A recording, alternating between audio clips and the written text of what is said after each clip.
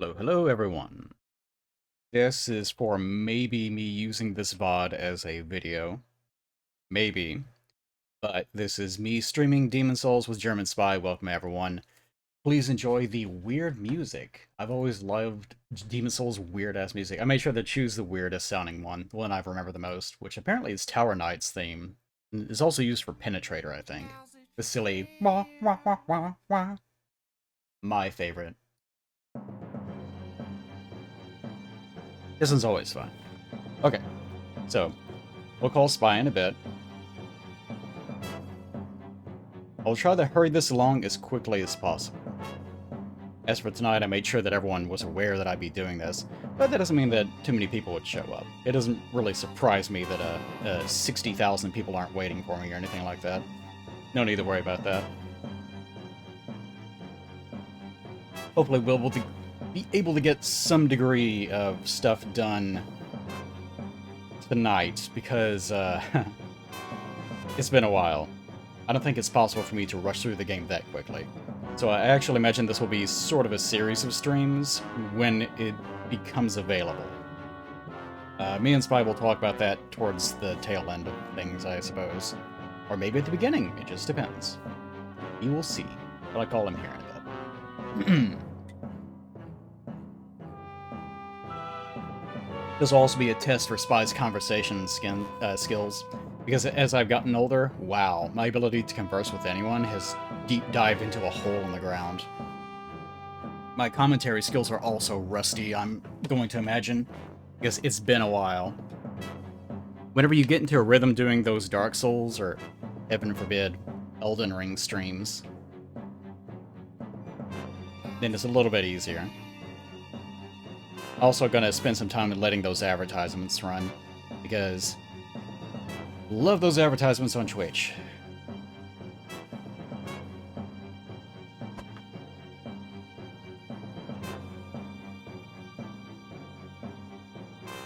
Now for a pretext, I've been playing a little bit of Demon Souls in preparation. Just a little bit. Because I made sure to create a build, which I should probably check on. That's something I just realized I forgot about. And it's gone. It's gone.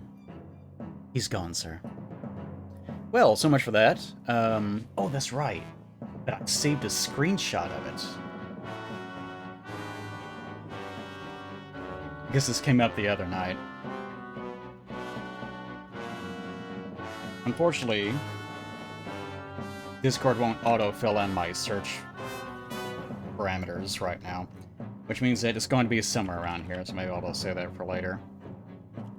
This is the beauty of trying to prepare for a stream. Whenever I was doing LPs, this would be the part where I would just like stop recording and be like, okay, let's go do that real quick. Can't do that on stream. Now everything's got to be ready at that very moment. I recently was watching that Red Letter Media thing where they did their gamer stream thing that they do sometimes, and it was nightmarish because the whole thing was specifically about them not being prepared and having audio issues, and that was the whole video. Like, it actually sort of gave me anxiety because it was just too real. It was called The Nerd Crew, a pop culture podcast, and they were covering Madam Web, I think. It was just awful. Okay, anyways. Let's give Spy a call so that he can actually buy me the time to do my job, and he can talk to you. That will fix everything. Alright, let's give it a try.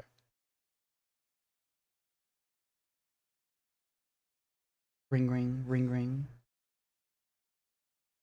Hello. Hello, Plague. I am here to buy you the time to do your job. Thank God. Okay. You're welcome, my son. Wait, what? Good Lord. Play some King Allant while we're doing this. Hopefully this. Oh, my sound actually works. No, it doesn't. Never mind. Does mine? Can you hear me? Can everyone hear me?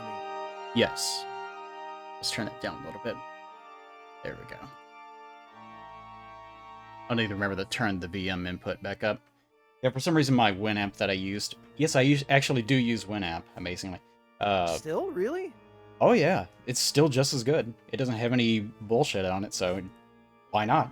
but I use it for playing stuff on stream. And Okay, I kind of unfortunately, forgot its it still volume. existed. Oh yeah, I mean they haven't updated it in years, so it still just works. Oh, And that's it's not why like I it's forgot it still existed. Okay. yeah, and I mean it's not like it's connected to the worldwide interweb where people can use it to, I don't know, inject viruses into my computer or whatever the hell's going on these days. Yeah, I guess it's not like a lot of other modern media programs where they insist on phoning home.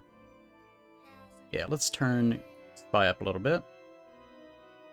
Alright, say something again. I am here, and I hope I am audible. Okay. Moved you up like 5 decibels, so in theory you should be okay. Okay, well now the true test is the game going to drown us both out? Oh, I sure hope so. I really hope so. But in the meantime, I need to actually go figure out where my build was. I actually did decide that I was going to run, because I'm boring, a health regeneration build, because it's Demon Souls, and you could still do that. And I also wanted to use it as an excuse to talk about 1 or 2 other things. So, Okay. if you want to, you can certainly do hyper mode build, or whatever it's called, where you I are walking probably around with 1 will. health. I know you will. You know me. I can't hide that from you. Everyone else already knows that too. Where the hell is this thing? Oh, there it is. I found it. Open in browser, that way I don't lose it. Thank goodness. Okay, So, yes. do you remember all of the things that you need for the health regeneration build? Because there's actually, so considering how little equipment there is in this game, there is a fair bit that goes into that Yeah, build. I was actually looking through like the spell list and had a good hearty laugh at the fact that there's like 10 spells or something. Yeah. I thought, is this the complete list? Then I remembered, oh yeah, we're not playing a modern FromSoft game where they reuse the same idea 50 times in a row. 2009, baby. But yeah, I have it listed as... I wanted to use a Burden Hammer, because that's my hammer, it's mine, it belongs to me. Okay. Adjudicator's Shield, of course, Regenerator's Ring, and... Hang on a minute. The Mirrodin hammer is yours? Your ancestry is Scottish, is it not? Not Swiss. Look, it belongs to me. I appropriated everything about this. It belongs to me Okay. now. If you're sure. We moved Lucerne into Ireland. Actually, mainly, I can trace myself back as far as, like, London. That's pretty much it, but, yeah, there's a whole thing about that. Well, I mean, London is basically Lucerne. That's close enough, I guess. I'll accept It's good enough. We've been watching a bunch of, like, BBC series lately, and they do not paint the London police in a good light. Like, yeah, Luther, well, I mean... for example. Like, oh my god, they have no idea what they're doing. But we're getting off topic. As far as, like, my miracles go, I decided on... I was considering, like, just pure regeneration, but I figured, well, it's going to have a lot of uptake. You know, it only lasts 1 minute. I'm not going to be casting that constantly. So I figured, I'll invest a little bit more, get 3 slots, bring regeneration, but also bring second chance, because, you know, it's second chance. Yeah, one or the other. Also, it just occurred to me, the Mirrodin hammer is made out of pig iron precisely because it's used by the police. Yes. Folded over 1 billion times as well. Yeah, right. That you can do that with pig iron. I didn't even catch. I hope that your audio is fine. I mean, it is on you my been- end, but I'll have to... Let me Well, that's unmute your stream, and we'll see if we can... Well, then you have to hear yourself, and you also have to hear me. yeah. So, Oh, that was a terrible idea. Oh my god. Mhm. That's so disorienting. I keep forgetting how bad that is. Don't do that. you hear both fine. Okay. Alright, everything's fine. Alright, that's the beauty of doing a stream instead of just recording something. Because if this Pleasantly, was all that local, is a mod I want. yeah, Sorry. we would just be... Really, that's what we should do. Just record everything local and pretend that we're talking to everyone else. Occasionally respond to a comment from chat from like 2 hours ago. Yeah. Yes. Okay. Let's see. And Alright, I think we're ready. Okay. You'll have to forgive me if we're constantly stepping on each other or interrupting. I have a feeling there's probably a fair amount of latency between us. Probably. Also, I've been hanging out a lot in my own Discord lately because people have probably been wondering what exactly I've been doing. In the past month, I've been doing like a Patreon reward drawings and stuff. So I've been doing a lot of sitting down. Like I don't stream those. Like that's their business. So I don't show what I'm doing with them. Mm. So it's been a lot of just quietly drawing to myself, not showing anyone what I'm doing. So you can't monetize any of that stuff. So as a result, it's like, well, I'm just going to hang out in Discord and we're going to watch things in the meantime.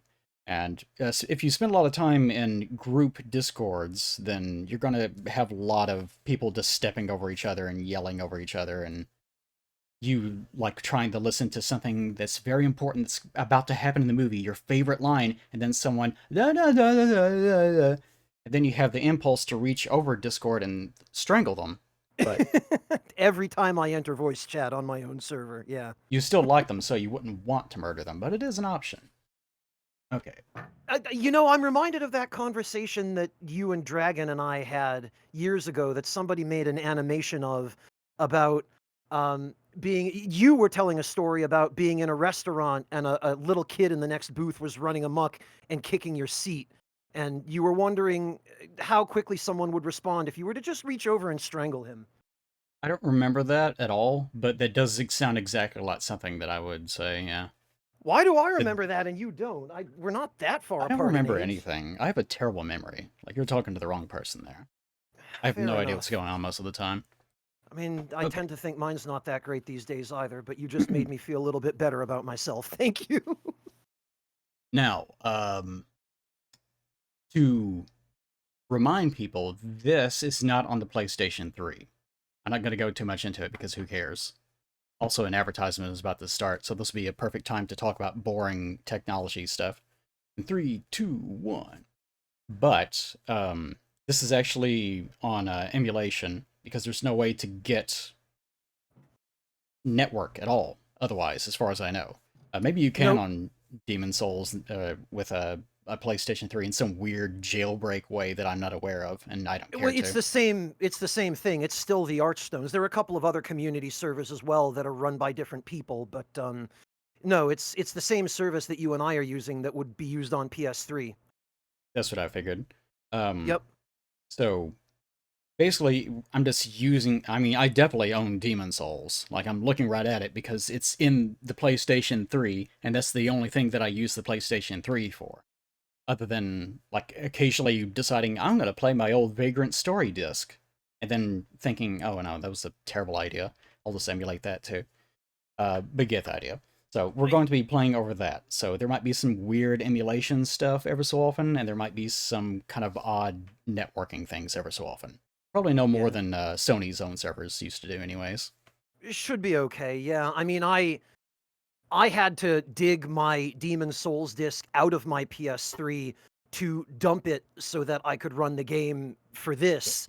And it had been sitting in my PS3 for, I don't know, probably the last 6 years.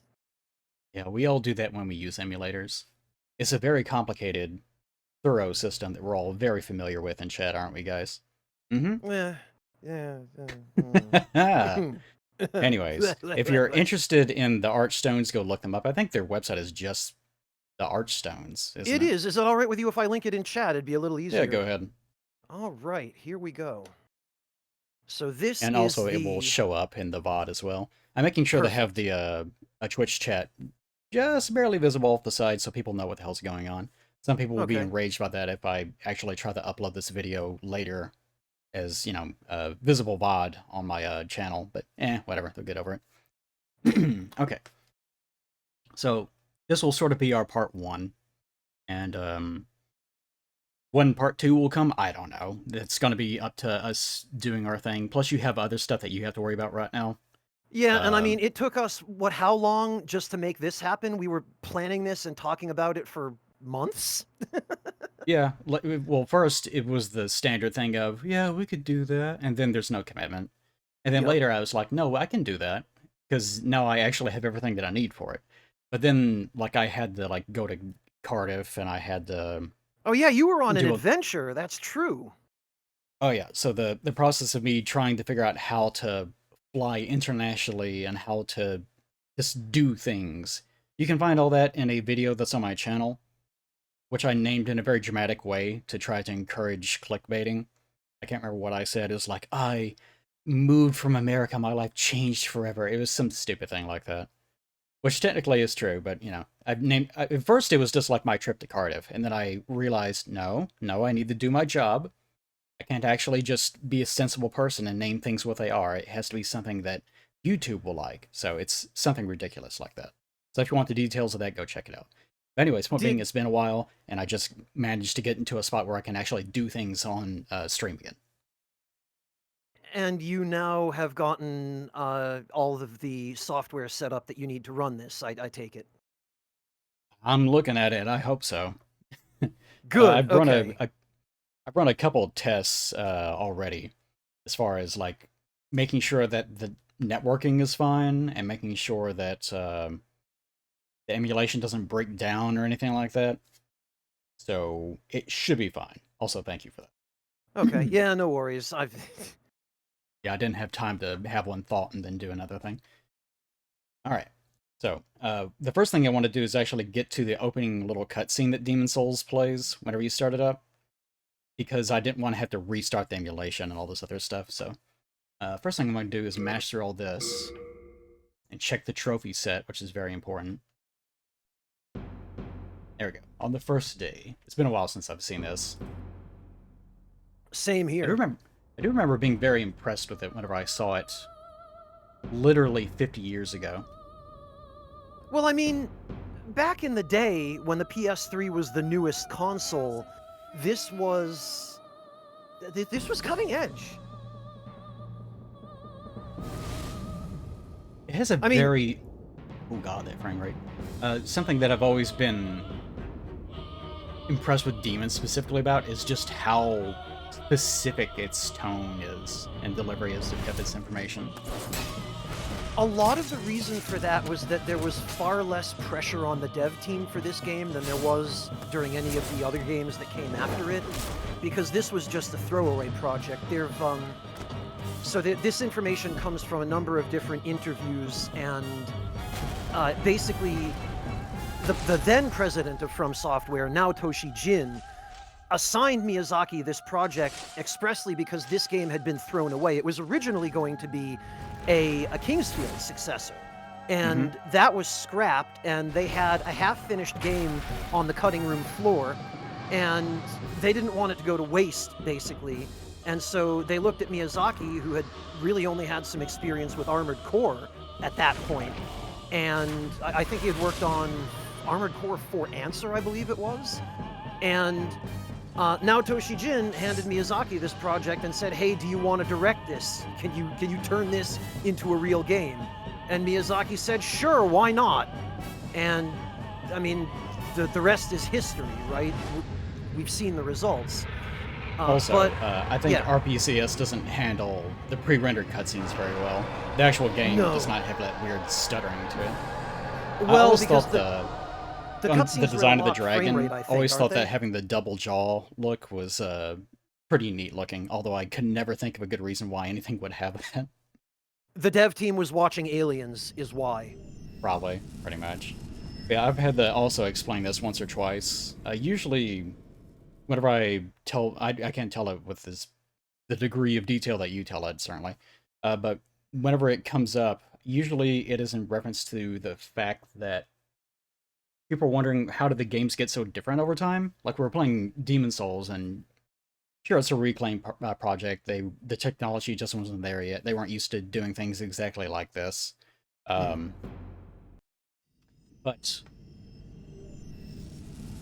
people always ask, you know, if Miyazaki is the president, how come everything is now like more like action oriented and stuff? And we were having this discussion the other day in Discord, and my assumption is that those are the kind of games that he always really wanted to make. And with Demons, he was doing a reclaim project. So he's kind of just doing what, you know, he was told in a sense. Like, this is what it is. Can you actually get this in a launchable state?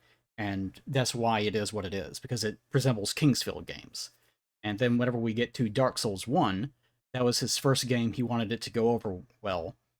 And he's basically just emulating the success of what happened with Demon Souls and inserting his ideas where they can, but it's a very safe project.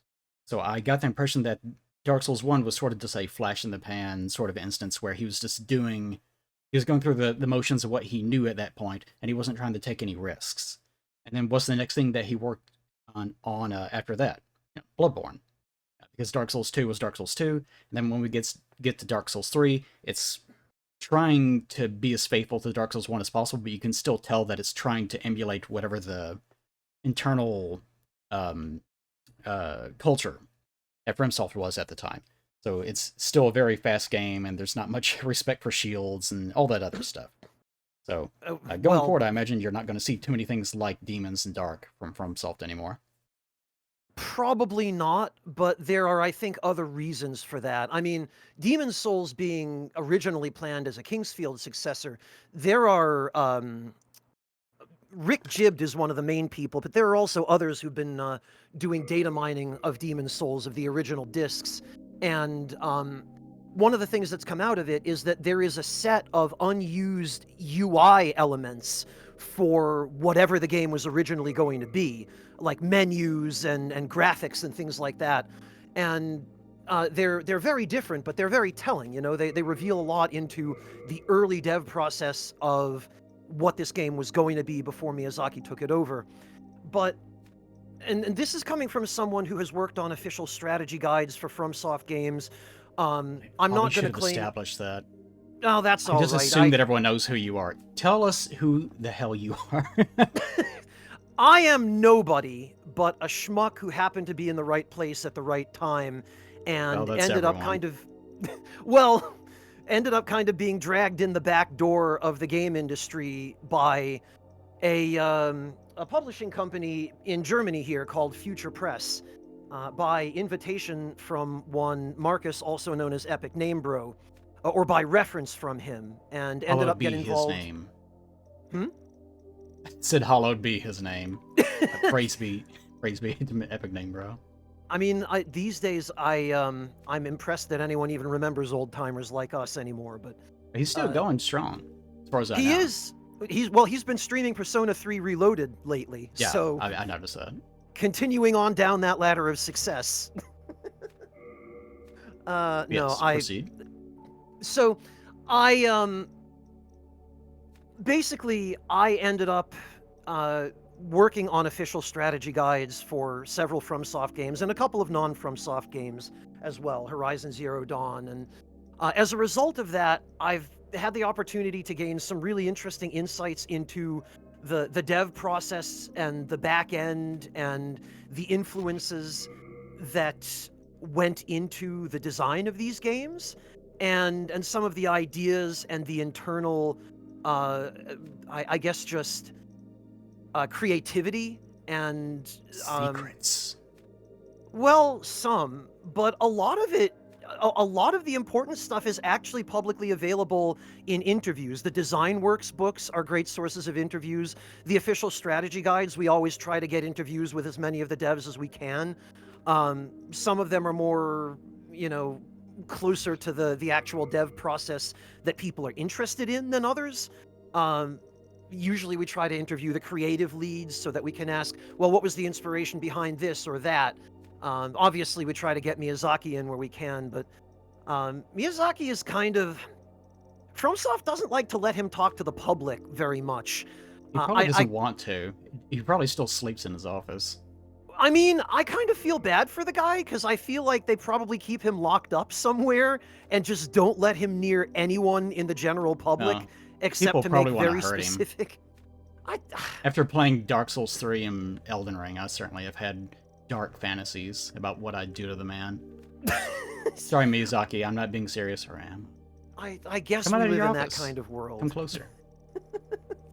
I imagine it's difficult being the president of anything, much less FromSoft. I mean, they're a well-known company now. They have had a significant impact on the game industry and on gaming culture. So yeah, their name commands a fair amount of clout, and that's a lot of responsibility when you're representing the company. And let's be honest, he's not a PR guy, but he's basically the face of the company. He's the first person everyone thinks of.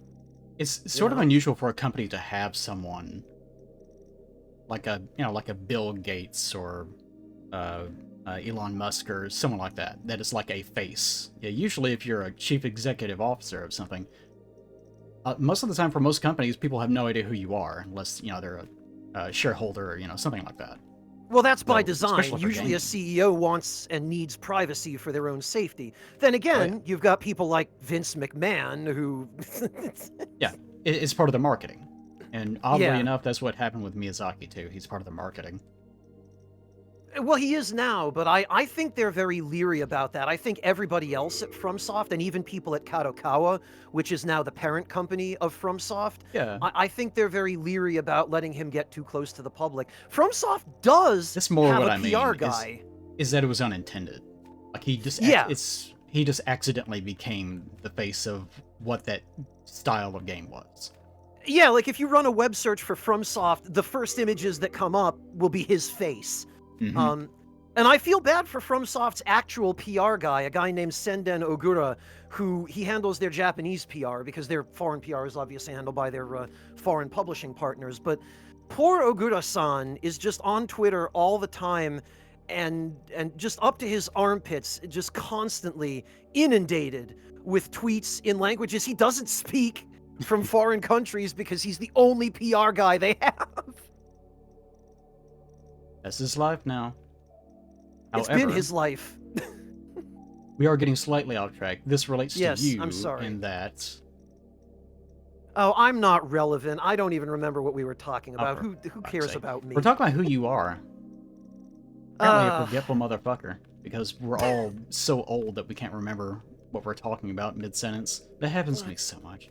Dementia's a hell of a thing, man. That's one of my problems on Discord, is that if I'm saying something, then someone decides, oh, this other thing real fast, then it's gone. Like, whatever I'm talking about, it's just gone. It's not coming back. It'll take me probably like a good 30 seconds to try to remember the circumstances of why I was talking to be able to get that thought back. I'm glad it's not just me. But yes, you have worked with the games in terms of creating or writing for the guides, so you have some knowledge of things that happen behind the scenes sometimes. That's what you're saying. Yes, and I think I was responding to your point about how the games have changed so much over the years, and you were speculating as to why that is. I can shed some light on that. Part of it is Yes. simply that FromSoft wants their games to be modern, and their definition of modern happens to be fairly specific, and depending upon who you ask, somewhat contentious. Um, for them, modern tends to mean more action-oriented and Mm-hmm. fast-paced, and so you can kind of you look back at Demon Souls and Dark Souls 1, where the combat was really slower and more deliberate, right? It was it was more of a controllable pace, more of a manageable pace, and enemies tended to behave fairly rhythmically and methodically. And for the most part, you didn't get really egregious input reading or auto dodging or enemies that had really long, unpredictable chains of combos where they would slightly vary the timing on 3 or 4 of the hits depending You on didn't when have you to prepare acted. to die, you might say. Yeah, exactly. And so, as time has gone by, FromSoft has kind of moved away from the slower and more methodical approach to try to make the games feel more intense and action-packed and fast-paced, which is why we ended up with Bloodborne bosses that would just flail around all over the place, and Elden Ring, where literally I have had those Guardian Lion enemies. Um, I have been Guardian Line. shooting arrows at a completely different target, Oh, and yeah. in time with my arrow shots, the Guardian Oh, Lion will auto dodge even though I'm not shooting at it. I think I even showed that off in my short-lived Elden Ring LP, where I was Yeah, just standing, like, just shooting off into a completely different direction, but their input reading so hard that you could actually trick them into taking damage just by virtue of them trying to dodge something that has nothing to do with them at all. exactly, exactly. And Toxic Eatsy in chat says input reading still happened back then too, but it wasn't as big an issue. Well, it wasn't used as blatantly. It was more subtle in the earlier games. It's been around, yes, but Every if time... you... Hmm? Sorry, every time the subject comes up, I always think of Dark Souls 2 and that one Great Hammer Drake Keeper that everyone threw a tantrum about because it has infinite stamina. It's never been this bad. And like a 3-frame startup on some of its attacks that it will wait to use until you initiate an input. Mm-hmm. So, like, what you will see as Plague and I play through Demon Souls here is that it will be a lot more difficult to identify instances of input reading. It's much more subtle, it's less common, whereas you can look at pretty nearly any enemy in, say, Dark Souls 3 or especially Elden Ring, and you can say immediately, oh yeah, that was an input read. Oh yeah, that was an input read. So they've over-relied on it in their newer games in an attempt to make the combat feel more tense and more dangerous. And I, for one, have some misgivings with that design philosophy, but at the crux of it, it comes from a desire on FromSoft's part to keep their games challenging and to keep the combat feeling intense. And you can debate whether or not they achieve that or whether they achieve that well, but that's the intent. With me, usually people always anticipate that I'm going to have, because that's part of my marketing, some sort of like visceral hate-filled reaction when it comes to talking about this sort of thing. Especially like at the time, it's sort of like my reaction to like more recently Final Fantasy VII Remake, in the sense of, oh, I wanted it to be this other thing. Like I've been replaying Remake recently actually, and Whoa. my takeaway at the time was that, well, this would have been fine if it had been a game about trying to, undo the mistakes of how they solved it the first time and go back in time and rescue some people and stop so many people from dying and, things like that. That would have been fine if they had just marketed it as this is what we're doing. Still would not have cared for the sort of ridiculous plot contrivances that they used in some of that, but for the most part, it's fine. I really love the combat of that game. I don't really care for all the unreal problems of how linear and tunnel-oriented it is, but it's still fine. But point being is, I'm not really brimming with hatred for it or anything like that. It's more just the feeling of, this is not really for me, this is for someone else. I wish it had been for me. And that's sort of the problem that I have with, like, modern FromSoft, I suppose, is like Elden Ring, very good game, lots of things I criticize about it, but still a good game. And I even recently have been playing it a little bit. I was doing the seamless co-op mod over Discord, and I actually beat it. We beat Elden Ring, which before that... Congratulations! No, not congratulations, how dare you. But the furthest I had ever gotten in was the middle. Lindell or something? Whatever the middle city is. Well, that's why I say congratulations, because I was going to say, didn't you, like, abandon it halfway through and then never revisit it? Yeah, because I just wasn't enjoying it. But that was the thing about the seamless co-op mod, is that is one of the ways that you can enjoy it, is it fixes a lot of the issues with its cooperative play. Oh, it makes it so much better, doesn't it? Yes, it's much more tolerable. I might do something with that on stream one day, if I can find some poor sap that's actually willing to do it. But anyways, point being, that's my general thing with FromSoft as well. It's like, this is not for me, it's still fine. It's like people thinking, I hate Bloodborne. Ooh, Play's just so angry about it. I'm not. Even at the time, it's like, I hate playing this. It's a good game. I don't want to play it, though. And that was it. That's my takeaway with it. That's so difficult to explain to people, though, right? Because most people are very binary. Yeah. Yeah, like, if people are tempted to want to look at it in black and white, that, oh, okay, either you're unequivocally showering something with praise, therefore you must love it, or, okay, you've expressed some sort of criticism about it, therefore, because you don't unequivocally love it, you must hate it, right? And, Yep. I mean, It's one of those things I've learned about people is over the years, is how people tend to reach very hard conclusions about things, that either they hate something or they love it unequivocally, or things like that. And for me, I'm much more enlightened. No, for me, it's more a matter of I've talked about this in my most recent video. It has nothing to do with much of anything, but it's the Has Been Hotel review, and I briefly mentioned this. but it's something that I sort of thought about myself lately, is that when it comes to talking about ideas, I can go and go. Which is why typically whenever I'm talking about something like whenever I was playing through Dark Souls, it was much, also I heard that T. Whenever I'm playing Guilty through as Dark charged.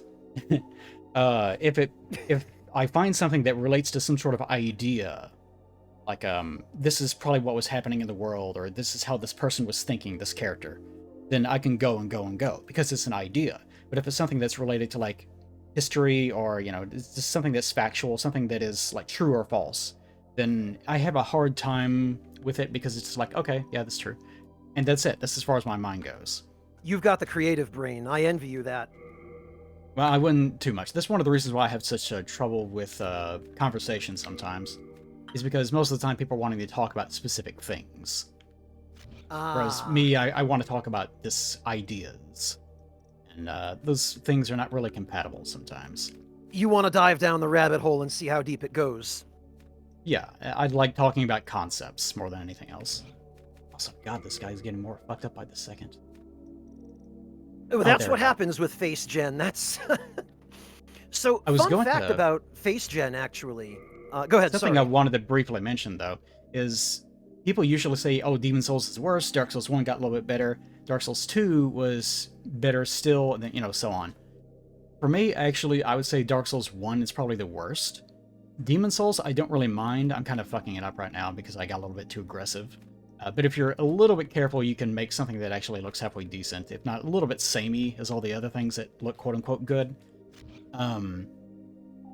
Dark Souls 2 is mainly used for people making Shrek. I think I've seen a million Shreks. It's like people saying, "Let me show you my Guts cosplay," in Elden Ring or something. Like, yeah, we've seen, they made it for that. Like, yes, we've all seen it. You of 100 billion people that have made that joke. It's definitely easier to change your character's skin to a pastel color in Dark Souls 2. Yeah, and the problem I have with the character creators in the modern games is they have that Bloodborne problem where they're all like really lanky and like their necks are like 5 times longer than they should be. They're really freakish looking if they're out of armor, because I guess they're trying to go for that hero look, and that's the one way they can do that with the armor around their bodies. It's interesting what different cultures consider to be a heroic look, or an ideal body type. Yeah. Well, if you're going for a really sleek look of someone that's meant to be fighting monsters in an action-esque game, a faster-paced action game, then it makes sense.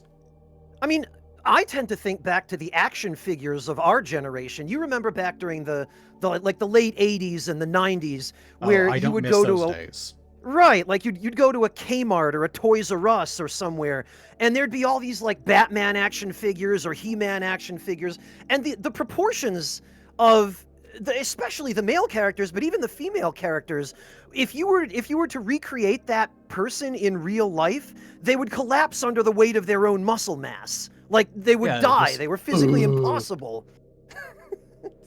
Grunty McGrunterson. Yeah. I never I never quite care for those things. Sometimes Batman figure with a 12-pack, exactly, Byros. Yeah. With sometimes when people hear me criticize certain things, they have this. One of the first things people always jump to is, "Oh, nostalgia, nostalgia." You're just thinking back to your childhood or whatever. I'm not really prone to nostalgia in the first place. I kind of wish I was. It'd be a little bit more normalized. I'd probably feel more normal. But things back in the 80s were horrible. Like, they were really bad. Like, I would much prefer to watch... I would much prefer to watch Adventure Time these days than watch He-Man. Like, He-Man had almost no value. It's kind of funny to go back and look at it sometimes, but other than that, I would like to avoid it if possible. No, but listen, we have to somehow tell the kids not to use drugs, while also persuading them to beg their parents to buy action figures. Remember, kids. Yeah, I remember, I actually have, I think I have the full series of He-Man on, like, DVD, because it was, like, on sale or something. I was like, okay, why not? Just fuck it. Because that day I was just feeling especially weird. And I watched some of it, expecting this is going to be god-awful. It's going to be so many reused assets, and, and it was, for the most part. But it actually held up surprisingly well in terms of the animation here and there. It still looked terrible, But like, this is also coming from someone that watches the X-Men '90s animated series, and Oh, says it okay. doesn't look too bad. Like, it looks pretty bad here and there, but I don't mind it too much. Boy, Whereas most people watching these days that they're younger be like, oh god, please no. Oh yeah, no, if you were to take the average member of Gen Z and sit them down in front of the 80s He-Man cartoon, they would have an aneurysm. Right. And rightfully so. Things were much worse in the 80s, is my point. This is not nostalgia, believe me. Yeah, and I mean, that aside, if you had a shitty childhood, which I know I did, and I kind of get the impression might be true for you as well, it's a lot harder to be nostalgic about that shitty childhood than if you lived some kind of ideal where, you know, your parents were wealthy suburbanites and they had a house with 2.5 cars or whatever the hell that is that people say the American dream is quantified by, right? Like 2.5 kids, I think. I'm sorry. It's been a while, and that dream has been dead for decades. Car. That would be, I guess, 2 cars and like a bicycle. A motorcycle, I guess. Yeah. A 4-wheeler. Yeah. Or a 3-wheeler back then. I had a 3-wheeler. Well, I didn't, but you know, my father had one. I wasn't allowed to have anything. And those things were death traps. I'm surprised they ever made those. I don't know whose idea it was to be like, no, we don't need 2 wheels on the front. The part that will land first most of the time, nah, 1, that's good enough. Well, that's another thing about the 80s, right? Safety regulations were a suggestion, if that. Also, I'm reminded, Demon Souls does not have a beard option at all, does it? It doesn't even have like a shitty texture. No beards, no mustaches. It was very, very rudimentary face gen. That is unfortunate. This is what he will have to be. So for the most part, its face generation is fine. It is fine. I wish I could have a beard. It's better at making women than it is making men, I think. Well, yeah, because my little tomboy that I had in my video, she's alright. And she's not dead. I promised that she would be dead. She's actually still alive for now. What the hell is 0.5 of a kid? So, I'll try and keep this short, because my explanations tend to be a little bit verbose. A dog, yeah, no. It used to be said in the 80s and the early 90s that the so-called American dream was to have a house, a stable marriage, a career, and 2.5 kids, because 2.5 kids was the average number of children that the average American family had. Of course, what was considered to be the average then was only really the average of the dominant demographics, and it did not take into account minorities. It didn't take into account anything other than the stereotypical, you know, Caucasian American-looking family that people thought looked American, and you know, it's a boomerism. Exactly. There was a lot that it didn't consider in that statistic. So it was coming off of this era of. There's no need to go into all the history, I guess, but boomers of the era, like we're coming out of World War II, there's a lot of economic opportunities for America specifically because of the fact that so much devastation had happened overseas. So our infrastructure for like everything exploded in terms of opportunity. Hence why my father would tell me, well, I could just walk into a place and ask for a job and I get it. Yeah, because you were extremely privileged and you didn't know it the whole time. So the idea that everyone was growing up to meet the same expectation of house, picket fence, 2.5 kids, was very solidified in the culture for a long time. And my generation, millennials, were raised with that idea that we were expected to do the same thing. And we were told we were failures when the economy didn't allow us to. Yeah, whenever I did the same thing. I walked into places and asked for jobs. Like, no resume or anything. I would literally just walk into a place, go, I'm really good at this thing that you do specifically. I know computers. I'll demonstrate. And even at the end, like, they would even humor me because, you know, they were from an earlier generation too, and they remembered doing this themselves. But they would say, yes, you are very good at what you do. I appreciate that we don't have a job. Like, we just don't have the money for it. So there's just no opportunities. That was always what happened with me. Anyways, that's where the 2.5 kids thing comes from. Just the expectations of a life that you are not going to have. Yep. Okay, I'm ready. My temple knight is ready. Excellent. I see you've created slightly angrier, more masculine patches there, or is that meant to be Agent 47? I think it's pretty much anyone, because I'm so used to this it just rolls off me, but anytime someone sees someone that's a bald man, especially if they have a beard, they just name off whatever their favorite bald person with a beard is. Like, oh, it's them! Like, yes, it's them. Oh, okay. Yeah. This bald man, a bald Demon Souls man, probably looks like the same as every other bald Demon Souls man. But from a distance, it's me. I mean... Actually, Eli, this does actually look a lot like me back when I was like 27. I could kind of see it. Yeah, I'm way more fucked up now because I'm older and my body is slowly eating itself from the inside out and betraying me at every turn. But that is what the human body does. Yeah, it Which takes is every fitting for a opportunity. Dark Souls playthrough. Alright, the Demon Souls.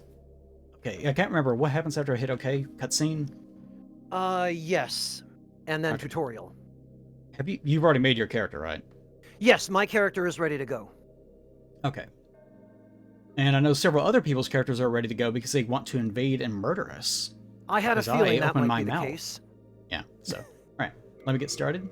We'll see what happens. Well, you See know if what the they game will say. I crash. mean, turnabout's fair play, right? I feel like somebody still owes you one for Wooly in Dark Souls 2. I let him go. I got there, realized I had a severe advantage because of my internet connection, and decided, you know what, no, I'll just mess with him for a second and then leave. Maybe it's just my memory, but I remember a slightly different outcome. I didn't kill him. I teleported across the bridge, scared them to death, threw a hello in front of their face, and then Oh, teleported that a I few times and remember. left.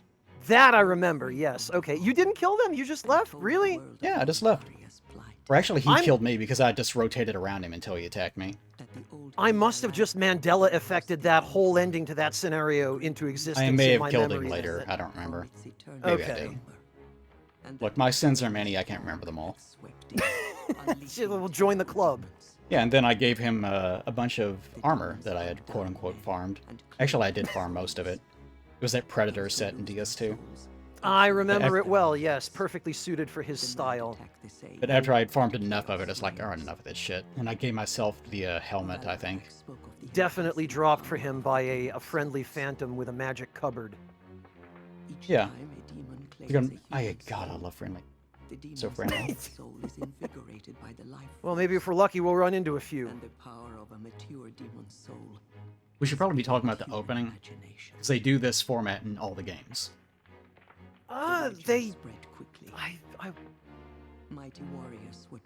The intro to Dark Souls Like, 1... this actually explains what the world is. And I think that's what is the most changed over the games. Is, Yeah.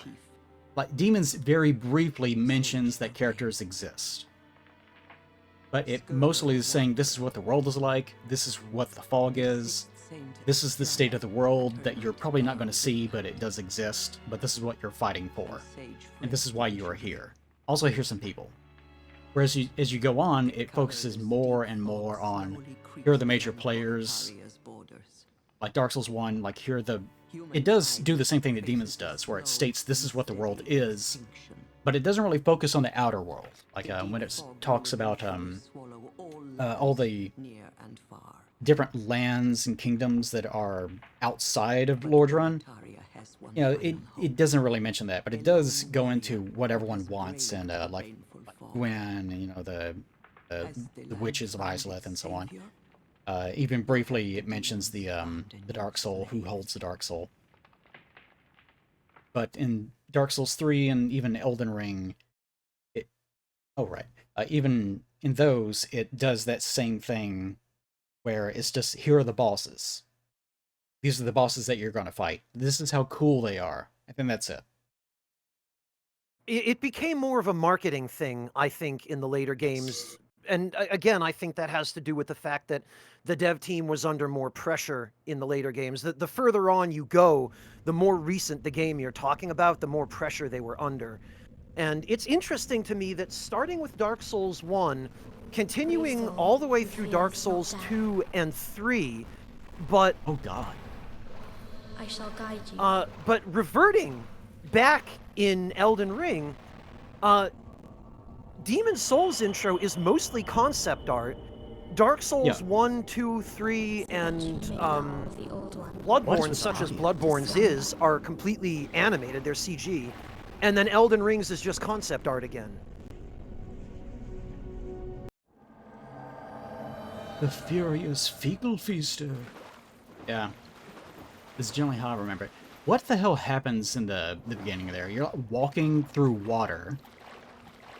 So the idea here is, this is, I mean, the game says it itself, but this is the journey to the Nexus from the outside What a world. It's me, Oh. Demon Souls man. He does look like a cowboy hat would suit him just as well.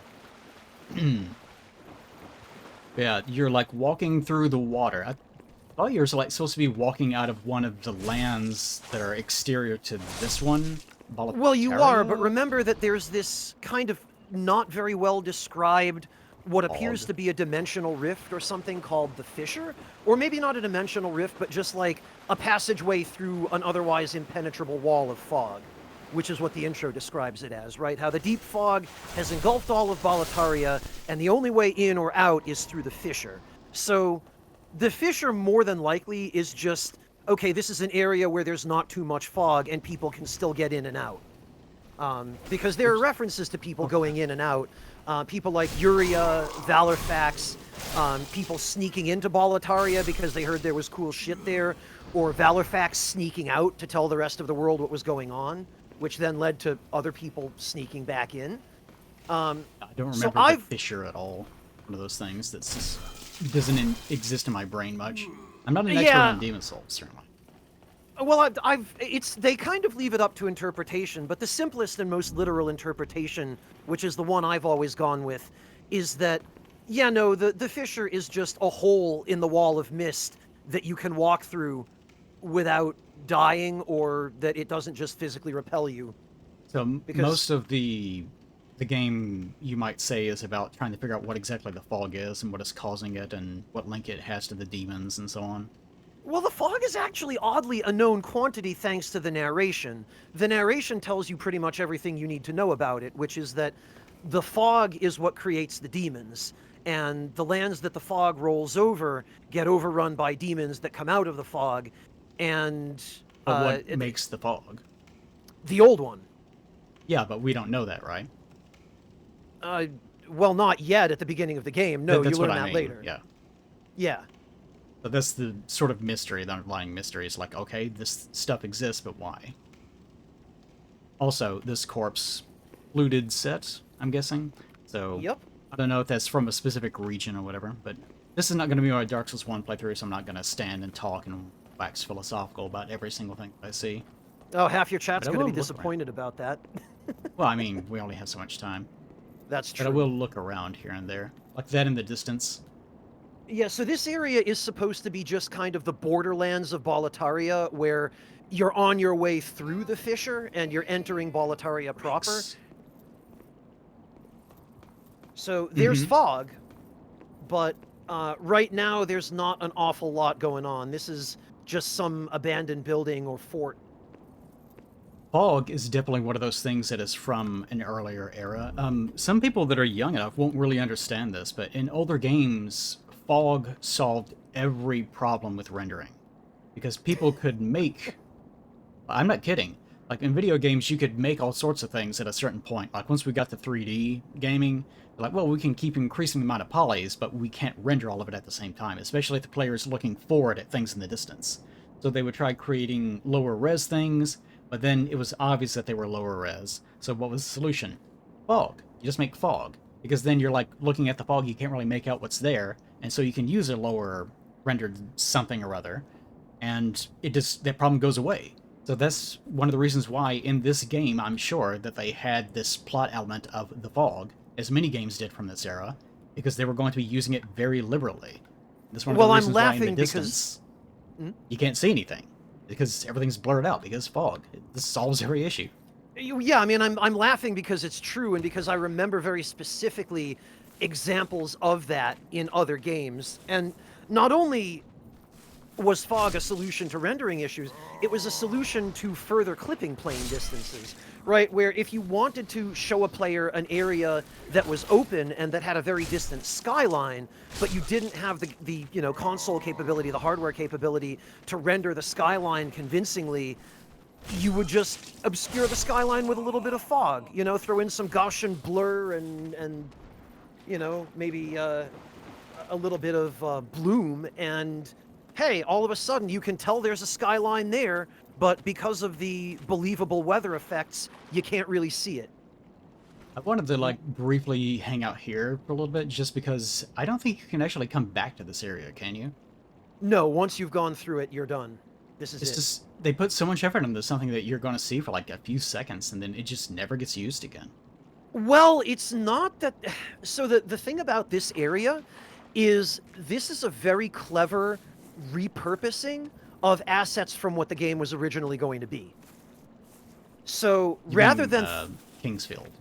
Yes, so rather than throw this area out, rather than just leave this environment unused, they repurposed it into a tutorial area and kind of strung it together through archstone teleports with another area that also is the same thing.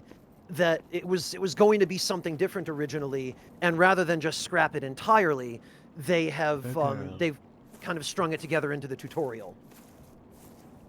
And then they've explained it away as this is your journey to the Nexus. I don't have that much experience with the Kingsfield games. I've seen them, but I never actually have played them. But from what I've seen, you can definitely tell, from what I've been able to tell from Kingsfield games, if you go back in time, you can definitely see how everything led up to this moment. How do you mean? I love this gazebo too. So it'd be lovely to sit here in your chairs on a summer evening and just drink tea. Yes, with all the dead trees and bloodthirsty, mindless dreglings chewing on your ankles. Mm-hmm. What are they called dreglings, anyways? Such a weird name. Well, it comes from the root word dreg, which is like the bottom of the barrel, kind of lowest of the low. And the dreglings in Demon Souls are slave soldiers. Poor people, the ultimate enemy. Well, worse than poor, they're literally slaves who are... the Dregling Merchant actually tells you that the Boletarians just send them out as frontline fodder units. I like the phrase "worse than poor." Well, their plight He's is worse than than just poor. being poor. Like, they have it worse than poor people do, is what I meant. It's not just poverty, it's crippling poverty. It's a worse life than poverty. It's slavery. Also, I modded the game to have 60 frames per second. Otherwise, I remember that actually being very easy to parry. And I think something about the fact that I modded the game to be 60 frames per second has actually made it more difficult to do so, because it's probably having the amount of frames that I have access to in order to actually land a successful parry. You know, you mentioned this to me the last time we spoke, and I looked for it as I was getting my character ready, and as I was going through the Dark tutorial... Souls 1. I remember that being an issue. I think you might be right about that, based on my experience in the tutorial at 60 FPS. I think there is some of that going on, but it's because FromSoft has always tied their game speed to the frame rate, because they never intended for their games to be run at other frame rates than what they were locked at. They still do, right? Yeah, as far as I know, they still do.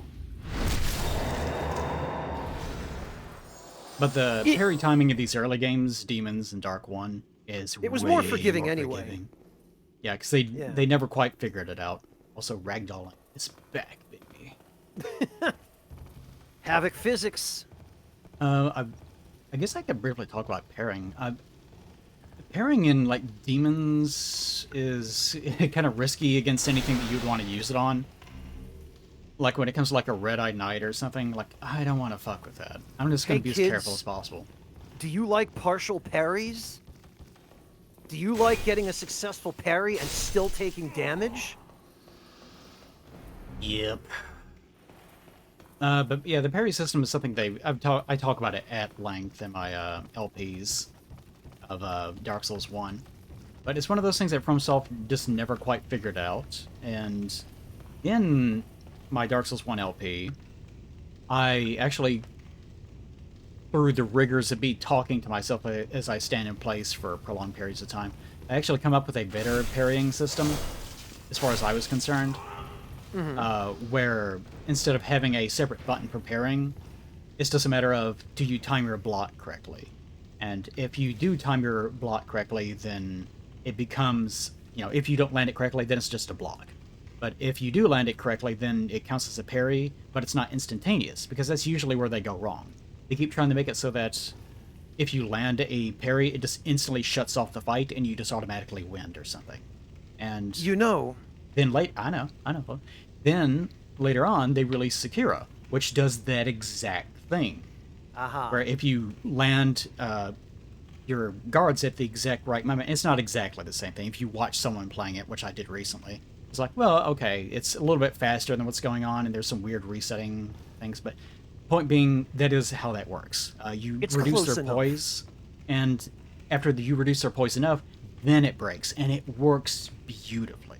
And also Lords of the Fallen, which came out recently, not remake, but that sort of faux sequel, after the name was bought by another company.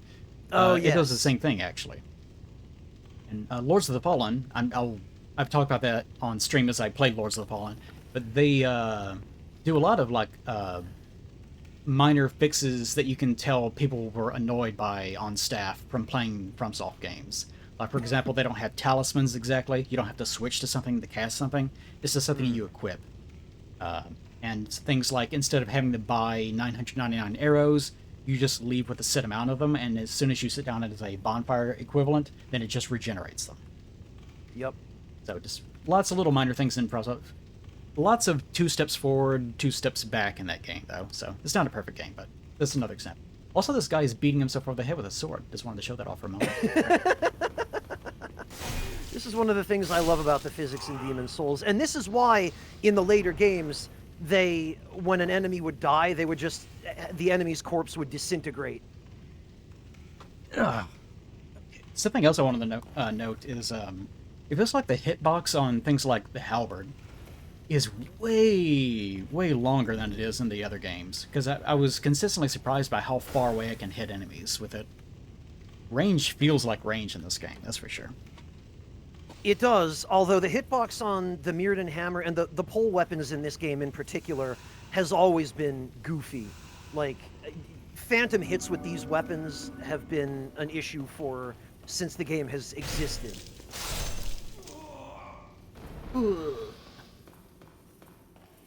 This is a nice little... This reminds me a lot of waking up in Elden Ring in that first little spot with the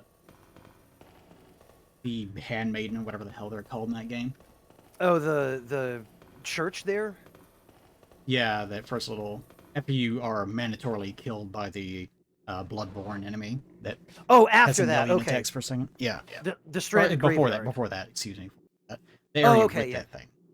Okay, yep, here we go. Remind me, what is this thing's name? Vanguard? Vanguard. And you just want to stay behind him. Yeah, what is the name of... Because it's just Asylum Demon, basically, if you've never encountered it. And what is the name of... This is Vanguard. What's the name of the thing that you fight in 1-1 at the end? 1-1? Phalanx. Phalanx, that's what it is. The blob with the spear? Yeah, I always try to get their names confused. Yeah, Phalanx. I'm not amazing at fighting this guy. In theory, he's really easy. But usually my problem with him is that his axe swings almost go completely around him, so I'll often roll into him, attacking me. And since it does take a while to go through all of his health, all it takes is 1 hit, because he can, on I think some builds actually, he can kill you in 1 hit.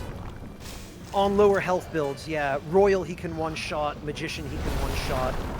Stuff with heavier armor, you can probably survive at least 1 hit. His big issue, though, is that as simple as he is, he has 1 or maybe 2 delayed swings where he'll do what became a lot more common in later games, where he'll wind up and then he'll hold it for a couple of seconds, then he'll swing.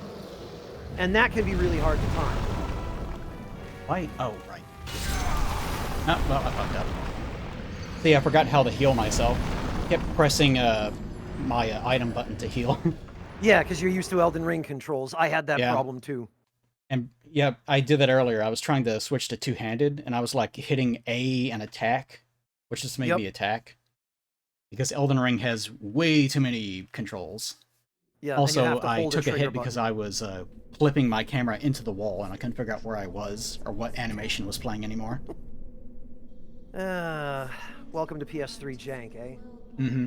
So half the time whenever because I played Demon Souls probably, I don't know, like 3 or 4 times all the way through. Mm. Every time that I fight that enemy, it's like a 50-50 on whether I'm gonna have the easiest time in the world or I'm gonna die, like, instantly. Yeah, that's about my average too on him. Because even though, like, Demon Souls combat, very slow, methodical comparisons to the modern games, you will still die. That's usually my favorite thing about kids or just people that haven't played the earlier games, going back to them. They'll start complaining about how difficult the games are and how they have no issue with Dark Souls 3 or Elden Ring. Well, there's a very crucial tool that you had, probably it was at its best in Dark Souls 1, but it existed in some form, nerfed though it was, all the way through Dark Souls 3, and then they kind of went back to the Demon Souls system in Elden Ring, which is poise. So, in Demon Souls, there is no poise, there is only hyper armor. And hyper armor is tied to specific animations of specific weapons with specific attacks. Okay. Yes, I always liked the poise system, and supposedly they quote-unquote fixed it in Elden Ring. Well, Supposedly. They never fixed it in 3. 3 is just busted, and that's it. it depends on what you call fixed, I suppose. Yeah, they started focusing more on poise exists, but it's only for hyper armor, and it's just like a weird calculation thing. That's one of the problems with the newer games. They get so up their own butts about everything being related to formulas and calculations that it's almost incomprehensible for someone unless they're just heavily researching how it works. Okay. Yep. Now, you're going to have to keep me careful about how I interact with people and the order of events that I do. Because remember, this guy, if you go to a level of some sort too early or something, my memory on this is vague, then he will leave and not come back or die or something. This guy, no. The crestfallen guy? Oh, he doesn't? No. He just stays here the whole game? Not a concern with him. Yeah, no, he stays where he is until he gives up when he sees you being too big and cool, and he will just die. Ah. Quite the character arc for Crestfallen Warrior. Is it his name in this just one? Crestfallen Warrior. They did him dirty in every game where he appears. They don't really do anything with the character archetype that they use. Like, FromSoft games always have a character archetype. This is, I guess, the first version of Crestfallen Warrior. They all have Unless the same there's voice something- actor, too. It's the same guy who voices all of them. When you defeat Tower Knight. Okay. But I do remember avoiding Tower Knight, and I think it was because of that. Can't quite remember. Oh, you get a cutscene. I don't remember that. Yeah, well, this is your hint of where to go, because all the other archstones are locked, and they block off the way to the monumental up the stairs. So I'll talk about level structure here in a second. Try one of the archstones. I mean, I imagine... Actually, out of curiosity... This guy looks like a king that's taking a big sippy drink from a big jug. He does. I think it's supposed to be the pommel of his sword being held behind his shield yes. pointed down, but... Go on. I have a question that I would like to pitch to chat. And I have a feeling I've already got a good sense of the answer, but I could be wrong. I usually am. So, folks in chat, how many of you are only seeing Demon Souls for the first time here? Yeah, that would be interesting. Yeah, some people just have never bothered to look it up. It's just, oh yeah, there was another one, and then that. Or I'm sure there's plenty of people that have like sort of seen little bits of it, but have never actually watched someone play it before. I'm just curious as to whether there's anybody in chat who is only seeing this now for the first time ever in their life.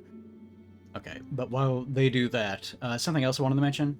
Go on. Lots of people prefer the Nexus over the old the other hubs. My problem with the Nexus has always been that it is way too big, to the point where you can almost get lost in it, because it looks like it only has 3 levels. It has more than 3 levels. You kind of just keep going up and up and up. Another is that there's no real point to it being this big. This is kind of a common video game problem, where things are big for the sake of looking impressive. But what do those stairs lead to?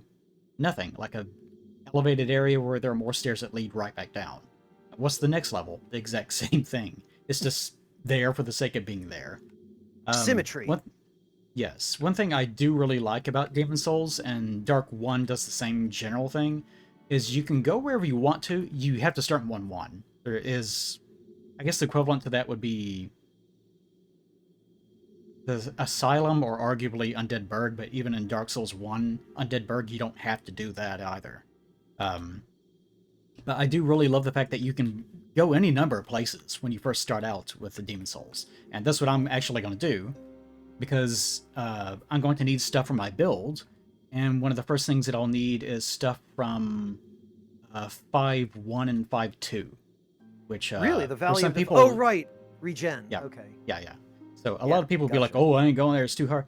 I never had that much of a problem with it. We will be dying quite a lot, I imagine, here and there, especially if I was solo. But for the most part, it should be more or less okay. So let's run around and see who else is here. I think actually let's check the back first, because it seems like this lady, and there might be... No, they're not here yet. Okay. This lady, I don't remember what her name is. She looks kind of silly. Kind of has that Demon Souls puppy face that everyone has. She doesn't actually have a name. She's just the... Really? I think she... Yeah, I believe she just officially ends up being called the Apostle of God. Gonna break her neck trying to look at me. But this is definitely... FromSoft had a tendency to do that, where it's just video game person. That was just Crestfallen Warrior, or this lady. Or no, she's follower of God, and then the miracle teacher is Apostle of God. But yes, just generic throwaway NPC. What's her name? Shut up, it's not important. Kind of funny, especially going into Dark Souls 1, where... Like, one of the reasons why Dark Souls 1 took off is because the characters themselves were beloved here and there. Not all of them, but... Like, when you get to Laurentius, then people are like, "Oh, I loved him so much. Like, he's such a friendly character. He seemed like somebody you'd actually want to hang out with in real life." Like, he was just way more developed. Whereas, I guess Demon Souls characters... Is there anyone really like that? Sage Frake. And maybe Saint Urbane. What about the lady, the witch? Well, Astraea, or you mean Yuria? Yeah, you can have empathy for her, but I guess she's not really developed as a character.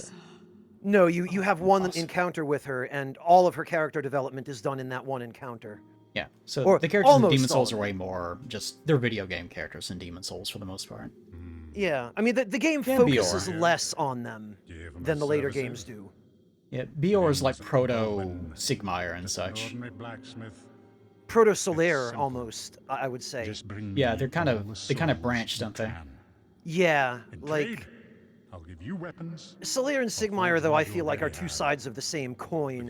And it's interesting to me that Sigmire came back. He got more than one appearance, whereas Solaire's armor got more appearances than he did by a wide margin. Mm-hmm.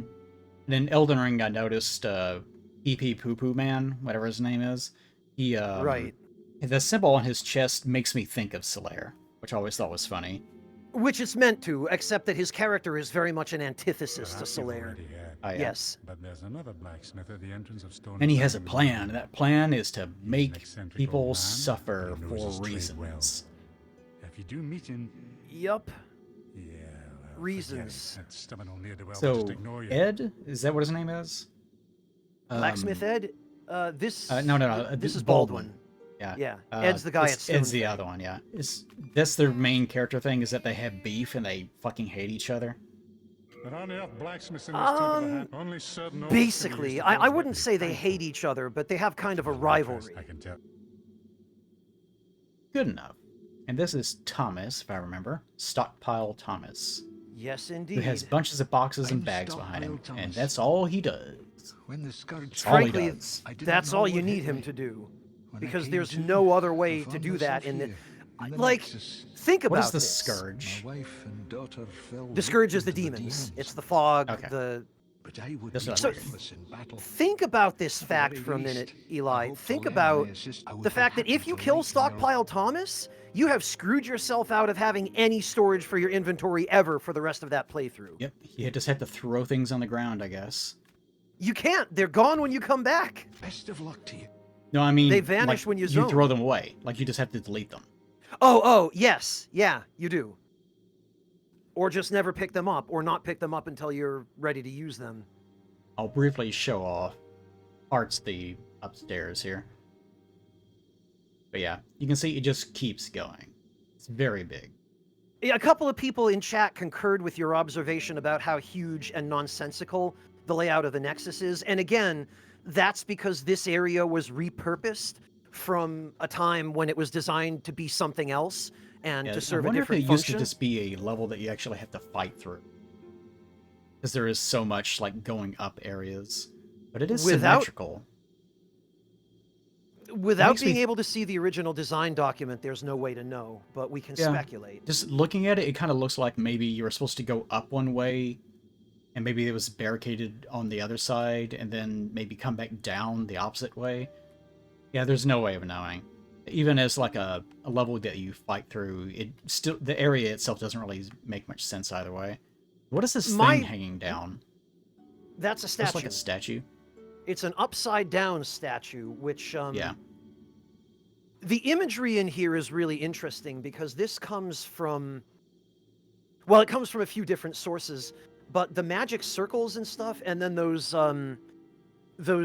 bizarre shapes that are sticking up out of that arch and then down out of it. If I remember correctly, I believe that those are inspired by alchemical symbols. Yeah, this does look like some... I hate to make the reference, but this is the easiest way to get people to imagine it. Some Full Metal Alchemist style shenanigans. I mean, that's probably a common point of reference for a lot of people, but... Yeah, easiest way to think Yeah. about alchemy, I suppose.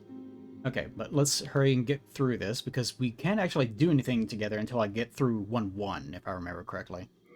That's correct, except if your timing is really good... Well, actually, scratch that, because you would still need the Blue Eye Stone. I was going to say, there is a bug that I discovered a long time ago, and I have a feeling running the game at 60 FPS will probably make it much harder to do. But if you are online, and if you help someone defeat a boss in their world, and then you immediately reload your character, or you load a different character, you can transfer the revival that you're rewarded with for the boss kill to a different character. So, I was for like this example, shot. yeah, like if you had a second character and you were to use that second character to help someone kill a boss online, and then right before the transition from that other host's world back to yours, you load a different character, the character that you load into will receive the revival and they will end up in body form. And you can use that to put a character who has not finished 1-1 yet into body form to go through 1-1. Very complicated, but achievable, I suppose. It requires really tight timing, but yes, if you really wanted to do that, it would be possible for then me to come in and put my summon sign down in 1-1 while you were in body form there, having transferred the revival. The dragon that just made touchdown in front of us to show us, hey, I'm here. I'm a dragon. Demon Souls. He had a bunch of soldiers in his mouth, I think. There may have been a Corpses. horse in Yep. there, for all I know. Yes, that's corroborating a statement that's made in the Archstone description, which says that this area has become a feeding ground for dragons. Also, that mountain, I guess, the 2D picture that's all the way up there, is someplace we eventually get to, I think. It is. That's I think that's the King's Tower. or it's an arch of stone that that is above the King's Tower. But yes, There's always a nice Really- fantasy element in these games. None of that. It's a nice fantasy element to have these giant city areas where the most important people live on the high hill or up on the mountain. I don't think that comes up too much in real life, though. I mean, I can think of any structures that are even remotely that dramatic. well, higher places were generally more defensible. So if you're talking about back in the era of castles and forts, it was preferable to build those kinds of places on high ground. There's a really good example in Germany, actually, called Burg Kriebstein, which, let me see if I can find information on it. It's built into the side of a cliff, and there should be a good image of it. Here we go. So, for example, let me just put this in chat so that everyone can see. Building castles in these kinds of places made it much more difficult to besiege or assault them. So there was a practical reason for doing it. And usually, there would be an exterior sort of village area that existed outside of the confines of the castle. It would sometimes have like a walled structure around it for the sake of its citizenry, but most of the time, yeah, it was more of a... It kind of depended on the area that you're living in. Sometimes it would be heavily fortified, sometimes it wasn't really feasible. There are some castles where they were basically completely impenetrable, and you had to resort to starving people out in order to get rid of those nasty people inside. Just depend on the area. You had to design around the environment. So if your Yeah. environment just so happens to be a giant,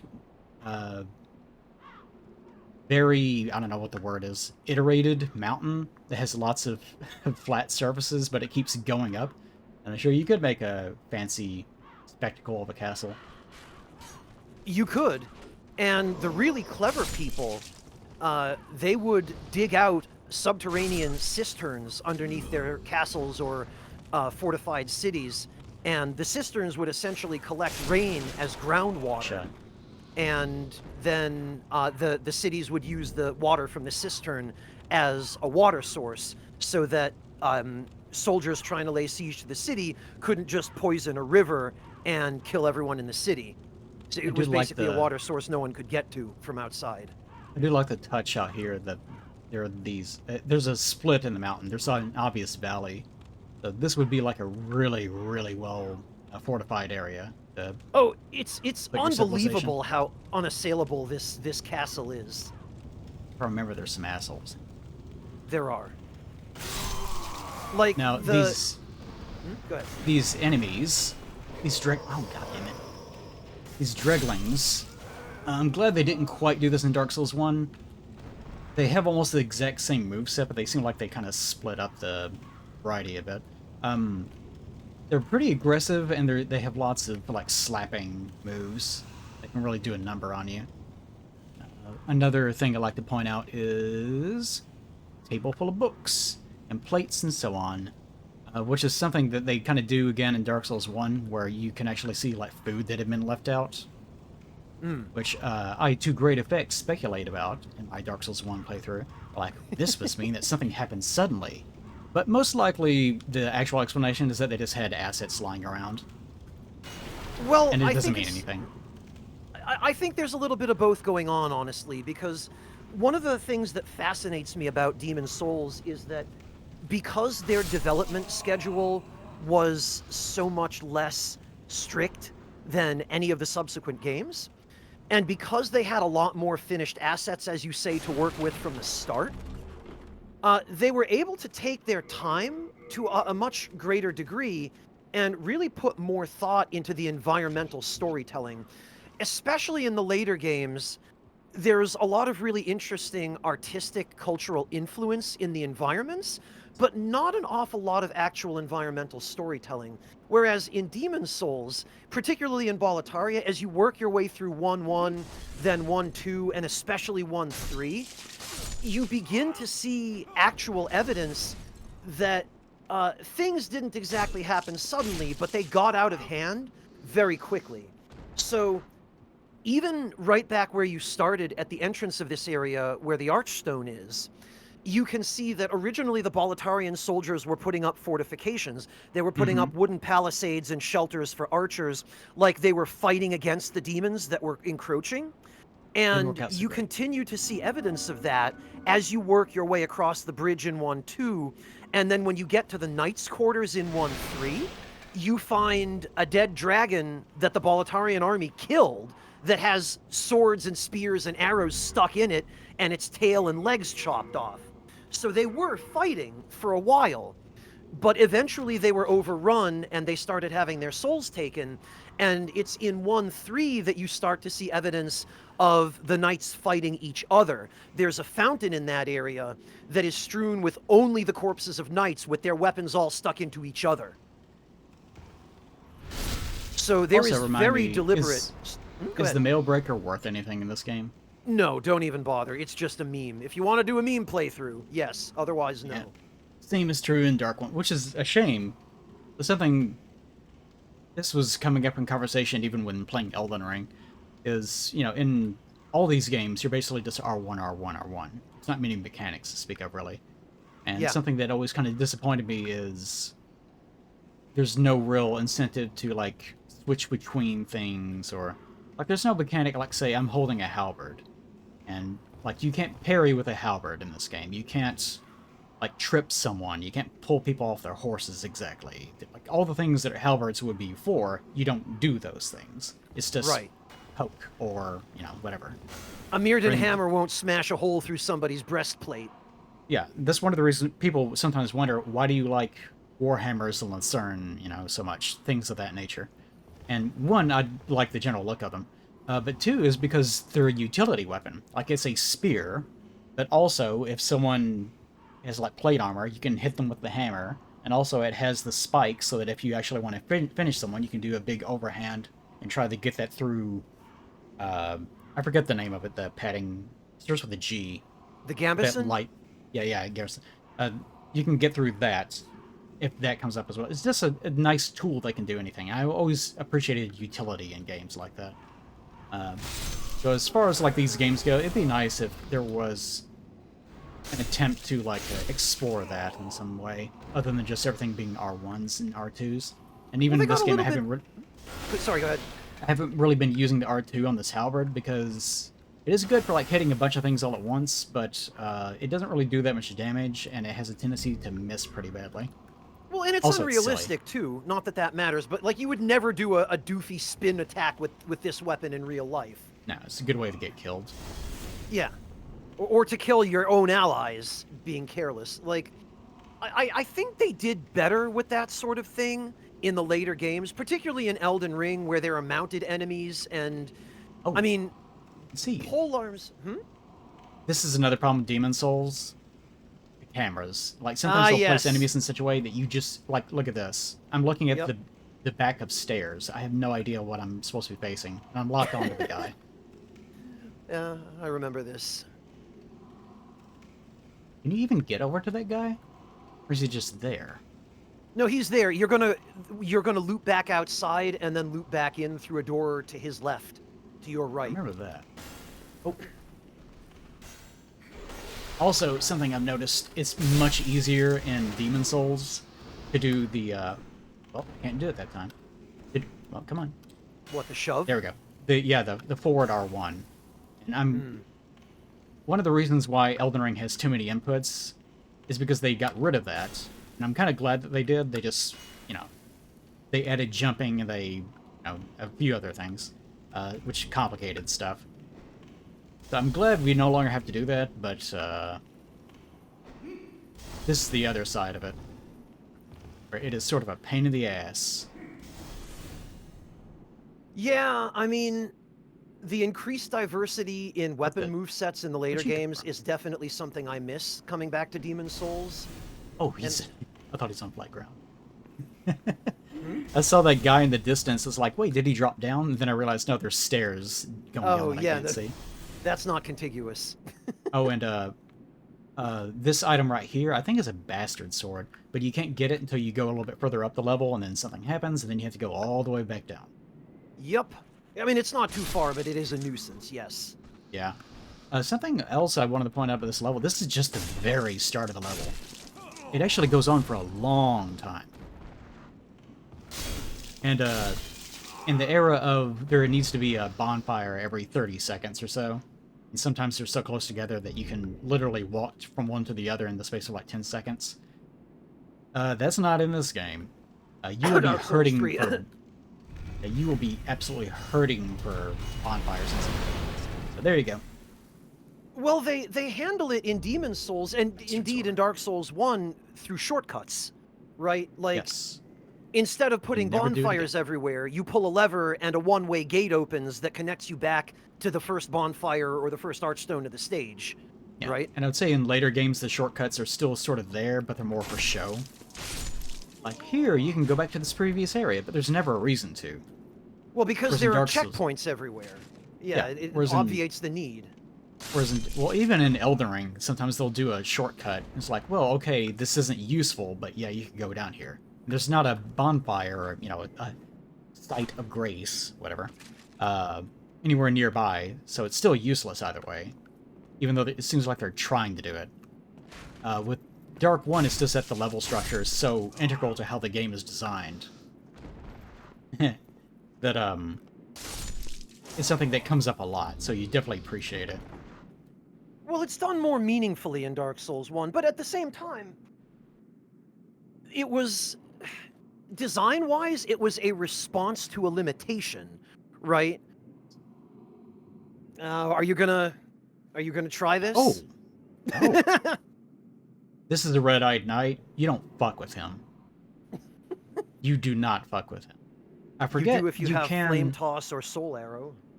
Yeah, I think the way that you usually do this, if you really want to kill this guy, is you piss him off, then you run back this way, and it seems like you either like push him off the ledge over here, or you bait him into that room back there past the Blue-Eyed Knight, and then get him to like jump off the steps, and that causes him to plummet to his death. There are a couple of remember. different ways to do it, but yes, luring him into the other parapet is the universal one. Yeah, these guys had the exact same moveset as like Black Knight halberds, or halberds, boy, is that programmed in. Black Knights. DS1 Black Knights? Yeah, pretty much. It's definitely recognizable. I know the timing, but with this 60 frames per second problem, it's a little bit difficult to actually land anything. I've definitely noticed that the parries are trickier at 60 FPS. That is yeah. progress. And I wonder if Ostrava is... Good thing Ostrava is not scripted to do his thing until you actually talk to him the first time. Otherwise, he Yeah. would probably be dead by now. Well, and honestly, the strat is even after you've cleared out the Dreglings, you don't actually talk to him until you've killed all the enemies in the subsequent section as well. Because otherwise he will just wander into them and get killed. Yeah, it's the easiest to deal with him. I love doing stuff like that. It's easiest to deal with him the first time through because if you die and then have to respawn, boy, you have to protect his ass. He will get himself killed super easily. Also note that this is the way I tend to play these kinds of games, if it allows me, is being as careful as possible and trying my best not to take any hits whatsoever. Because I've healed probably 3 or 4 times as far as... Whoop! Mine. 3 or 4 times. Come on. You can do it. Oh my god. Yeah, the wall rebounding in this game is really bad. Especially with pole weapons. Yeah. But I try to be as careful as I possibly can. And I think I've mentioned it in the Dark Souls playthrough, but I found that one of the reasons why I get perturbed at the faster games is just because I don't like being hit. And not in the sense of, how dare you, but more in the sense of, if you take damage, then that represents a failure on your part to have done something. So it's more like I want to make sure that I play through the level as perfectly as possible. But the idea of like getting through and never having to use healing items at all is something that really appeals to me. You Whereas know, in games in which you're made to take damage, you know, that's not going to be an option. I think that's the artist in you that's the source of that perfectionism would be my guess. Maybe. Like just then, killing both of those little dreglings at the same time with the same animation, that feels good. I like doing stuff like that. It is satisfying. And I Freaking- think the earlier games were much friendlier to a defensive, perhaps shield-bearing playstyle than the later games were. I think that the enemy design in the later games became more deliberately unfriendly to using a shield. Oh, yes. Until Elden Ring actually got a little bit better. You can actually somewhat... I mean, until you start getting, like, T-Rex rat dog things, whatever. But, you know, for most enemies, even in a later game, you can do, like, a... what are they called? Guard attacks? Guard counter? Guard counters. And I really like that mechanic. I really wish that had been present in the earlier games, too. It's one of the few things in Elden Ring where it's a brand new mechanic where I'm like, yes, bring that into other things. It's really satisfying to do those. And it is, in fact, not actually busted. You think the ability to just instantly attack something that attacks and rebounds against your shield would be really overpowered, and you'd have to, like, make it drain all your stamina or something. No, it works. It's a good system. I mean, part of the reason it works is because you can't just spam it. You have to wait till the enemy is really done with their combo, or else they'll just knock you out of it. And, I mean, yeah, that does put a balance on it. Like, even with this guy, I'm trying to be extremely deliberate about what I'm doing. And you also notice, even though we're talking about, you know, playing defensively or whatever, I'm not really using my shield either. As I've gone through these games more and more, I have noticed that I've gotten to where I don't really use my shield much anymore. Whereas whenever I first started playing, and as with most people, they tend to. I still like having one as an option, because it is fun to use them.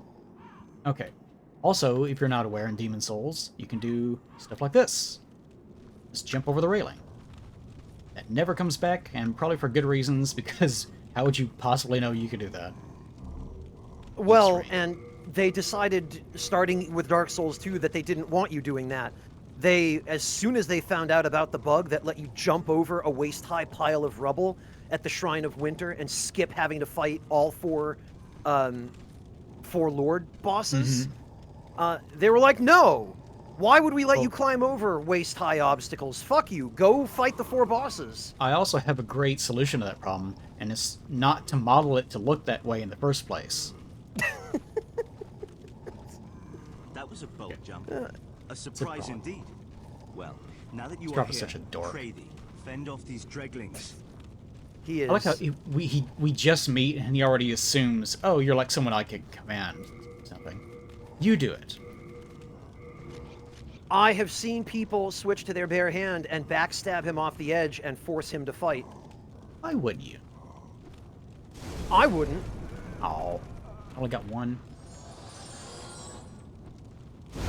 There we go. Okay, that's good enough. I don't want to waste too much of that.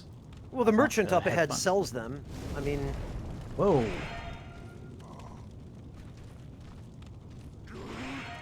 There we go. Safety first. no, you haven't, Yami. I have literally never backstabbed Ostrava off the edge. Doing that exact thing. Fuck him. So the minute that they die, like, oh, I did it. My thanks for your brave rescue. I am Ostrava of Boletaria. So, Accept this as a token of my gratitude. you might hold off talking to him here until you've, You're late for cleared... that. Oh, okay. I I guess can that's a keep up little with him. late. It's fine. Plus, I get to watch him get his ass kicked. You do? Now I must I hope go. for your sake he doesn't get There it is kicked too hard.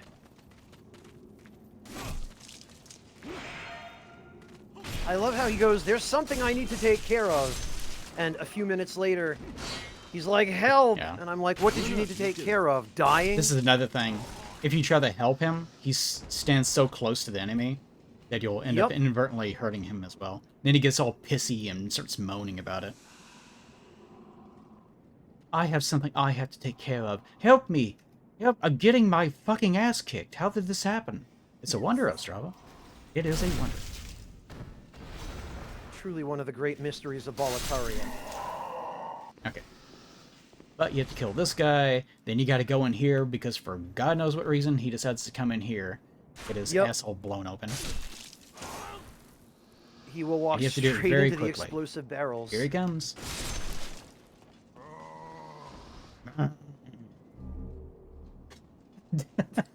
I do love the death animations some of these guys do.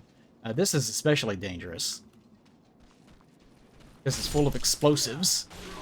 There's a lot of enemies at the same time. I've If you're always careful, been... if you're careful, then it's not a big deal. Look at that. If you're That's a careful, good I've always been surprised that they didn't put like one fire weapon dregling in here just as a troll. Yeah, that's something they would definitely do in one of the modern games.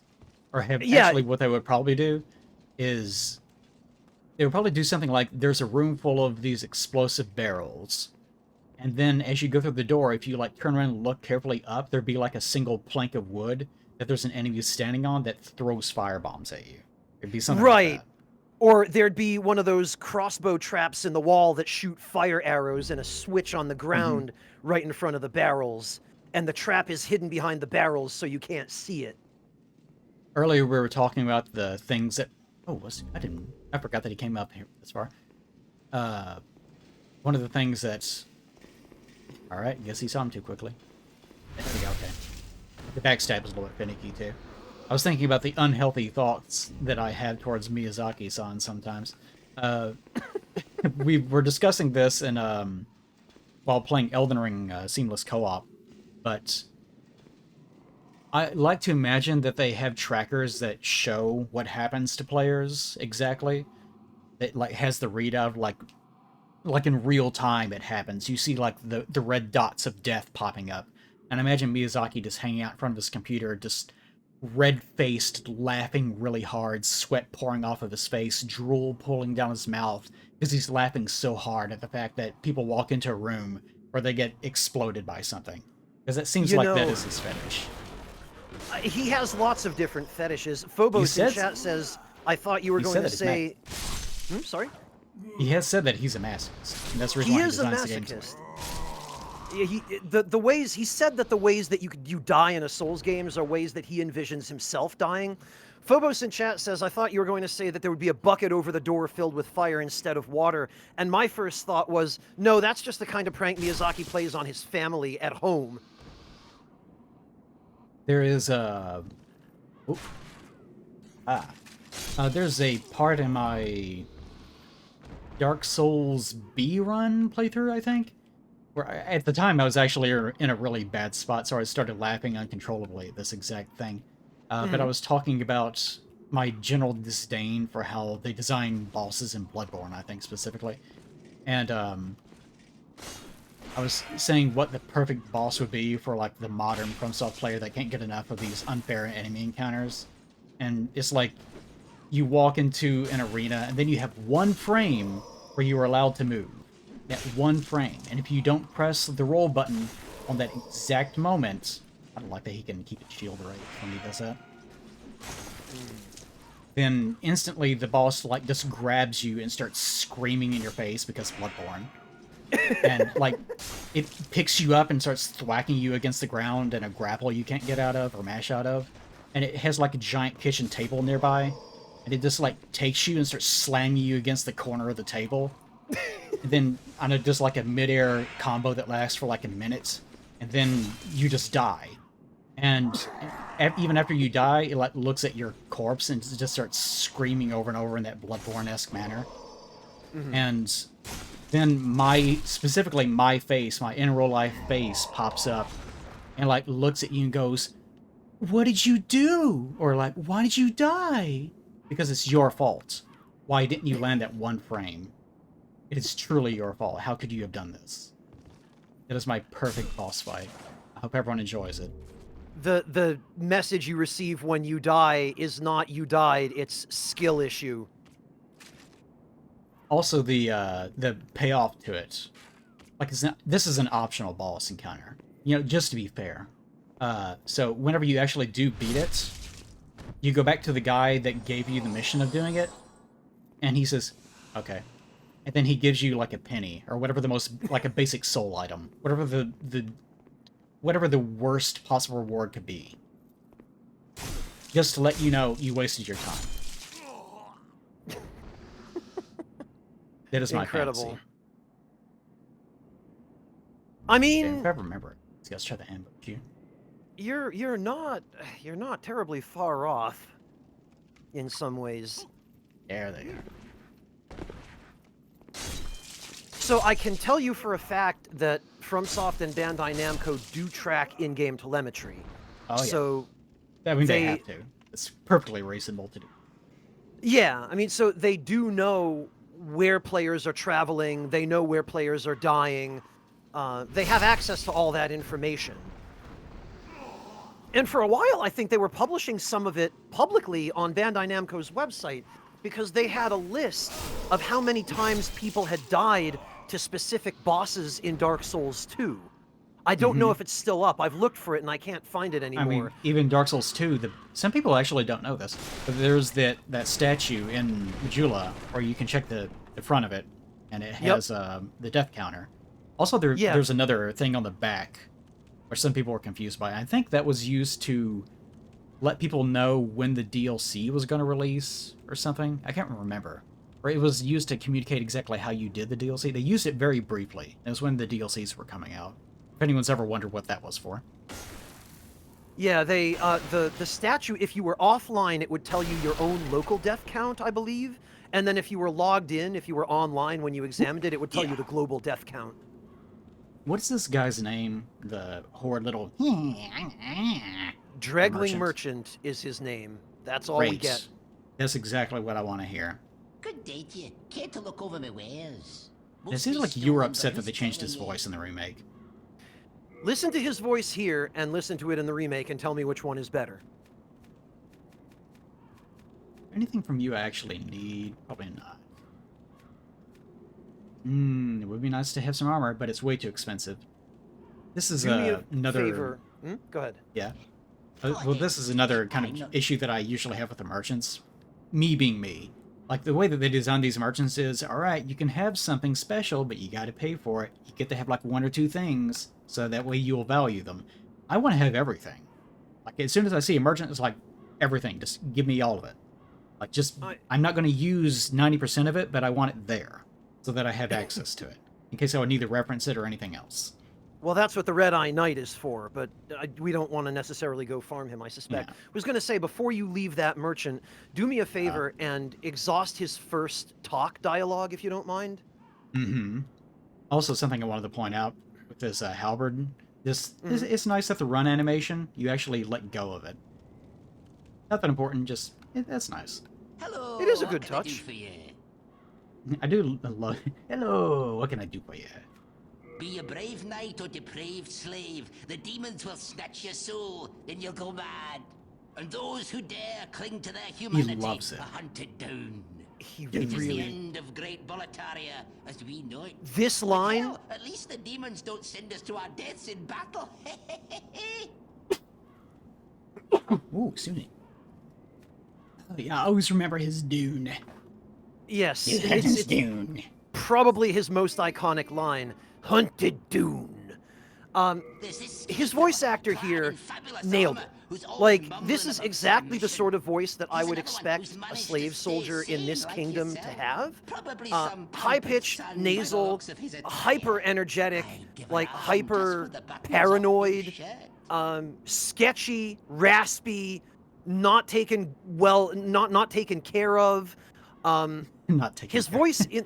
He hasn't yeah, been like- brushing his teeth. Yeah, He like definitely hasn't. unhealthy, been practically starved to death. He's scavenging corpses. His voice Knee in the clipping through his remake, shield. yeah, like his voice in the remake is the voice of, Steve from HR. At least they don't hunt you down. They changed the line even in the remake. Like, I don't know. The performance in the original is just far more convincing and much better suited to his character. This one of the... Because I brought up briefly Final Fantasy VII Remake, and this is argument people use with all sorts of things that get remade is if you don't like it the way it is now, then you just have nostalgia. But no. In the case of something like this, yes, he's performing a perfect delivery for this sort of like Weasley's sort of gremlin character that is a merchant that is surviving by like trading, I guess, specifically to us. I don't know who else he's doing business with, but this place is in ruins effectively, and he's just the lowest rung of society. He's just barely getting by, but he's surviving, and this is all he's ever known, and you can tell that this is all he's ever known because he has the personality for it. And that's exactly the voice you want to hear out of him. And the fact that he's following you through Boletaria suggests that he's pretty much... No, he's just gathering stuff up off corpses specifically to sell to you. Because he knows you're going to buy it because you need it. This corpse. Oh, I love these old corpses. This really looks like a Christmas ornament or something that should be placed next to a figurine. And then you like a... It looks like a bobblehead. Yeah, it looks like a bobblehead. It's vaguely reminiscent to me of a Nutcracker doll, don't you think? Mm-hmm. Such a little like, do you see it? Oh, yeah. Okay. We are done with this area, I think. Also, you can jump down here. You don't need to, but you can, like, approach that railing right there and jump on top of this area where all the dreglings were, that we were next to the exploding barrels. Oh, and it's right there, right. It's on it right here. No, not right here. It's right down. Alleyway logs. This is a pile of logs I could talk about at length, but I'm not going to. They're obviously constructing. Yeah, you can go right here. This is where it is. Yeah, I mean, there are clearly a bunch of scaffolds, and these are materials for the scaffold. How embarrassing. Look what he's doing. You sorry fool. You sorry fool. Oh, I never got that item back there. I'll use it anyways. There we go. I mean, at least you don't have to worry about Ostrava wandering off now. He's safe where he is. The pathfinding in this game is perfect. So one of my favorites is, you know, right when you first go up the big stairway at the beginning and you turn left, and there's that first little alcove with a wooden grate in the floor with a big hole in the grate? Yeah, we didn't mention the system that I think unlocks that, if I remember correctly. Yeah. Yeah, well, we'll get to that. The Archstone servers actually give you manual control over that, so you can set Yes, your they world do. tendency Thank anytime God. you want. Right? So... Yeah, Well, that what about that pit... specific alcove? The pathfinder, if you run past all the dreglings on the stairs and lure them to that pit, they will just all jump in one after the other, like lemmings. They probably want to. I guess I couldn't blame them. They've all had their souls taken. Okay, this is one of my favorite little parts of... Well, it has problems, but this is one of my favorite little areas, where you get to this pathway that's just full of enemies. And I guess if you... Oh, wait.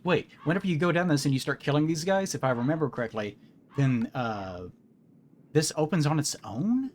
One of them will shoot it, is what happens. It's designed so that you, in order, like, if you dodge their projectiles, the projectiles will go past you and hit the boards that are holding the boulders in place.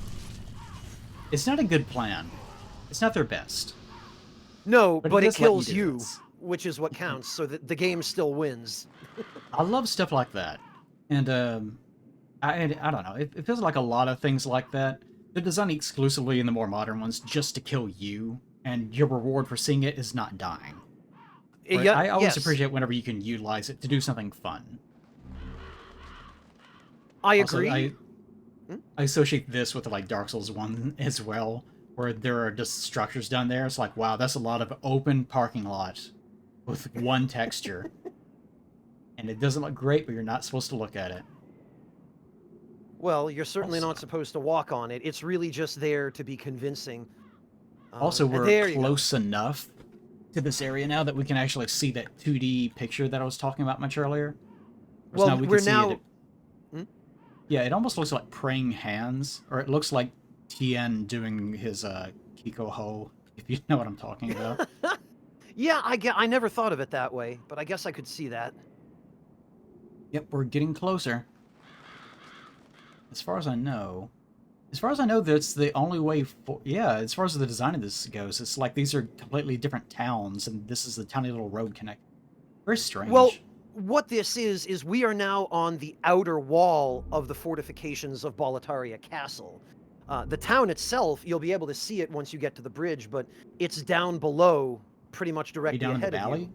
Yeah, down in the valley. The castle is what's off to your left, and this is all of this, the wall that you're standing on, the fortifications, the labyrinth that you went through to get here, all of this is just to repel invaders who are attempting to approach the castle. And unless we they can see come the from the dragon. air, this is the wet dream of any castle architect, this place. Because it is Oh, yeah. impregnable. Can't impregnate it, that's for sure. Also, it's nice to get one of these guys at a time. These guys together are a huge pain in the ass. Like the minute that you have one standing right next to the other with its shield up and the other one is attacking you, ugh. Okay. But Spear yes, guys in general are a pain in the ass in these games. we could see going down here that there is a dragon over here, but I think it's a slightly different color than the one that we saw. I don't know if that's the exact one that we saw. Well, there's the blue dragon and the red dragon. That over there is Yeah, the blue I think dragon. this may... Yeah, I think this is the one that we did see. It has more of a pinkish tone to it, but I think that's just the lighting. It I is was just the going to- lighting. I was going to say if we saw one of a different color first, that would be our indication that we're in more danger because, oh, that's not the one I recognize. But yeah. Well, I mean, if you- retract that. It probably should have been the blue one up there. If we were Well, going for that is the blue one. If you turn left, the red one is lying right next to it. What? Yeah, if you go around the corner here to the left, the red one is there too. What are you talking about? Up that stairway and then. Well, I know they're left both in- there. I'm saying that as you're coming down here, this is your first sign. That there's Oh, I see. I gotcha. However, if you go up here, of course, you're going to get attacked by it. I don't remember the timing of this, but you can go collect all the items, which is what I would like to do. I should probably do this first, though. Yeah, I should probably do this first. It depends. Usually the safest way to collect the items is to lure the red dragon out here and then immediately run back and loot its nest while it's Yeah. out here. That's what I'll eventually do, but I think I want to... Because the last time I tried this, I didn't know the timing exactly. So it Ah. got me almost killed. And killed, I think, one time. Come on, there you go. Run away! Alright. For the crime of stepping on the bridge, the dragon comes over and burns the hell out of everything. Yeah. Because it's okay for them to do it, but you specifically, for some reason, that pisses him off. He doesn't like phantoms, I guess. Okay. So I think he does that apparently 3 times. I guess I'll just get out of his field of vision. But he calms down. Well, oh, he's he'll- not if- there anymore. If you're not up at the top of the stairs, he won't breathe fire. Peekaboo logic. Okay, Yup. so there's that. Then after he passes by, it's easier to run all the way through, I hope. Fortunately, I did not have my shield out. There we go, okay. Gotta be careful. How come I not... There it goes. But the dragon is indeed an asshole. And once you're past this point, he just doesn't know what to do, because the dragon, unfortunately, is too stupid to turn its neck sideways. Shh, they didn't have the budget.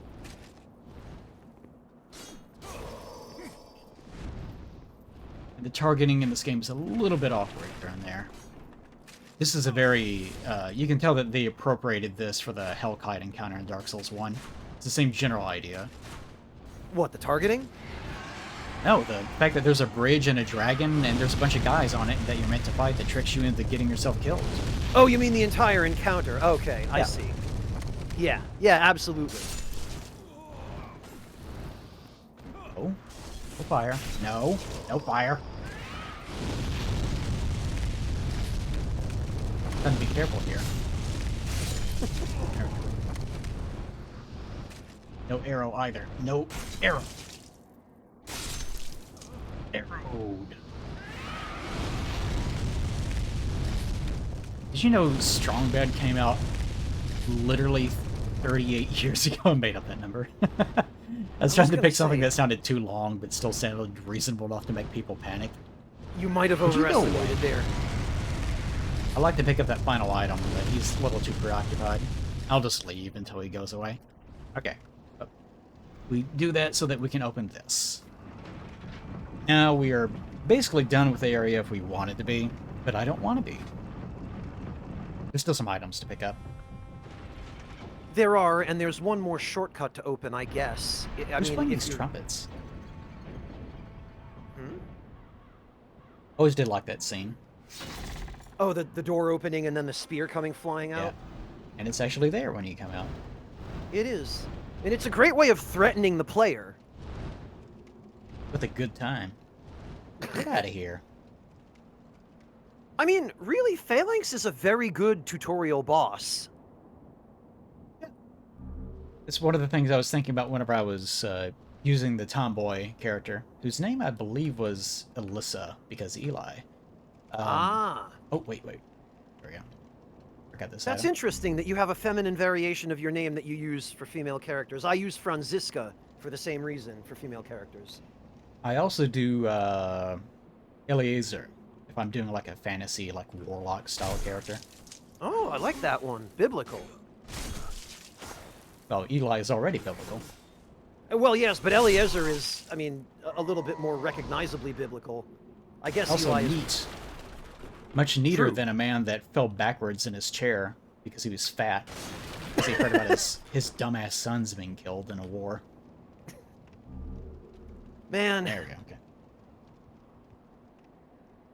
I'm not entirely convinced that whoever actually wrote that book didn't have a sense of humor. What, the Bible? Yes! Well, I mean, I guess if you're writing things that are at the time historical, then even history majors can have a sense of humor whenever they, whatever the word is. Damn it. Yeah, this is a situation I didn't want to be in, where both of them are together. So even if you land a hit, you can still get hit. When they contextualize history, that's what I was going for. There we go. Okay. Ah, There we go. Remember, there's another asshole in here. there is.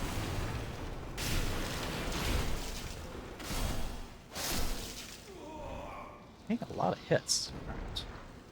And here's the fun room. Where I think those little...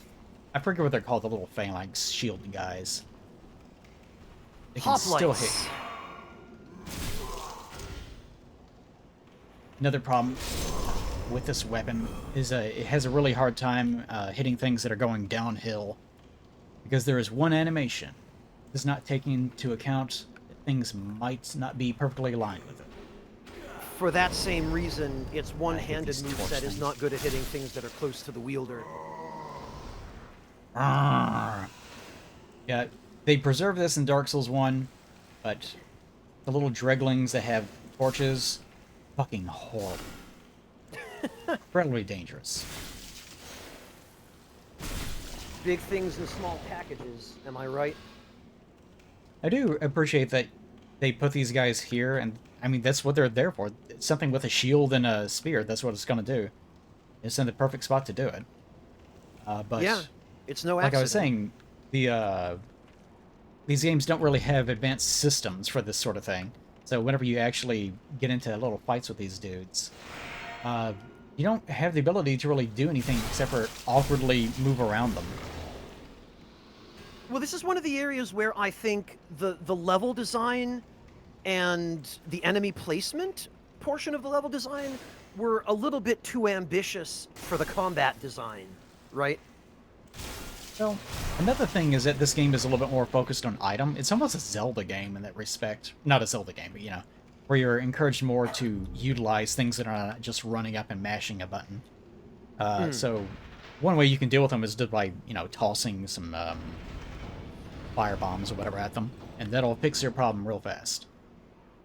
It will, or, you know, spells, anything magic elemental, which it's another limitation of the combat system that the only non-physical damage types in this game are magic and fire. That's it. Yep, it's definitely a lot simpler than the 100 billion that you have in some of the other ones. Yup. I mean, there are still Fire. status ailments, but the status ailments are really mostly an afterthought. And the only one that's even remotely dangerous is Plague. Good old baby nail. I anticipate Yep. seeing that 1 or 2 times tonight. Okay, so this was 1-1. This is the final boss. You saw how long it took to get through that. And remember, there were absolutely no... Oh, wait. Almost forgot. Need to pick up these things. Never did. These are the corpses that we cut down.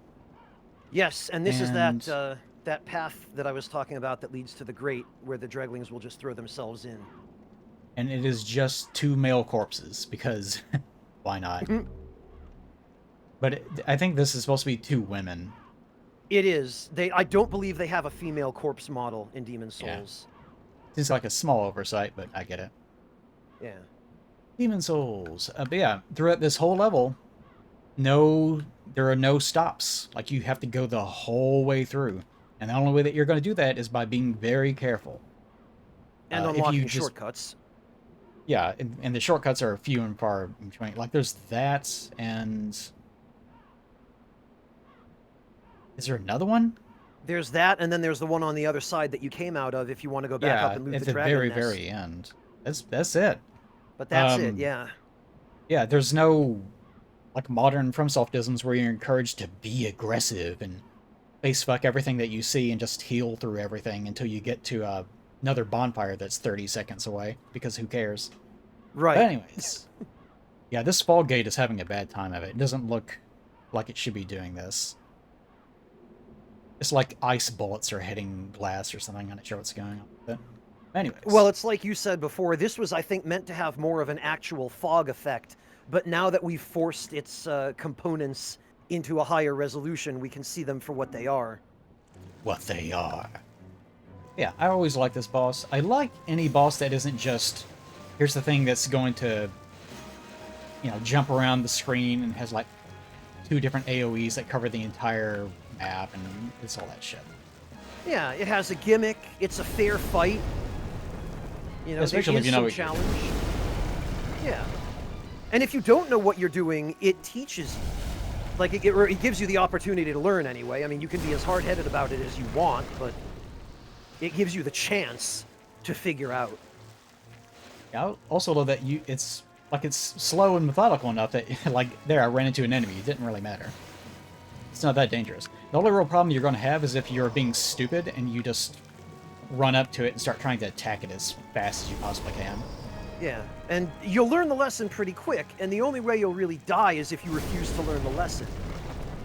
Yeah, it's funny how the older games kind of do the opposite of what Bloodborne was trying to do. Where, you know, Bloodborne even has the famous shield description. Oh yes, making fun of people who use shields. Yeah, They what sort of engender loser would passivity. use a shield? You need to be radical and be as fast as possible. Whereas these games are like, no, if you are reckless, then you deserve to be punished because you're being foolish. What did you draw, sir? Oh, I couldn't see it. This is one of the things I keep forgetting about this game is if you mash through things a little too quickly, it's very responsive and you'll just lose. You'll lose what it was. Better than an Elden Ring where prompts you don't want stay on screen for Yeah. multiple seconds and you And die. each your ability to... Yeah, that has gotten me killed more than Yeah, once in Elden 'cause Ring. they won't let you register inputs while a prompt is open.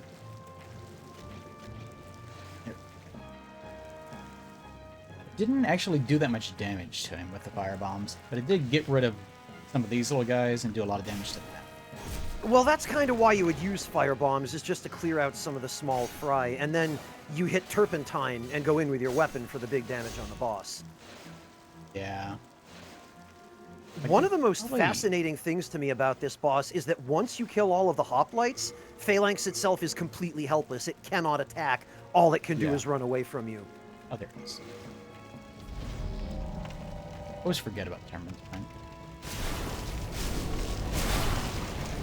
This is the one case where I should be using my R2. Yeah, probably. Stamina much more of a thing in these earlier games. Oh yes, they were a lot less generous with it, weren't they? Well, once you run out of it, you're going to miss it real fast. Lord. Yeah. You sure Good are. lord. Also, rolling much more difficult. There's no mid-roll in this game. Nope. Once you lose out on that roll, it's gone. However, they were more generous about that, bizarrely, where the Ring of Herculean Strength gives you plus an additional 50% equip burden, which is more than they ever gave you after that, other than in unpatched Dark Souls 1, where the Dark Wood Grain Ring gave you plus 50% equip burden and a better dodge with more iframes. And then FromSoft went, oh, wow, wait, that's overpowered and it's become a dominant strategy. And then they nerfed it. Something I consistently forget about this game, you don't get the boss soul by beating it. You get it by touching the Archstone. And Which I is a often great way forget to touch them. Mm. Okay. And I think this takes me back. Oh yeah, I guess the Ring of Herculean Strength is item burden, not equip burden. Right, Ring of Great. Yes. I always mix them up. They're the same damn thing. There's a difference in this game between picking up stuff versus equipping it, as far as item burn goes. It's the only game in the Souls further on series where you actually have to worry about picking stuff up and then dropping it off. Which is antithetical to me, because I like having every single thing on hand in case I want to look at it. Let's see. If you're Now, doing this a is- lore through, that makes sense. A cluttered inventory gives me conniptions. Yeah, I also like changing up how I look and what my weapons are too much. So it's something it's one of those things where it goes on and the games start getting more and more armor sets. Like Elden Ring is really bad because you can even alter sets, like To put a their very HUD limited down or up degree. or whatever. Which you should Yeah. just be able to just do that on the fly. There's no reason though. Like I understand, like Box is a swell little kid, but I'm not gonna ruin a whole system just so that he can be around. There's That just so entire- many that, like, especially if you're going through and you get like a dupe of something, like, well, I already have that. It takes forever to find it. And it just creates so much clutter. It's such a mess. I would love it if the things were just unlocks. Like, once you get it, that's it. You have it. And dupes just get automatically converted to runes or whatever. But anyways, this is a completely different thing. I could appreciate So- that kind of convenience. So this is another kind of FromSoft thing where they do keep like trying to sort of improve things, but they never quite identify what the sort of the problem is. Like, say, for example, these unknown soldier souls, or the different souls in the games. It seems like in this game, if you use one, you use just one, and that's it. You can't use more than one. So, in Dark Souls 1 in this game, the easiest thing to do is to assign it to a weapon slot and just use them. One, watch the animation. One, watch the animation. And that kept going for Dark Souls 1 and 2, Demon Souls and Dark Souls 1. And then in Dark Souls 2, I think they eventually added in the ability to use multiple, but maybe it kicked you out of the menu whenever you did it. I can't remember how they handled it. It did, yeah. They added the ability to use multiples, but it was implemented in a really backward and unintuitive way, and you had to reopen the menu each time. But in, oh good, the PS3 application is likely crashed. This has been happening a lot Has with it? this specific thing. Yes. So what I'm going to do is this only happens whenever it loads. I forget what, supposedly it has something to do with, I think, VSync, but I have it turned off, so it shouldn't have been happening, but it did. So what I'm going to do is intentionally crash it, because otherwise it likes to keep itself open in the background. But this is one of those things you just have to deal with, fortunately. Oh, yep. So gotta reopen it. Then we'll do it again real fast. I'm glad this is simpler than it would be if I was recording locally. If I was recording locally, I would have to worry about the fact that I have to like split the recording file and then make a new one and remember how to edit it in post, maybe even keep notes about it. So yeah, it still happens. It hasn't been happening as much as I had hoped/feared, though. Okay, anyways. You might check to make sure that you actually have VSync off. Well, something also is that games use custom configurations. So even if I turned it off, Yeah, if you turned it in the off basic globally one, in RPCS3, you'd still have to check the game's individual config. GPU. Async is turned. Oh, there it is. VSync. Yep, VSync was on in the custom. Aha! Bastard. I had a feeling. Okay. Back to this. All right. But now that we have beaten the demon, then this will actually show off the other part of the game we haven't even talked about, which is the quote-unquote hollowing sort of system in this game. So level 4. It's gonna be a while.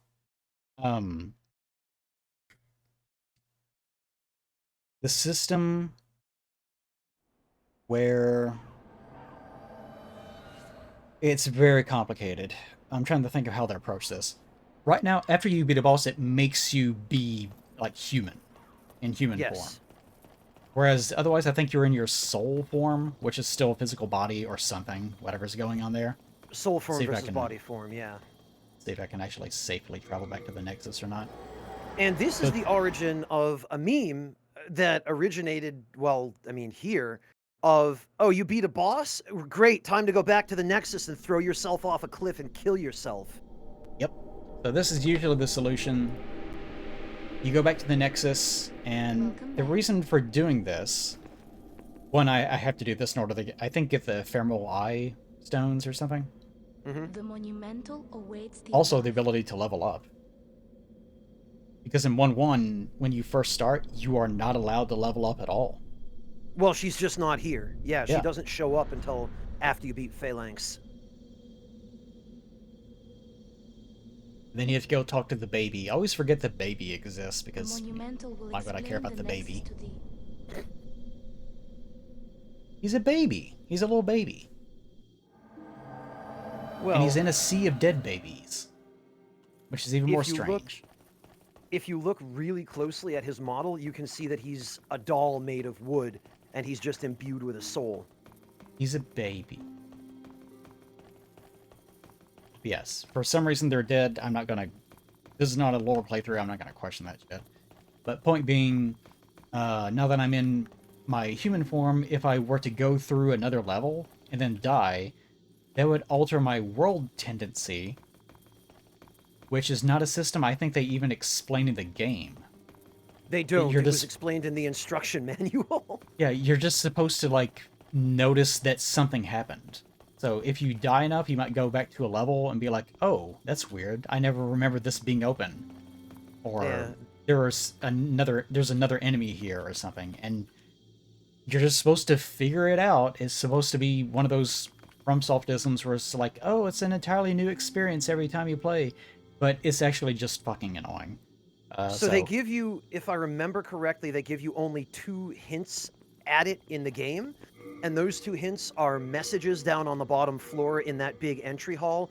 And all they say is, when tendency is closer to white, enemies will be weaker. And when tendency is closer to black, enemies will be stronger. Doesn't tell you anything about its effect on NPCs, on rewards for enemies, on drop rates, on any of the other stuff that world tendency affects. He's horrible to look at. Yeah. Yeah, but as you can see, these guys are just, they're wooden dolls that have been imbued with souls, and this is the only one whose soul has not burned out. I hate him. Many people do. Okay, let's talk to the horrid little wooden doll baby I man. have long awaited you, slayer of demons. I am one of the monumentals. We preserve the fabric of reality. There is something thou needest to know. What do I need to know, Once, baby man? We too, a scourge of demons faced.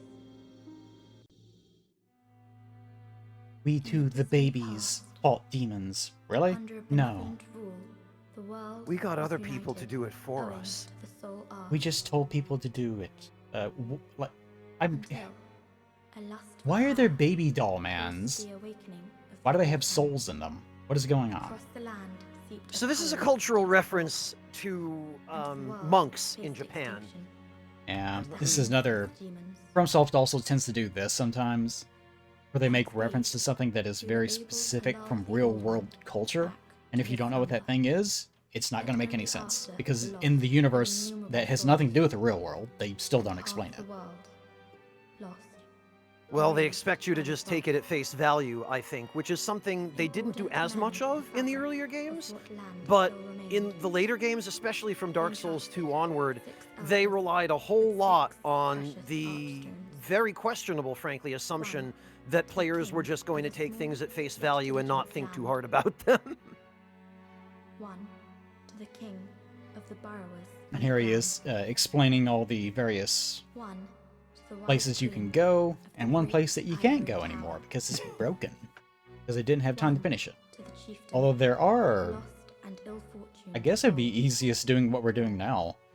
You can modify the game in such a way that it brings in Tempest player worshipping shadowmen.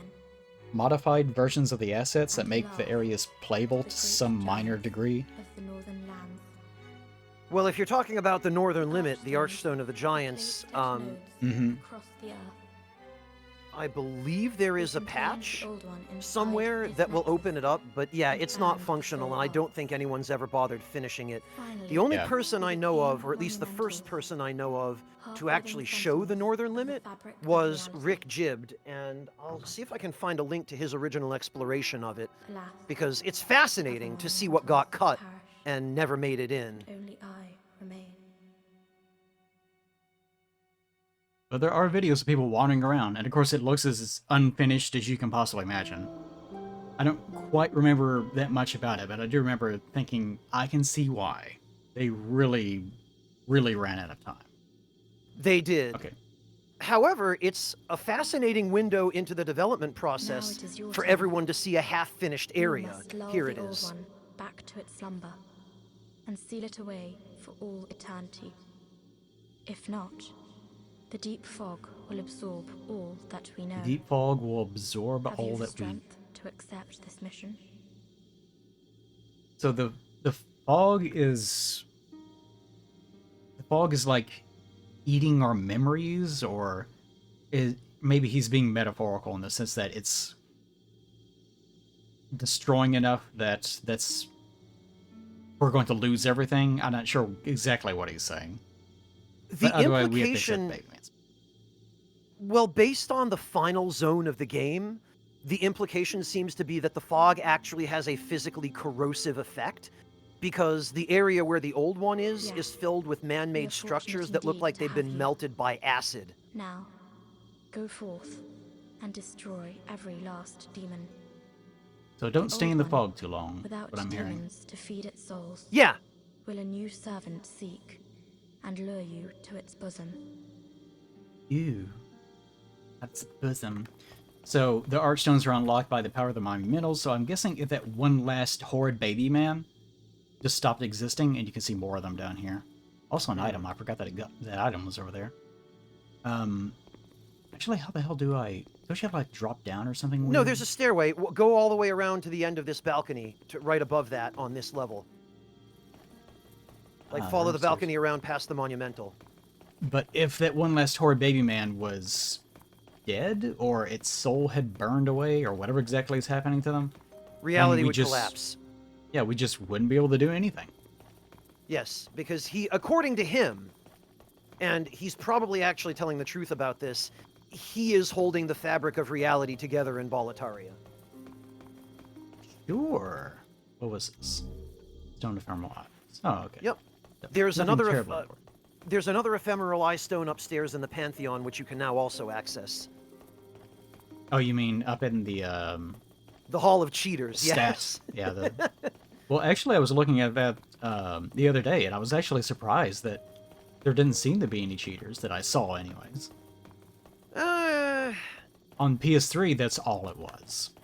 Yeah, but remember, this is on PC now, so people can just mod the hell out of their save files. But that's what I was saying. I was surprised that I didn't see anyone that was like that. We'll see. This is the most Phantoms ever saved. Total souls acquired. That seems reasonable-esque. Phantom saved 29. That's it. Yep. Not But now- 999,999, just 29. You go to your right and check out some of the ones on the right. Whoop. Second most souls obtained. How come one? The first doesn't show up at all. I'm not sure. It doesn't show up for me either. So either it's bugged or it was deliberately removed for some reason. Yeah, this one's more in line with what I would expect. Yeah, They're like probably 18 all hours fine. played, Yeah, they're all 9 this way. trillion souls. Press X to doubt. Well, at least it gets somewhat reasonable later. I wonder how many down. At least freaking Cali Savage 724 hasn't held the top slot on the Archstone server since 2009. It takes until 9th place until it stops being completely maxed out. Yeah. Yeah. That one is more... Like, I can see someone just, like, pressing a button and be like, okay, I don't want to worry about this part of it. Yeah. Or possibly people using soul suck on each other, because if you soul suck someone who's like level 300, you get tens of millions of souls from The that, and that benefit is does go both, towards baby. your count. Most trophies. 38 trophies, whatever this means. I don't remember what the hell trophies are. Those, like, accolades? This is the stupidest category ever, Would because... it all be the same thing? Yeah, 38. Kel, was that you in chat? Really? Kelbell, no kidding. You're in the Pantheon. The Archstones is also a small enough population that you'll probably recognize someone on here. Yeah, Okay. and I think the Archstones version of this actually updates, whereas the original one, once you were in, and it never updated again. Uniters of the World. This Just is just people that people have who've beaten beaten the the game? game. Yeah. Why even... It's so pointless. I guess they were Right? trying something. They just had a second level, like, what did we put here? I don't know, just random people that have won, I guess. I don't know. Now, where's this item? Here? Second level to your left, all the way at the end. Ah, lucky guess. Yep. Lucky guess. 37th most souls ever obtained. It's still a monstrous amount. And he's a weeb. Okay. But yes, as far as the system goes, there is a... Gosh. There is a system in the game where if you are in a world tendency, and I think there's 7 world tendencies of different kinds. There's like a neutral one, And like then 0 3 on basically. either side. It's like the pH scale of a bad time. You have like base and acids. That's a there's- great... Can I keep that? That's fantastic. ahead. The pH scale of a bad time. I love that. But they're... Ooh, wrong way. It's basically starts at 0, and you can have a negative value, and you can have a plus value. So it's 1 neutral, and then if there's 7, then I'm guessing +3, and then -3. Yes. And as you die, I think it takes you in the black, which is a negative. So what people typically will do is, in order to prevent their tendency from changing at all, you have to remain in soul form. So you would basically just revive after a boss fight, and then go like here or wherever and throw yourself off and kill yourself, your character. That Yep. way you don't have to worry about it at all. Otherwise, it will be happening so often that it actually screws up your ability to recover from it. So what happens is, if you die in an area that is not the Nexus, and you're in body form when you die, you will lose a level of world tendency in that area. Or rather, you'll lose a point value toward a Yes. level of world tendency It's in that not area. that simple. It's not Because as simple there's- as just +1 or -1. Yeah, no, it never is. FromSoft loves hidden numbers that are not player-facing. So actually, there are numerical points on the back end that determine how far or how close you are I would be happy to a certain level of world tendency. Yep, so it's just one more thing you gotta worry about. I'm not gonna keep the brass telescope. I usually would because lore and so forth, but You'd be looking at it's bricks. the brass telescope. Okay. Well, the stupid thing is, any bow in first-person aiming mode will do a better job than the telescope. Oh yes. Keep all these. Always put away your upgrade materials, because those things are heavy as shit. Really heavy. And I'll be keeping this equipped. Gotta put away the dead people clothing that I picked up. Rest And we're good. assured, your goods are safe and sound with me. Now, one of the nice things about Best of luck this to you. Archstones thing that we're doing with the emulator is you can just alter what your tendency is. You don't have to worry about that system. They really should have found a better way of doing it than having it be the secret system that relies on you accidentally dying. Or even intentionally dying, for that matter. Because there are some things that will only show up in pure black, as they call it, or pure white. So you have to really... I can't even remember. How do you go to white? By beating bosses without dying? Beating bosses or killing invaders. It's not a good system. Really isn't. So it's... how we're going to be doing it, if we weren't altering it artificially, would be... We're going to be doing co-op. The fact that we're doing co-op would mean that I have to be in human form, which is why I haven't slain myself yet. So... by doing co-op, you're actually forcing yourself into white tendency, normally. And the only way to manage it would be to beat the boss and then just throw yourself off a cliff, if you're trying to maintain something besides white tendency. And you can actually get to the point, I guess, where you can't actually get yourself to white tendency anymore. Yep, Because, if you're out of bosses. Yeah, so you would have to rely... Actually, even invaders couldn't, because you need the boss to be alive in order to have invaders. That's right. So once you're out of bosses and you're at like -3 pure black tendency, that's where you're gonna stay. There's no way around it. When the scourge came, There was a really like this. stupid getaway around it when the original servers existed, which is obviated by the Archstones, but I was in the Nexus. when you logged into the official servers dared back when venture Atlas was running them outside for the these North walls American since. version of the game, I wish I could do more. your world tendency average for any character you logged Best of into luck. would move toward the global average. And there were certain events that they ran, Which could also screw typically, you up.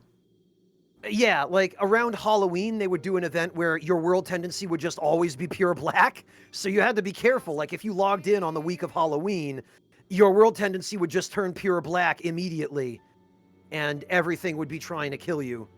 Mm-hmm. So one of the...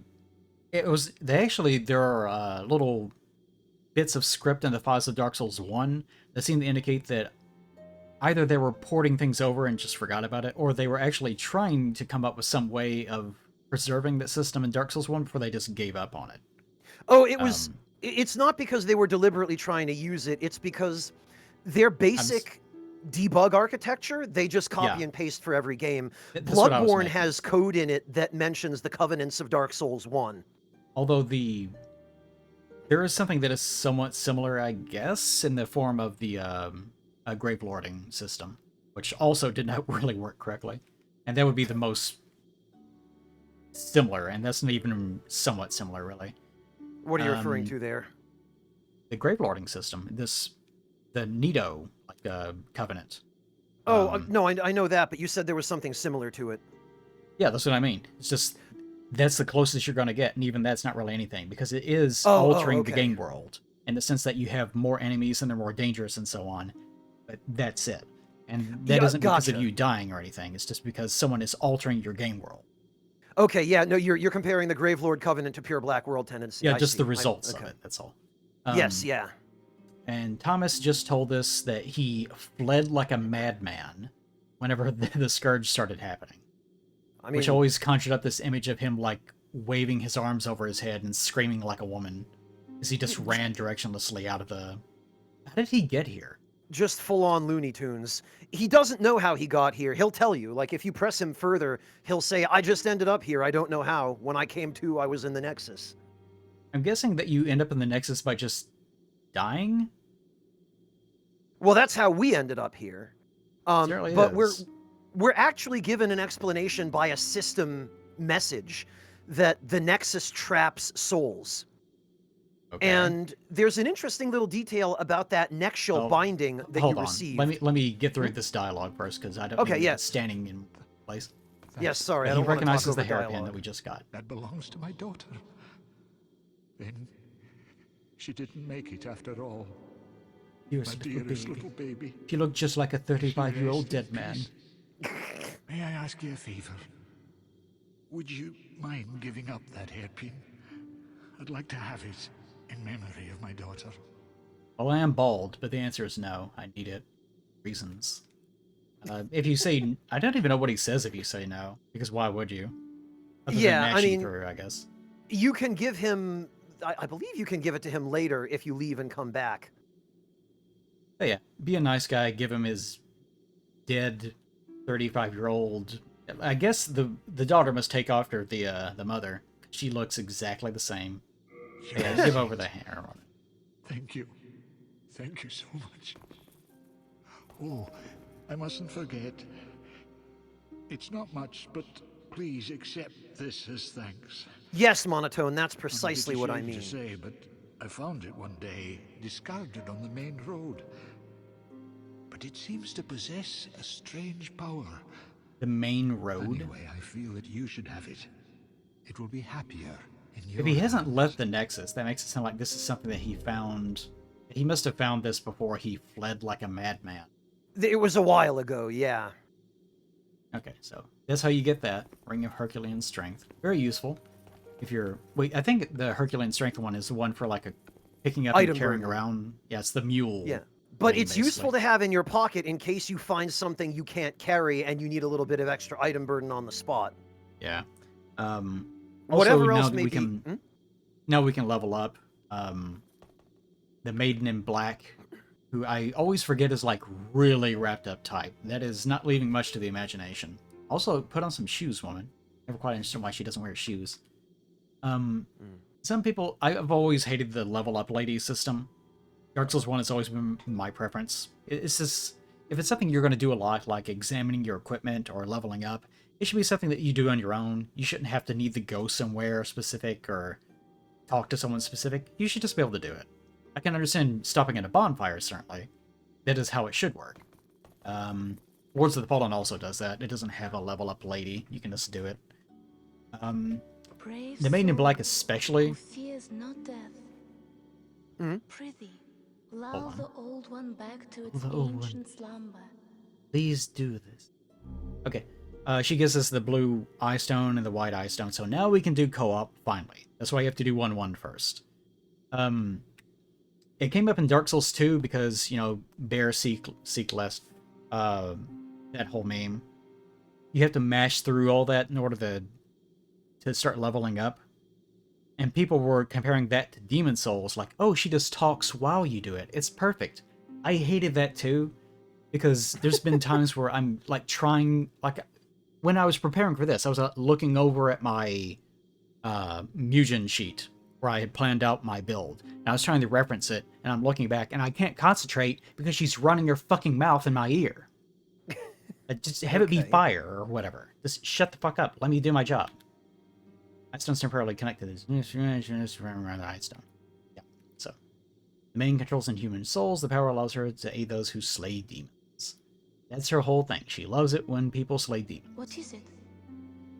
Also, she wears a needless belt. Made out of probably teeth or something. I mean, What is that belt made out of? Actually, this sort of look like teeth. It's not teeth, though. So be it. no, you could That's her style. After you could all, stand behind her and clip the thou camera into it requirest if you strength. really wanted a closer look, but I think it's just Go forth. it's like a But she hem. keeps The turning. demon inside me. Look at that.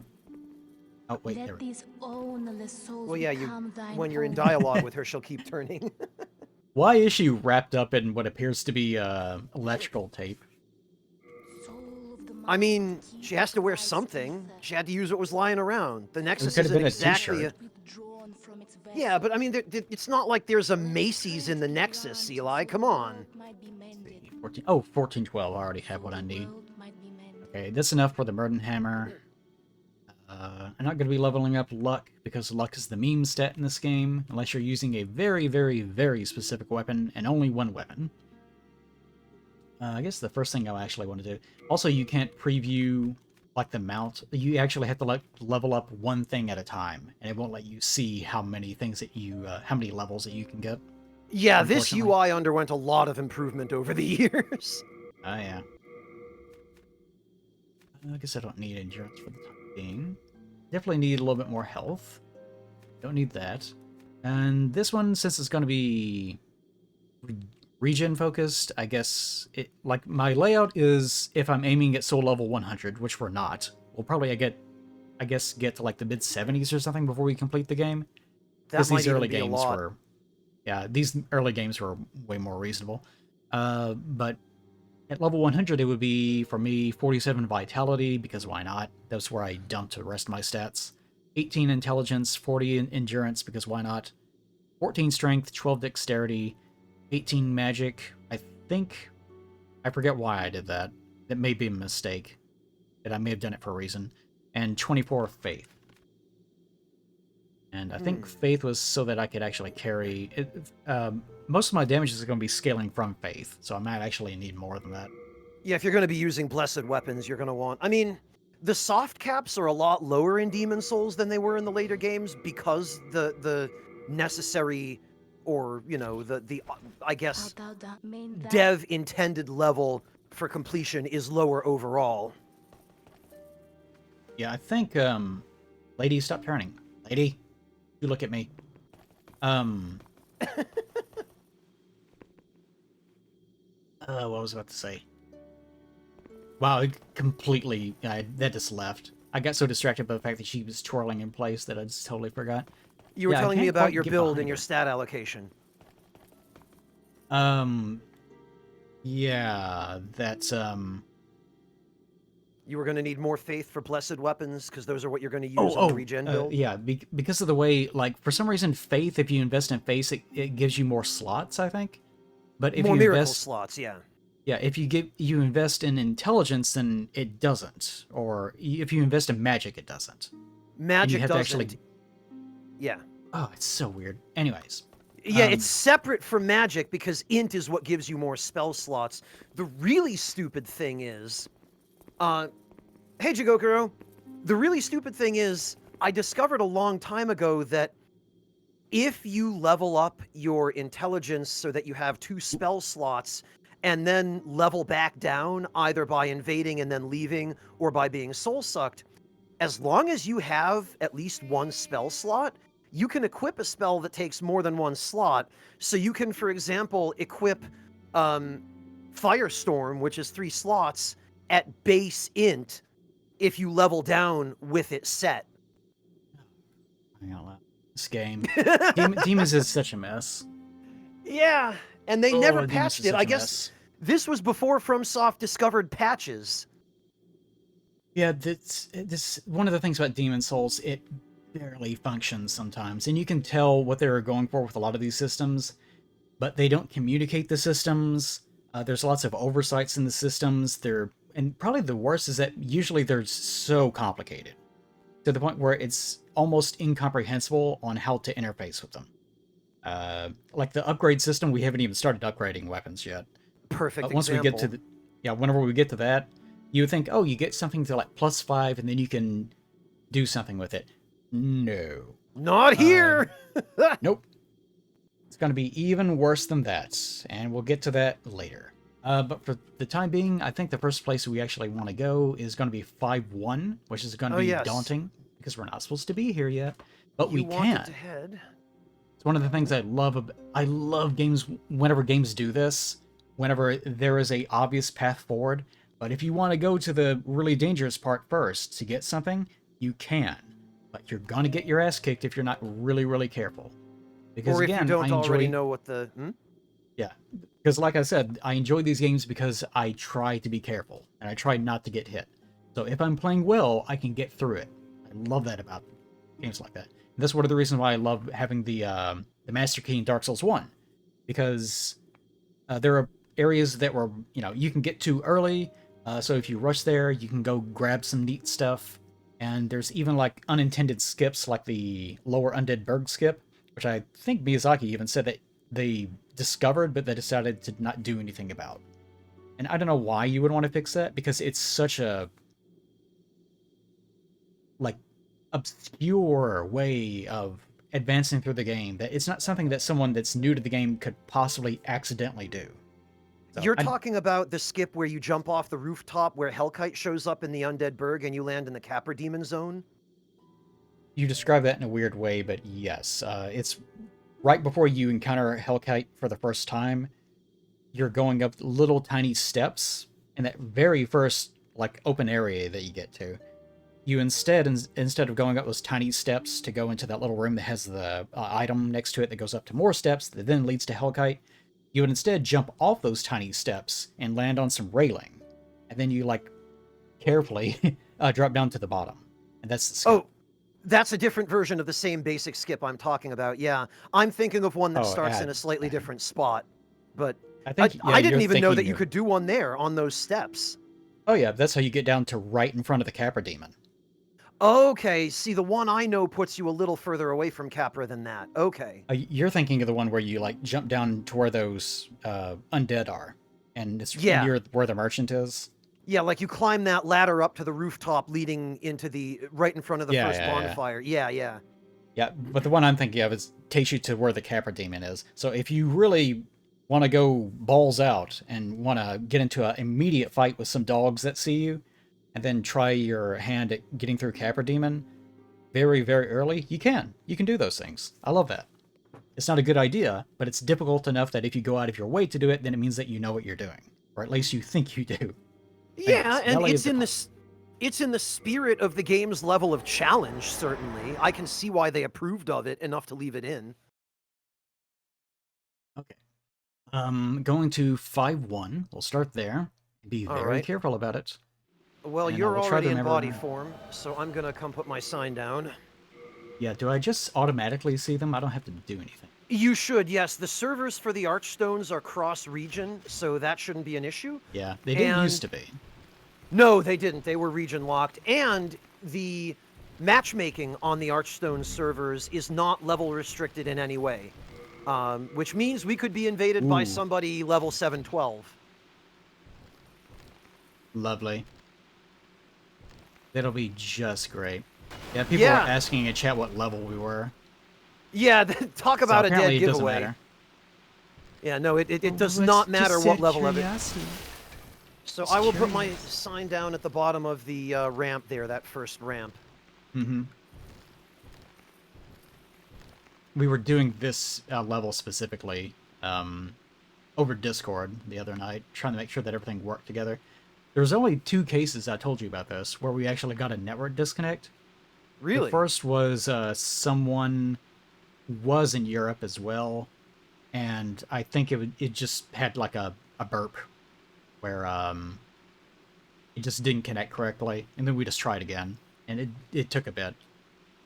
And then the other one was we were fighting Tower Knight.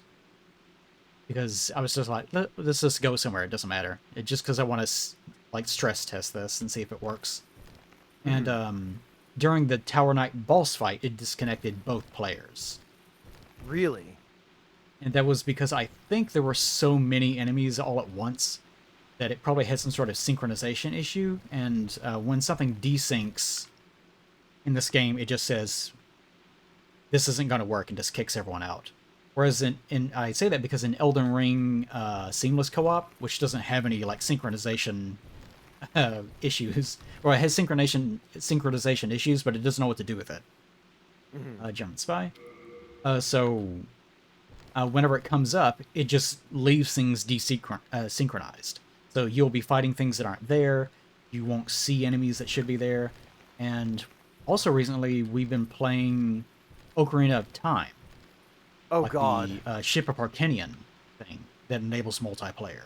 And in that Okay. game, it doesn't synchronize enemies at all. So you'll actually be fighting completely invisible enemies 100% of the time. I think that has Syncing something enemies in online mode is one of the biggest challenges to netcode that devs face, from what I understand. There we go. Also, you can't emote whenever you're over something that is interactable, I discovered. Right, because you have to hold X. And is that the Royal class that I'm seeing? Hey, look who it is! Ah! Yeah, figured. Fat Roland Bjor over here. Who Yeah, is that's this? Huggins. Oh, Huggins is a... Yeah, Huggins and Kel are the ones that I was playing with. So Huggins shouldn't be Ah. too aggressive. Although it is Huggins, so he might be mildly aggressive. Mildly aggressive. Huggins looks like the kind of guy who follows us through the level pretending to be friendly and then And at the very backstabs us end. both right when we get to the boss. He might. We'll see. Like that. Oh, well, it was your fault for trusting him. Yeah, well, I never Um, trusted him.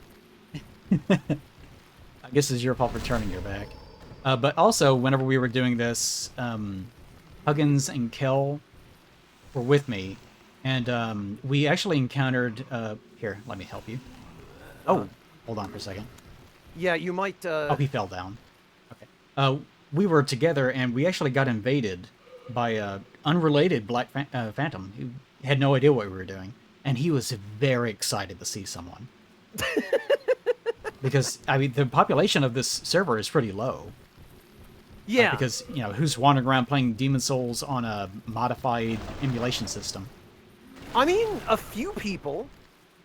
A few people are. So whenever he actually saw us, you could tell that he was really energized by it. So we hung out with him and had some fun. It's one of the nice things about the playing Demon Souls is, like, if you're playing Elden Ring, of course, if you get invaded, they're gonna go hard most of the time. Every so often you'll get a friendly guy, but most of the time, yeah, they really want to murder you. Because Yeah, I mean... this is post Dark Souls 3, and they're used to being mistreated if they're trying to do any invasions at all. Yeah, nobody has any chill in the newer games because it's all oh, are you all right? Did you die? Oh, no, Yeah, that was an enemy. I'm fine. There we go. Okay. So we have to be very careful going through this area because the... whatever this place is called, I can't remember. This pit. This shithole. Is a shithole. Like, Blighttown is one thing. Ooh. But this is the quintessential bad time zone. It sure is. Oop. The one thing that is going to be dangerous with Huggins being here is the automatic lock-on. Which might make me swing off the edge of something. That's enough of a problem with enemies anyway. Okay. Also the camera. Well, the camera is always a problem. That's public enemy number one in a Souls game, is the camera. And public enemy Especially number in two demons. is gravity. Yeah. One of the things you... there we go, the headbutting. Oh, don't kill him. Oh, poor Huggins. But especially in demons, you can tell that the way that they designed these maps is they probably were just looking at it from an outside perspective and just said, well, it would look good if the environment had this, it would look good if the environment had that. I mean, I'm sure that's part of it, but I think there was also a... Ooh. Okay, kind of goes.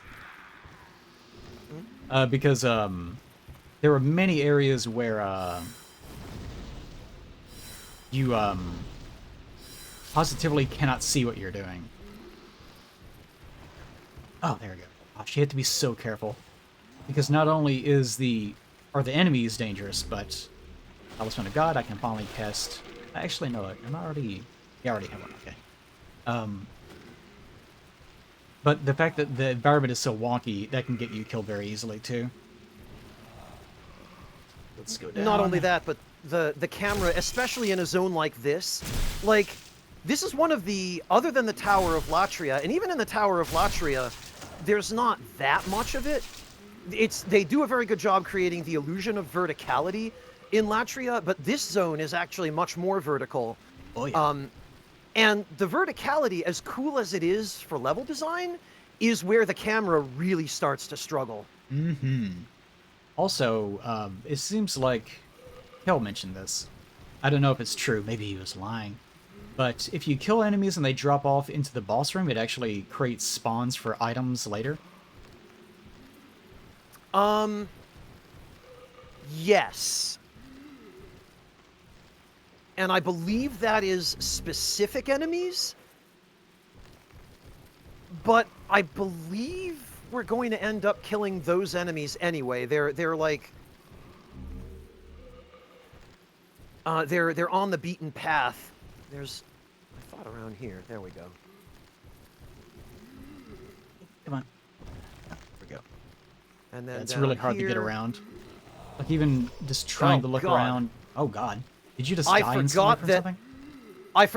I forgot that the shove attack these guys use hits like 8 times. Yes. Like I said, this is a very dangerous area to be in. Yep. Bring It's the magical I'm doors. as much as I hate to say it, I'm probably a little rusty now. So I might die. But at I a brought time the or two Demon on the way Souls down. Master. Well, I remember a lot of things, but it's been a while since I've played. Shit. Oh boy. Let me come put my sign down nope. for you. Shit. Shit. Holy fuck. Go up the ladder, away from the nasty men. And you can't heal on ladders in this game. And trick enemies into jumping off after you. Sometimes. Come over here. Oh, hello, Huggins. Oh, that's a fun one. Sharing space on the ladder. Oh, yeah. Oh, need a backstab. Quite take care of them. Careful. Oh, shit. Wow. Wow, wow. Yeah, watch out, Huggins. Might accidentally hit you. This is the reason why I wanted to... Ow! I wanted to start with the... wanted to start with the... Oh, gosh. The halberd. Why? Because it's so good at stun locking? Well, it's a distant weapon. Unfortunately, these guys are using something that has the same range. And I have to be somewhat aggressive because I'm going to run out of room in a second.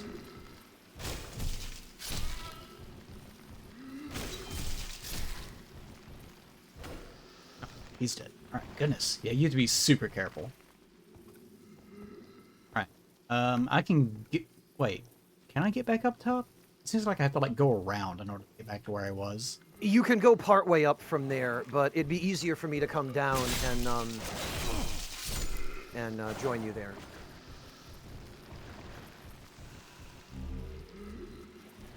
Be careful. Oh, shit. The rapscallion. Okay, I think that was the last of them. It's super dangerous trying to do anything. I'm not going to chase that item. Do I have to go across the bridge? Which one? Oh, this? There's the bridge, and then there's the fog wall thing over here. You're already on the correct side of the bridge for progress. I'm already on the correct side of the bridge for... Well, I'm not looking for progress. I'm wanting to get back to you. Oh, to get back to me? Then yes, cross the bridge. Cross the bridge, okay.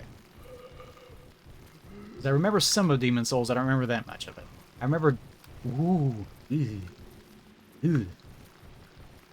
It is so easy to accidentally walk off something, or to walk near something, and then have the model geometry... Oh, shit! And have the model geometry push you off. Yup. You get here. Here, just in case.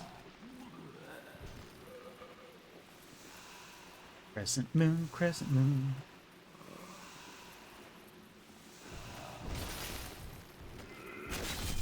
Yeah, these guys are really... They're really nasty looking if you take a good long look at them. What, the plague guys?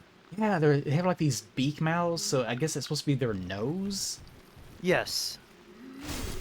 Designed after the Plague Doctor mask, of course, which I don't need to tell you, but yes. Yeah. They're just really nasty. Just nasty men. I mean, the whole premise of this zone is that the people here are very unhappy for a long list of very good reasons. Yeah, I would be unhappy too. Living in not only squalor, but literal, like, shit. It's just, like, poop is constantly rising out from the, or raining down from the sky. And I think there Well- actually is, you can barely see it, there is sky. At the very beginning of the zone, you can look all the way up and see out of the mouth of the valley into the sky. Yeah. Yes, and basically it's just Ooh, it's another item. a river of shit flowing into the valley from up above. And I think the lore of the area is that they are like tossing everything down here. Okay, here I am. This is the beginning. Yeah, this is basically a giant garbage dump. It's filled with refuse from the rest of the world. Oh, look. Kill. Summon kill. And Oh, there if you you're go. at the very if you're at the very start of the area, you can put it down here. I'm not at the very start, but I'm right down where you drop down and kick down the bridge. Oh, okay.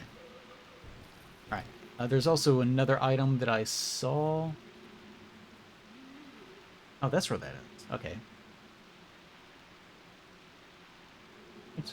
Did you put down those colored stones, or did Huggins? No, that was either Huggins or yeah, no, it would have had to be Huggins because there's no NPC here that does. And Kel was already using the exact thing that I had planned for, because I I showed off what I was going to do. So this is what I will become. History's greatest monster. The Regeneration Lord. Alright, everyone's together again. All right. Oh, I see where you are. Okay. Okay, where's I'll the be- item I saw? Oh, there it is, there it is. The one down on Oh, your left, shit. guarded by the spear guy. Get out of here, you. Oh, there we are. What is this? A morning star. Like I got this last time. It's easy to miss. And it's not as good as it became in later games. Yeah, to the point where... Well, I take that back. I was about to say it eclipses the mace in some games. Well, actually, I guess it's true. In Dark Souls 1, I think you would rather use the morning star. If at all. Yeah. Which usually probably not at all. But actually, the mace is better here because it does more damage and it scales better. Yeah, I'd probably say it's better in 2, and it's certainly better in, I guess it's better in Elden Ring. Because if you want a bleed weapon, there's probably better options. There you're are. Well, around in here. Elden Ring especially, yes. You're supposed to be around here where we kick the bridge down. Right above where the bridge is down, you'll find my sign.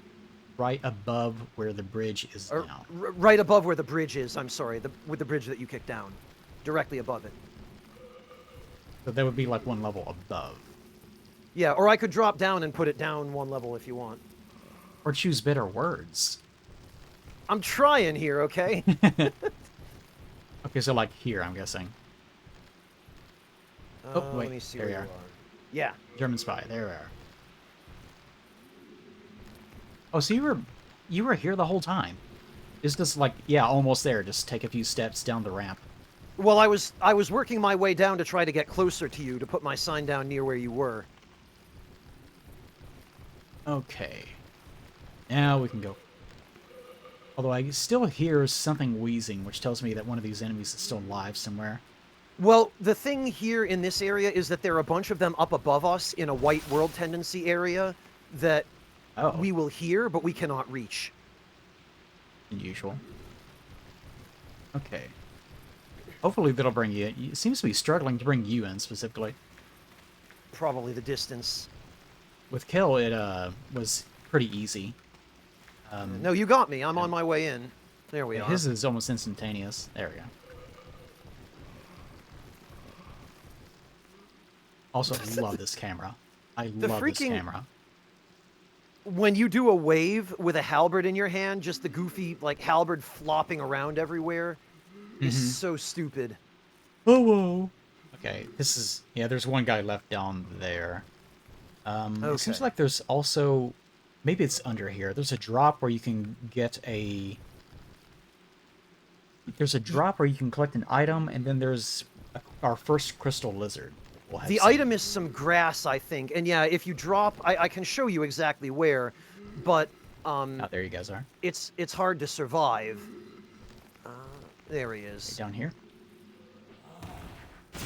Hang on. So the drop is over here. Oh, And yeah, this is if you drop off that just right, you land in a pile of hay, and you immediately get surrounded by 3 guys who get up out of the hay. Yes, I recall. It is not a great time. Alright, so No. we'll take this... We'll take this You're going to want to drop. go one at a time, because, Kel, if you land on Plague's head, you'll get pushed Yes. off, and you'll land in an area where you'll die from fall damage. Also, actually, Kel, why don't you go first? You're Mr. Regeneration. It's a perfect job for you. Also, the point, yeah. Also, isn't the Blessed Mace somewhere around here? Yes. It is down on the level where the Crystal Lizard is, in a corner. Yeah, that's what I thought. Kel slowly animating himself off the edge. So, Huggins is going to have to, Be careful. since he can't go through the fog gate because you didn't open it, he's going to have to make this jump too. It is useful to have Huggins here because it does prevent more hostile people from trying to join. I suppose, yeah. I was about to headbutt him off the edge, and then it occurred to me that, I mean, at least he's playing this... Oh, no! Well, he didn't make the jump. The rust is real. Well, I'm glad it's not just me. It is funny how completely different the sense of... how completely different playing these games is between them. Like Elden Ring... I played Elden Ring last night, because I was just wandering around trying to do random co-op with people. It is a very different experience. Oh, than this? Yeah, definitely. And this is more... There it is, Blessed Mace +1. So that's step Yep. 1. So while I love the range, the Blessed Mace +1 will definitely deal a lot more damage. Now, we're going to want to be careful going through this 102, fog gate, 170. because I believe this is the rat room with the plague rats. And we should attack them through the fog wall. If we can. We won't be able to hit all of them this way, but... Yeah, I remember this room specifically just sucks. It Yeah, because really if you get hit sucks. once, you're stuck with a status ailment you have no way to cure. I think I might have poison plague. Yeah, we have 2, but only 2. Are there any more of these things left? Yes. I think I can see. Yeah, I can see. But if you go through the fog gate and immediately back up, we can I can pick him off with Soul Arrow. Oh, watch it. There we go. Widow's Lotus. Also, be careful swinging in here, because I think there's a merchant. There's one. There's one. I got it. Yeah, they are very surprisingly dangerous. I think just one bite is enough. Yeah, and the irony is these rats are dangerous for a completely different reason than the ones in the later games. Like, these are tiny, whereas the later ones are gigantic, and they just stunlock you to death. These, can they move slow, they're small, they don't do a ton of damage, but yeah, one hit, and that's Plague. You can see why... Oh yeah, this lady. You Yeah. can see why they make enemies that are usually your size. Typically, they make humanoid enemies a little bit bigger than the player so that they're more recognizable, and you don't have to worry about your camera. If you ever wondered about that. Won't you buy something? Well, of course, when they make enemies that are too big, the camera becomes an enemy again. I love that there's no child. And I know in develop there is a model for the child. I really enjoy the fact that they didn't do anything with it. Because it really... It's way more interesting that she seems insane. I mean, yes. It's the same reason that they did away with the model of Osiris in Dark Souls 3 during that boss fight. I will buy one rotten arrow so she won't complain that I didn't buy something for her hungry child. Finished already? Already? One is a growing boy. Please be generous. Yeah, well, I actually have to fight the demons. Actually, technically, we haven't fought it. Well, we fought one demon. In order We to fought 2 get if you your count precious Vanguard. souls. Yeah. I do like the animation of getting up on things. Kind of a shame it didn't come back in some more particular form. It definitely has that, since we've been playing Ocarina of Time lately. In those games, you can't jump manually. You just run towards an edge. Oh yeah, that weirded me out the first time I played Ocarina of Time. Uh-huh. Where the hell are you guys going? Did you go all the way up? We're looping back around to do the things up above before we go back okay. down into the depths. Oh, Gotcha. Oh. I would love to try to shove all these guys off, but shoving in this game is a little bit dangerous. Yes, it's especially depending on your weapon type. Okay. Now this is not the other bridge.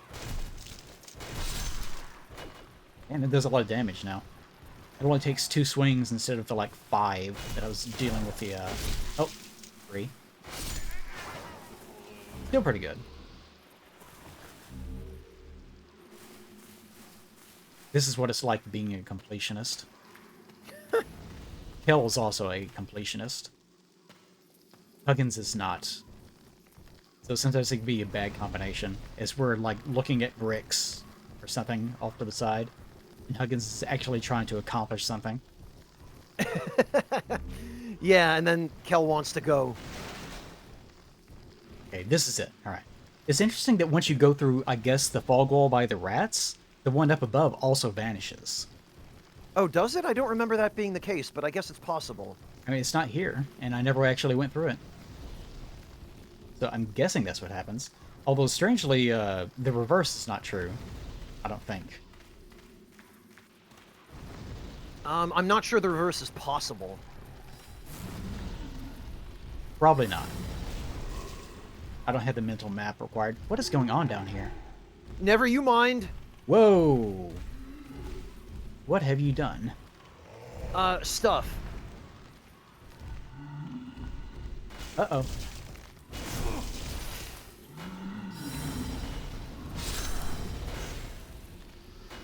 Somebody got bored, didn't they? Well, no, somebody was trying to clear the most dangerous enemy out of the path ahead of us.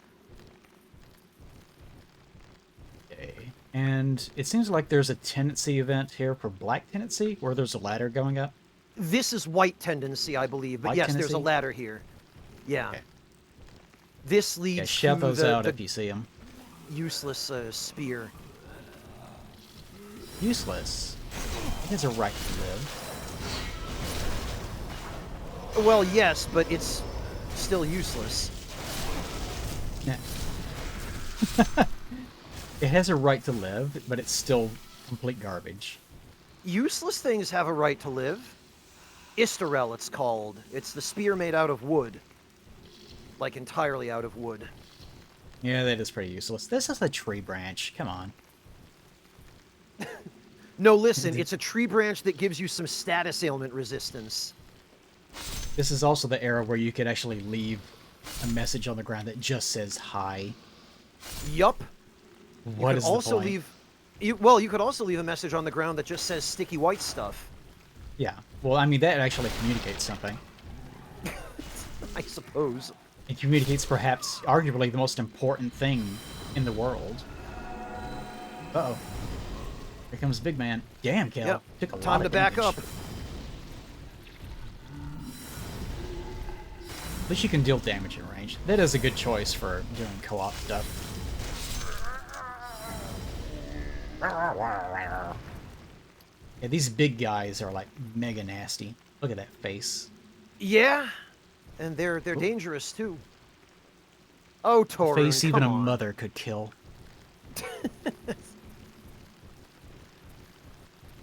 Yeah, I don't control the advertisements, guys, unfortunately. I mean, I can, like, very arduously if I'm micromanaging everything, but I can't. And Twitch has gotten to where they're super aggressive with it stuff. My apologies. It's the Amazon side of Twitch, unfortunately. They think Yep. that forcing ads every 5 minutes will make Twitch profitable. Although, that said, the people I was explaining that to couldn't hear me say it. Now, boss time. So, yeah, we can get through that area somewhat easily as long as you're being reasonable and careful, which I really like. We can. You even get upgrades along the way. Like that Blessed Mace really helps a lot. Even +1. Yeah, and the big fat mosquitoes drop marrow stone if you're into critical hits. And it seems like this guy, people would walk a little bit over there, and oh, I don't have any fire bombs. I They would remember stand very like, well. yeah, right where you are, Right and here. just toss fire bombs off. Or in if you had the flame toss spell, you'd cast that. Yeah. He will try the attack up, but he doesn't quite have the angle for it in that one particular spot. Well, he can hit you if you're standing where we are now, if you're right near the edge. So the trick is you just move forward, hit him a couple of times, and then back up, and these projectiles will miss you. Whoops. The gimmick with this boss is that if he hits you with the leeches, they will drain health from you and give it to him. Didn't know it went to him. Yeah, and then if you get hit with a source of fire, such as walking into one of the torches that I think are down at the bottom, it will... Oh no, that's the dirty Colossus. But if you get hit with fire, it will get rid of the leeches. I love the fact that it's just the dirty Colossus. Yep. The localization for this game, as good as Frog Nation is, the localization for Demon's Souls is one of the roughest. Well, there's no artistry to it. It's probably as literal as possible. Not only literal, but... Here, I think I have some turpentine. It's like the nasty-ass golem. Yeah, I mean, they weren't given any poetic Whoa. license with it, and even had they been...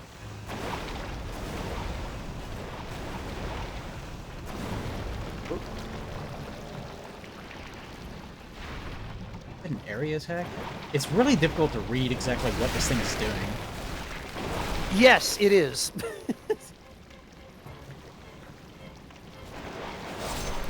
There we go. There we go. Even though, like, this is another one of those things where it feels like in earlier games, like Dark Souls 1 also does this. Not gonna ruin anyone's S ratings. Oh, yep, nope. S is for both of you. Can't rate Huggins, unfortunately. Good job, Huggins. And earlier games, final bosses were not like these, of course, big spectacle things where you're meant to die like 20, 50 times before you memorize all their patterns and then barely manage to get through them and all this other stuff. Is more like that, or what's another good example? Pinwheel. Pinwheel's another really good example, although that was more of an oversight, where it's more about the level itself is the challenge, and then once you get to the end, yeah, there's a boss here, and it's more just a minor spectacle, if anything, and you're expected to get through it fairly easily. You might die like once or twice, but it's not a big deal. Yes, although dying to Pinwheel means you have a really annoying run back ahead of you. Oh, yeah. So I kind of think they put Pinwheel there because they didn't want people to die too much, because that run back is a bitch. Because also even being able to fight Pinwheel in the first place also means it's going to be a nightmare, because you have to get back out. And if you're down there that early, well, if you're down there, either you're doing the game like, you're either down there because you're there after getting to Anor Londo, or you're down there because you're trying to do everything early. And if you're doing that early and you can't just face roll Pinwheel, that means that it is the very, very beginning of the game. And if it's the very beginning of the game, you're going to have a hell of a time trying to get out. Good lord. Wow, that's a huge bomb, those things. Dear God. I've never seen it do that before. That's pretty crazy. All right, how about this? Yes, you can set the chat to like whatever. Yeah, fuck you, bots. Kind of impressive in a way. Get out.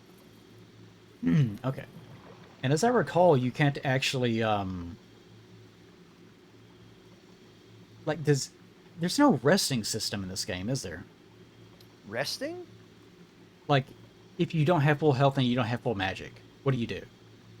Oh, you zone. And that's it. You just reload That's the it. area. Hard reload. Same problem as Bloodborne, hard reload. So extreme. Okay. Yup. I will go back to the Nexus, drop off a couple things. Then after that, return and we'll do 5-2. Hello again. I'm keeping a close watch on your... Very good. And the So in order to Hardened help Hammer you is with the next thing, 5-2, in order to help you with 5-2, I will have to finish 5-1. That is true.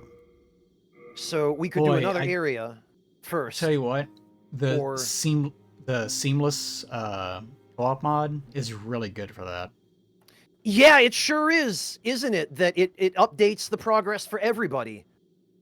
I wouldn't say that that's how it should work, because it definitely created a lot of other problems. Like one person collecting something that was off in some other spot and they didn't know. So now, oh, I don't get to see that because everyone's thing is integrated. Lords of the Fallen actually does a good job of this. You can co-op with someone completely seamlessly. It doesn't affect what happens in your world, but you stay with them even after they beat bosses. So you can just keep going and going. And you can even use their merchant. So you can keep upgrading and just do the whole game all the way through, if you so choose. Pretty nice. One of those nice little things that they do. Yeah, that's a good QOL feature, for sure. Mm-hmm. One of those, whenever you see it, you're like, why did it... How come FromSoft hasn't done something like this? They haven't even made an attempt. FromSoft is really bizarre when it comes to basic quality of life. They don't seem to believe in it.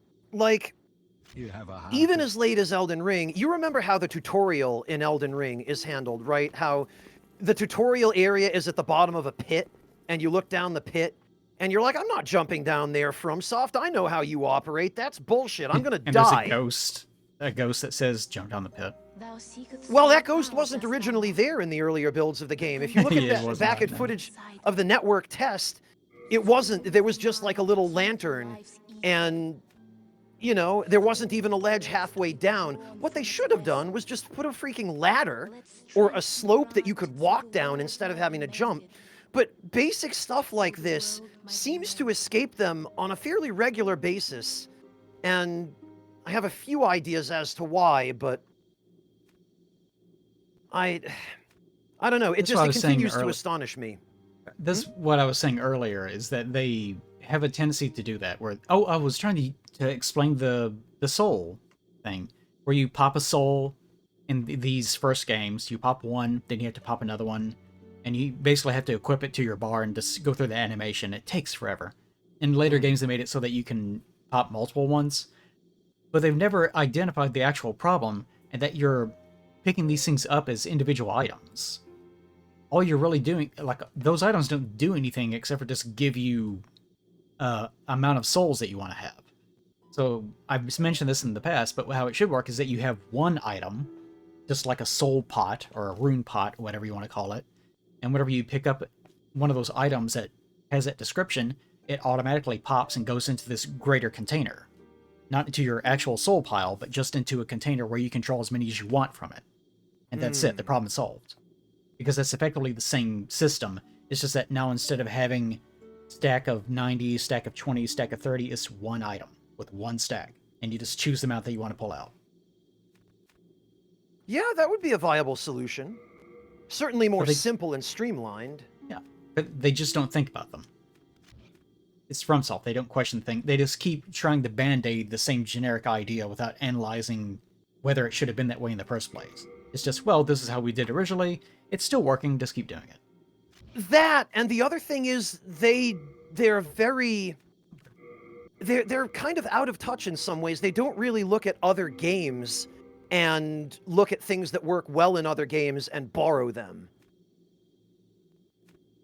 You know, they don't look at QOL, they don't look at accessibility, they don't look at that kind of thing at all.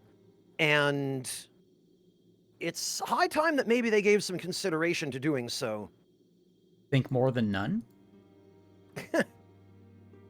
I mean, Miyazaki himself has said that he even doesn't like looking back at previous games that he's made. So he doesn't do a lot of reflecting, and he tends to just push forward rather than lingering I mean, that is also, to be fair, that is sort of a creative thing. Like, I don't go back and watch my own stuff because, one, like, just the cringe factor of having to experience it. But also, it doesn't really help me because I know what I did. I mean, I guess it can be, I don't know, just, it's a moment in time. Whenever you make something, it is just what you're thinking about in that moment. And you can't change that. But this is for, like, art. For something that's design related, yeah, you probably should. Like, go back and re-experience things for yourself.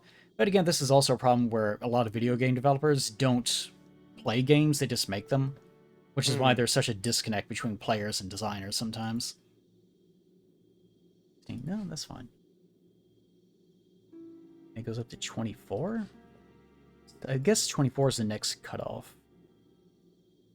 Yes, what? 24 is the next cutoff for miracle power. That's what it was. Okay, I hit it for 16. Soft cap? Yeah. And endurance, I guess endurance is not a huge deal. I would like to be able to fast roll, but that's going to be a long time away. I guess I'll just focus on vitality. I mean, the Ring of Great Strength is in the Dragon Nest in 1-1. You could go grab that. What do you mean? The Ring of Great Strength that gives you equip burden that will let you fast roll. Oh, I forgot it existed. Yeah. It's there. It's under the Blue Dragon's tail. Ah, there we go. I'll go up to 20. Come on. Oh, I don't have enough. Oh, 1880. Okay, yeah. Yeah, she talks too much. I know, just... I'll help. You don't have to say it every time.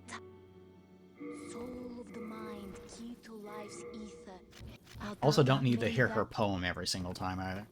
It's annoying. No reason for it. Okay. Oh yeah. 5-2. We're ready for the Leechmonger Archstone. I haven't done this one in a long time, though. Okay. Are you going ahead then? Because I would need to do 5-1 to get to that. That is... Yes. Let's do that. I keep forgetting that this is how it works. But to do that, I'm going to have to execute myself, right? Yes. Well, Great Demon Soul systems. You might have to in order to put your blue sign down. You might not be able to use your blue stone in body form in Demon Souls. I think that was a thing. I think so as well. And because whenever you actually complete it, whenever you are done co-oping, it does revive you. Yes. Well, successful co-op. Yeah. Let's go all the way back up to the top. Slay ourselves. Also, thank you for your due diligence in exterminating huge swaths of bots. Oh, no worries. It's something to do while you level up. Just slowly marching through. This is the other part of this. You can, like, sure, this is not that big of a deal. You have to go back up and pick them up. Oh, your soul's up at the... Yeah. Yeah. Yep, just not a great system. Not a great system. I think they viewed it as being incidental. They probably didn't expect people to be like, I want to do co-op exclusively in this game. We're going to go through the game together. Oh, yeah, no, Miyazaki has flat out said that in interviews, that he never anticipated the multiplayer aspects of the game to become the main way that people played them. Or did they ever? To the point where it kind of... Like, in Elden Ring, like, they have the baked-in, like, summon system. Because a lot of things are just not made for you to just do it on your own, exactly. You can, but they don't really think about it in those terms anymore. Well, gradually they came to grips over the course of the Souls franchise's life with the fact that people were going to play it in ways that they didn't intend. Miyazaki, the things that he described about the online system in Demon Souls were that he only ever really intended it to be something there in the background to add tension and pressure when you were online, that the feeling he wanted people to have was that there was this kind of nebulous background threat somewhere just kind of lurking out there that would occasionally crop up as you were exploring, and you wouldn't know when, but he never intended for it to be constant or that everybody would be doing it. And what do you know? Yeah, it's a bit Everyone of an decided. oversight. Yeah.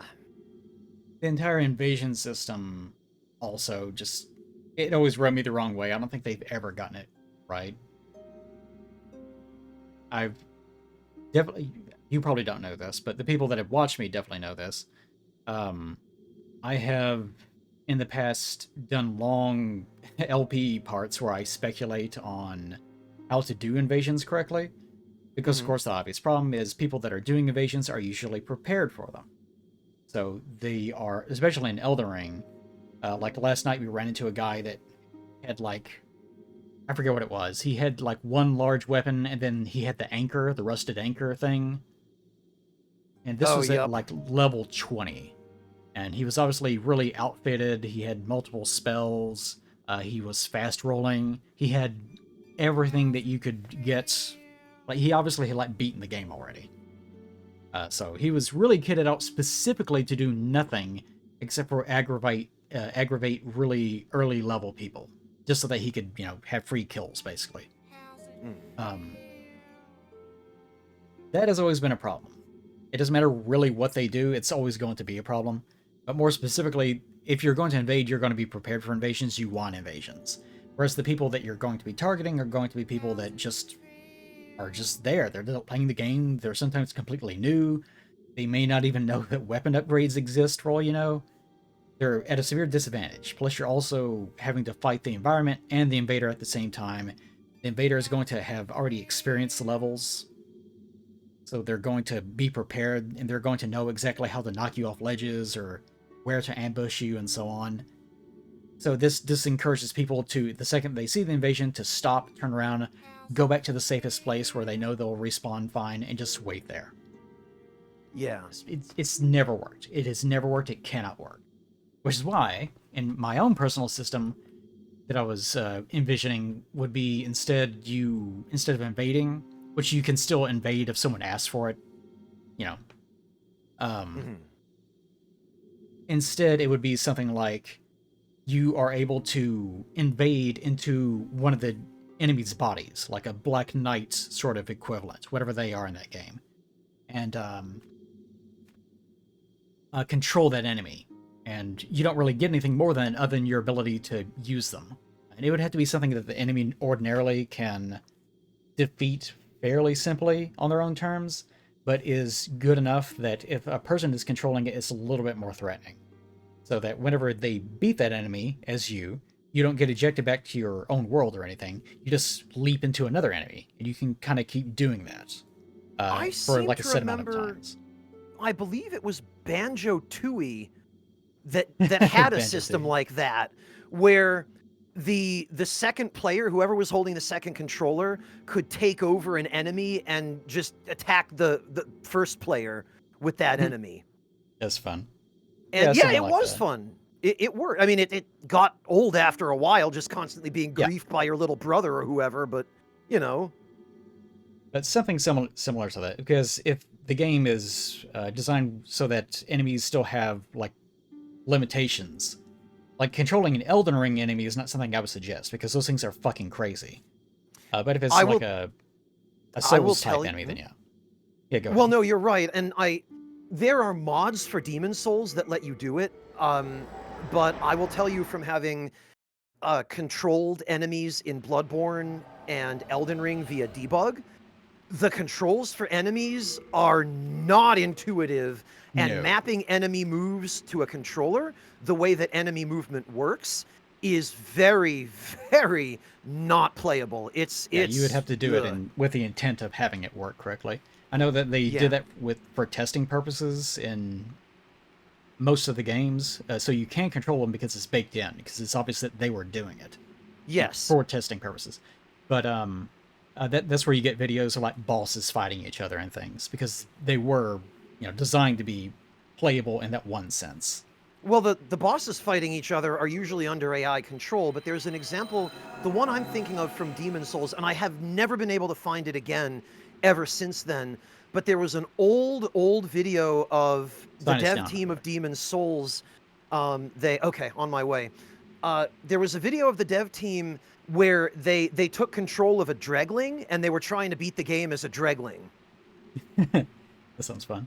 And that was silly. But they were having tons of trouble because the way that a Dregling controls, it's first of all, enemies in the Souls games, if you take one over via debug, they use tank controls for starters. Oh, yeah, that is rough.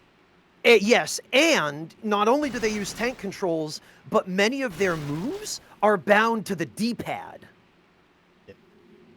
Yeah, so it's not designed to be a control scheme that regular people use. You know, it's purely for testing things out via debug. But yeah, right, if you were actually designing a invasion system around it, you would have to actually make it work, which is part of the problem. Yeah. But the other component of that would be if you don't do that and it's something else. My other idea was famously my goblin system, where instead of invading as a person, you are like this horrid little goblin. And your objective is basically just to try to steal something from the player, or to steal something like, it's almost like capture the flag in a sense, like go to their bonfire and steal something from it, or something of that respect. And you're slower than the player, but you have other ways of getting around. Mm-hmm. So it's more a matter of like almost taking something inconsequential. So even if they ignore you, it doesn't really matter. And you can do other things in the environment. It's more like a portable rat covenant, I guess, in that sense. Of you're more there to like create minor trouble. You're not there to kill the player. You're just there to like be a nuisance. And if they kill you, they get a really good reward for it. There's something that is much lower stakes than trying to murder the player. Because the binary, either you die or the other person dies, is what creates a lot of the problems. Yeah. Yeah, and then it kills the pacing as well. It most certainly does. Because then you have to start back at a checkpoint and... Yeah. Oh, well, we've got... Bench? Ben Shapiro, huh? Okay. Oh, dear. Well, this is not Huggins. No, it is not. Oh, here he is, okay. Hello. Wave. And he's waving specifically to me, not you. No, of course. Nobody's here for me. Oh, and there he Fine. goes off into the stage. He freaking gets that hole. It's fine. It is his lot in life. Bench. Whoop. But like the Rat Covenant, I really like the Rat Covenant.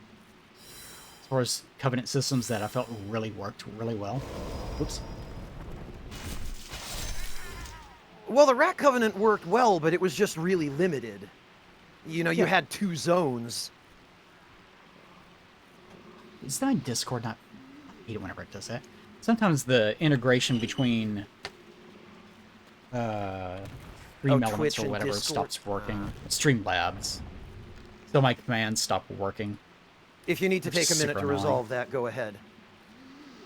Log in with Twitch. Yeah, it does that ever so often. It really gripes me. Especially whenever I like advertise it. Here's my Discord. Join my Discord. And then people type to Discord and nothing happens. Dickish. You know, you'd think in the year 2024 things could just work. That would be nice, wouldn't it? We've come all this way, we have all this cool technology, and we're still struggling with internet connectivity. And now I have to figure out where they are, because Streamlabs keeps adding bloat. That's more and more crap all over the place. Yep. So it's always really difficult to figure out where anything is. Modules? No. Betting, loyalty, timers. Good lord. Mans. There they are. There. There's my Discord command, and it should be working. But it just chooses not to sometimes.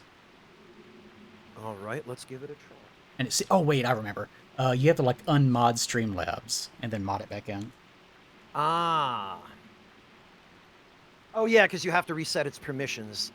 Yes. Yes.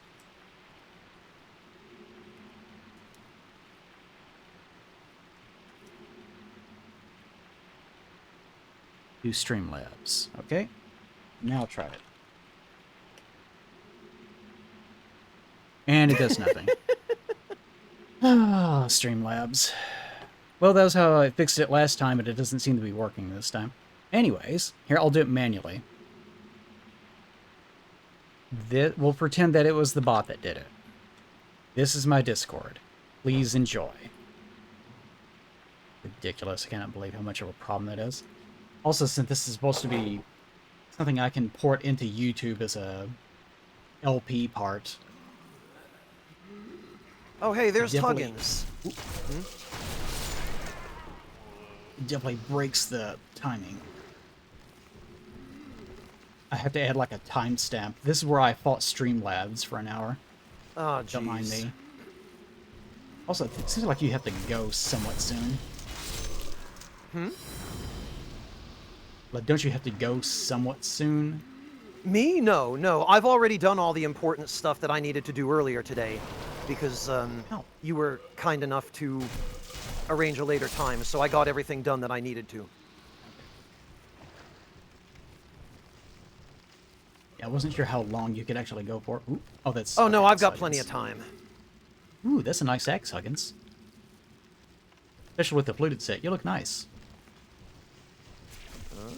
Oh, that you got the crescent axe. I always liked the crescent axe in these games. I but always it's like the rarely crescent axe, useful. but I always hate how the player characters hold it. Yeah, because it's... it's silly that Like, he just carries it like a really, really long axe.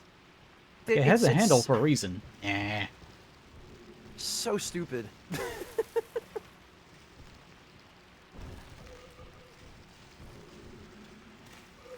Okay. I guess that's the one thing I forgot to test.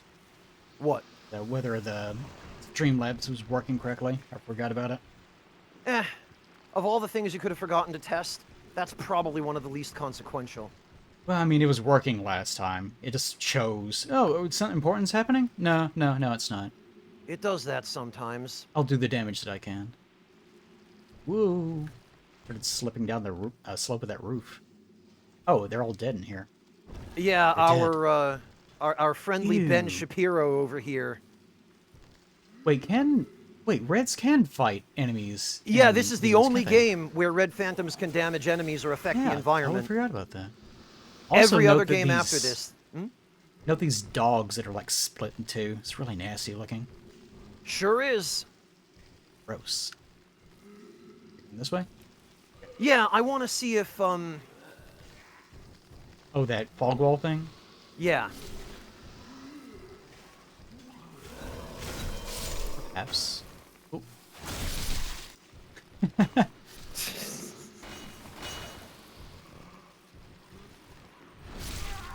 Demons is a very silly game. Mainly unintentionally so. Unintentionally, but it... Oh no, Huggins! Oh, did you attack one too many times and get slung off the side? He fell, I Gone. think.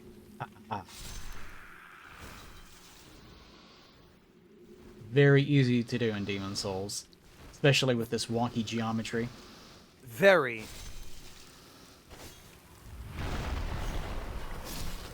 How does it feel to be like a little bit rusty playing Demons? Whenever you spent so much time with it when you were younger? How do you think it feels? Humiliating. Yeah, well, part of it is that it feels, in a way, kind of nice. Oh shit, I forgot the rats. Ooh. Yeah, I'm gonna because need it to, is, it is kind of nice to go back to something you haven't experienced in a long time and you've forgotten it.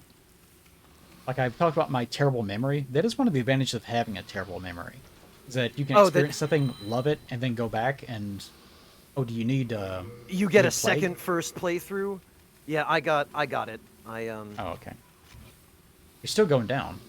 Yeah, I am. I just bought the item. Oh, You're still going down. yep, I am. Apparently, Poison? I guess it was just poison. Okay, I thought it was plague. Aw, wasted one. Yeah, story of my life. Streamlabs broken. Okay. I might actually have to, like, kick Streamlabs. Why? What? Is it still not working? Well, I mean, it should be doing the Discord thing. That's the case. I mean, there's multiple commands. Like, there's even a exclamation point commands thing to show you what the commands are. Oh, I guess it still isn't. Okay. Nope, it just yeah, isn't working.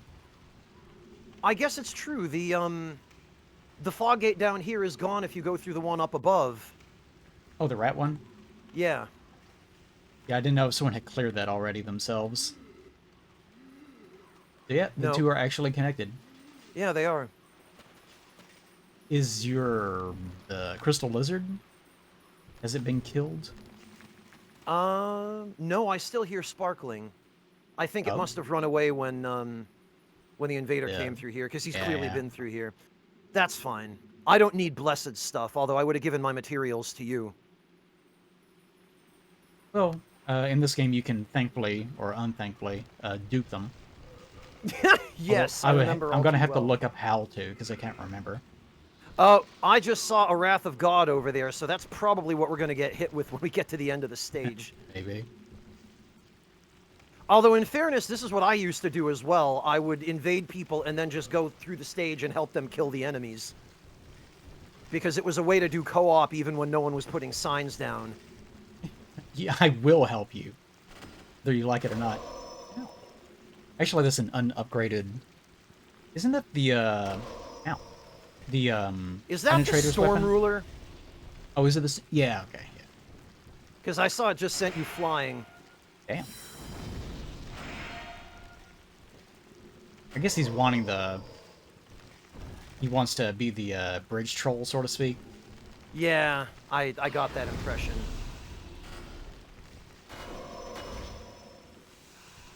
Not much damage done to him.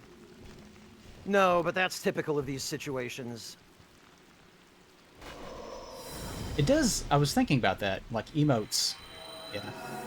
Oh, he pieced out. Okay.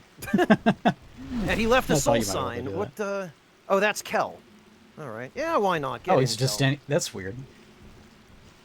Maybe that was Kel in a different form. Maybe. Who knows? Oh, that's what I was trying to do. Let's try that. I think there's also a button. Ah, wait. There we go. Alright, now let's try it. Still not working. I'm not... Streamlabs. You know, have you considered switching to Moobot for your chat commands? I used to use it. Oh, you did? They all I've have never- their own problems. They do. I mean, I've never had any real issues with Moobot other than having to occasionally refresh it, but... Okay, I'll kick this motherfucker. Oh, there's Huggins. Hi, Huggins. I'm sorry, but, Against his left. You came in at the, wrong time. Okay, now... Alright, we've already seen re-enable. this.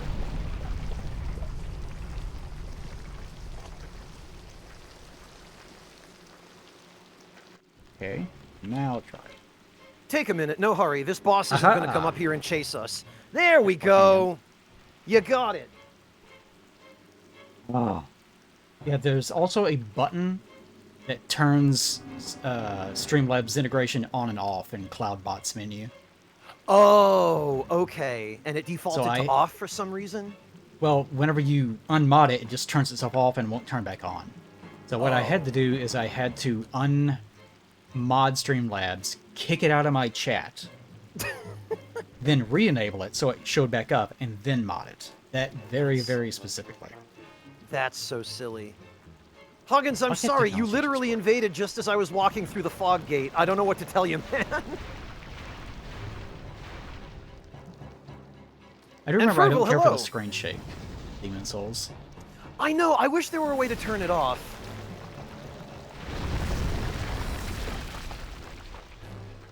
Ooh. Oh wait, it goes... Wait, okay, no, it does go down. I was trying to follow the quote-unquote correct path. It eventually gets all the way down. It does, but you can jump off and just drop down about halfway.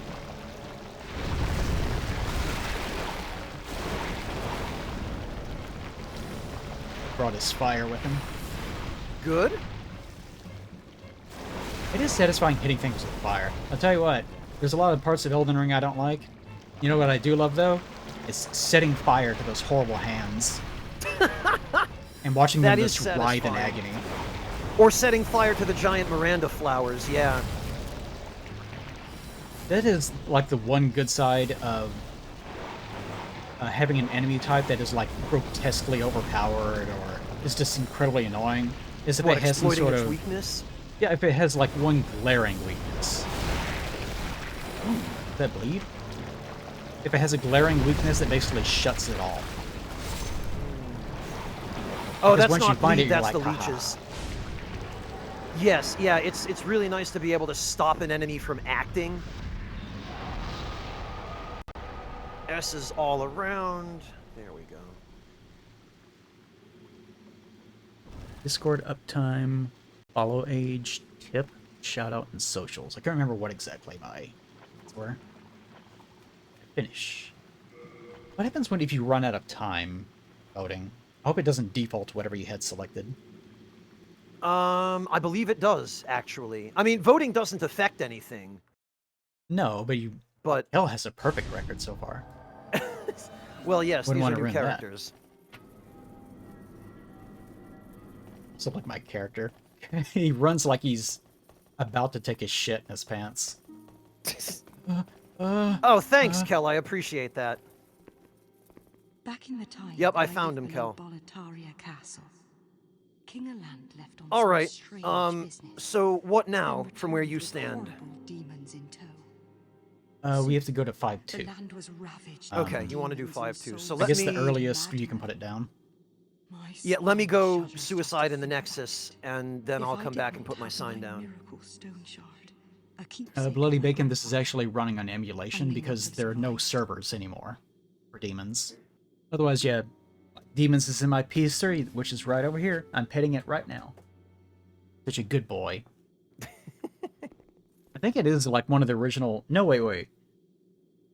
This is one of the ones that can run PS1 and PS2 games, but I think it may come later because it was a Metal Gear Sons of the Patriot or something pack where you get Metal Gear 4 with it.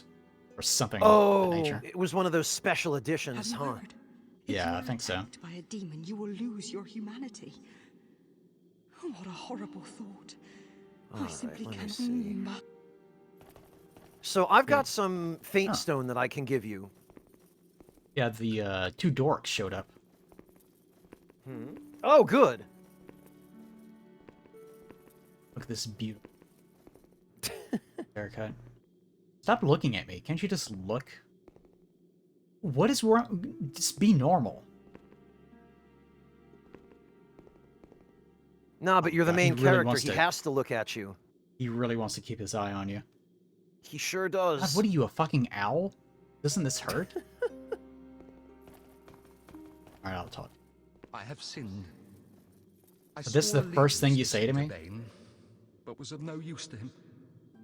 Hello, And now I Obi. have run away and abandoned his honorableness. It's honorable. How you doing, Obi? Oh Lord, that it? punish me. For I Spank have me. not the strength to punish myself. That's all he just says that he sinned and now he wants to be Oh, spanked. honorable one, I hesitate to imagine your Eh, present those state. priestly types are a bunch of Deep within weirdos, the man. darkness, where no light shall ever shine. I didn't even Will you introduce continue to myself. pray, even in such misery. Like, imagine running into someone at the supermarket. He's like looking at ketchup or something. You're like, oh, that's on sale. And then he turns and says, I have sinned. I don't have the strength to punish myself. If only someone would spank me. I mean, All right. you grew up Anyway, in it is on Kentucky. sale. Isn't that the Have a nice norm day. there? Your Is present that... state. Deep within the darkness, Not so where much. no It is a light very shall ever shine. Protestant state. Will you Ah, continue? okay. Okay, well, he is absolutely... Why do you exist? Ah, well. That's a hell of a thing to ask someone. I mean, like, as a video game, why does he exist? He doesn't give you anything. And he doesn't have anything useful to say. Oh, you must Well, be that's another most of us, disciple isn't of it? But God. you don't go around to people saying I, that too, stuff. am on a quest You to all have a fight the purpose, demons in the name and it's of to the entertain Lord. each other. May I share God's power with you? We Fair share our enough. purpose Do and not be bashful. purposelessness. We are both cut from the same cloth. I'm going to quote you on that. Alright, learn miracle. I can finally do stuff. I also find it ridiculous that the thing that you use to farm anything requires 20,000 souls. So you would have to farm in order to get it. What are you referring to? Evacuate. The miracle that lets you... the homeward bone, basically. Oh, right, okay. I mean, you can... I guess you could use shards of archstone for that, but you'd still have to farm those. Yeah. So, I mean, why even overprice it? Especially whenever you have an option. I don't think they thought that far into it, to be honest. So I guess it'd be okay to have around. Oh yeah, I forgot you can't actually slot anything out. Wait, can I slot? Oh, I can. I can have both. Okay, good. You can't actually slot anything without talking to this guy. Another weird implementation of that system. Oh, you're talking about equipping spells? Yeah, because they didn't have, they didn't have a centralized thing like a bonfire that you could interact with to just handle all of that. Also, Maiden in Black is doing the thing. Kicking her little feetsies. Ah, Which gets yes. referenced in Dark Souls 2 eventually. And I So if think you ever Dark Souls wondered- 3 as well, because I Appreciate think the Firekeeper in DS3 does that. Yes.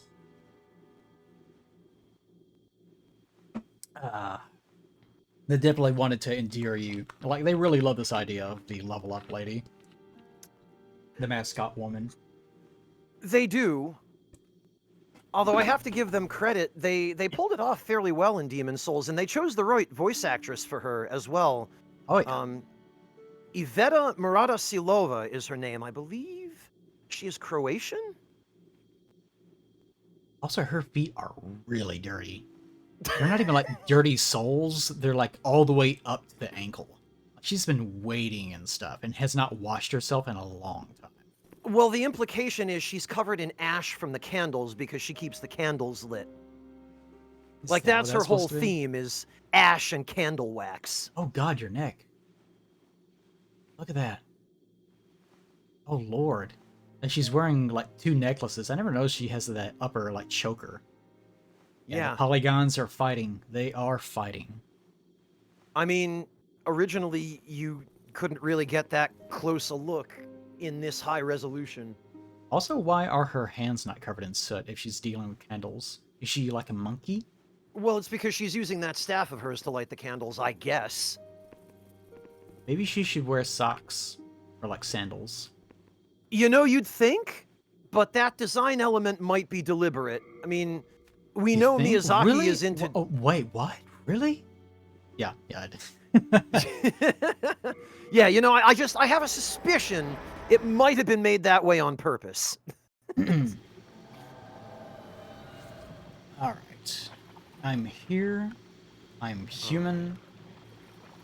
And ready to go. I'm not sure where the first instance of you being able to put down your sign is in this area, though. It's right outside the boss room at the... Well, and I... Here we go. Oh, Okay. it vanished. That one vanished too. Oh wait, here it is. Ben Shapiro again. Yep, I'm just throwing myself off a cliff in the Nexus, and then I'll head out. I'm assuming this is you, Kel. Ben Shapiro. I think Kel's sign Oh, is right okay, next to yes. this guy's.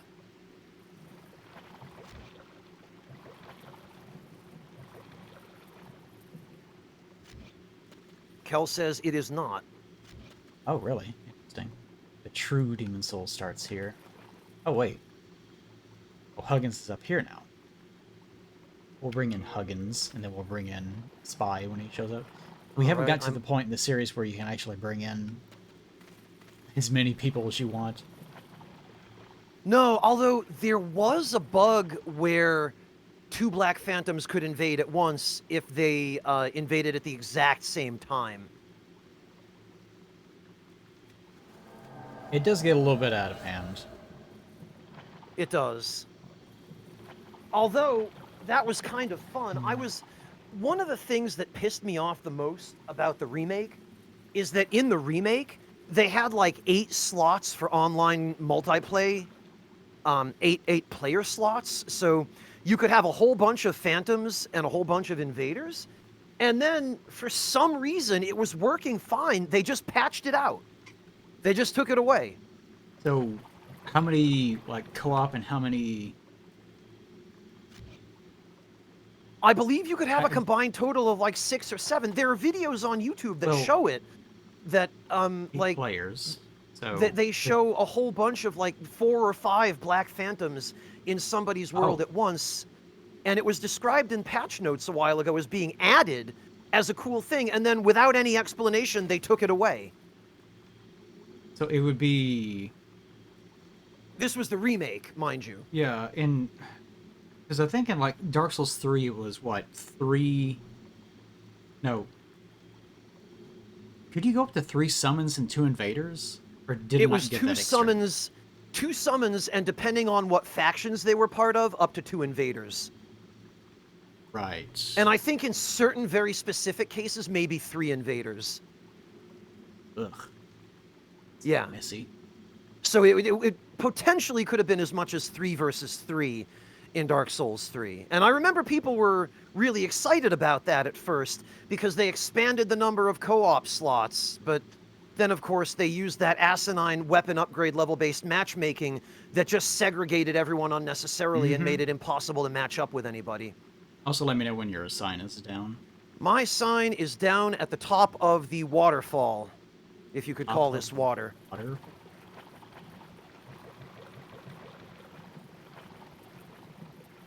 Oh yeah, you'll want to head down the river a bit more.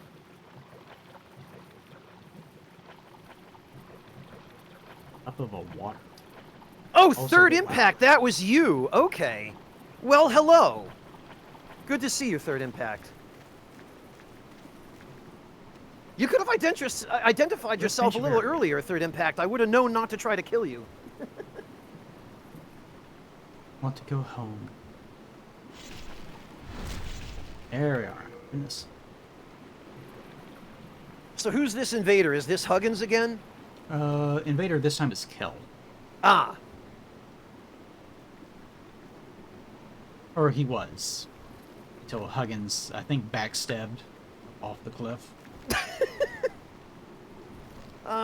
These last-minute betrayals. You're a little silly. That's a hell of a justification, Huggins. All right, here we are. Let's do this thing.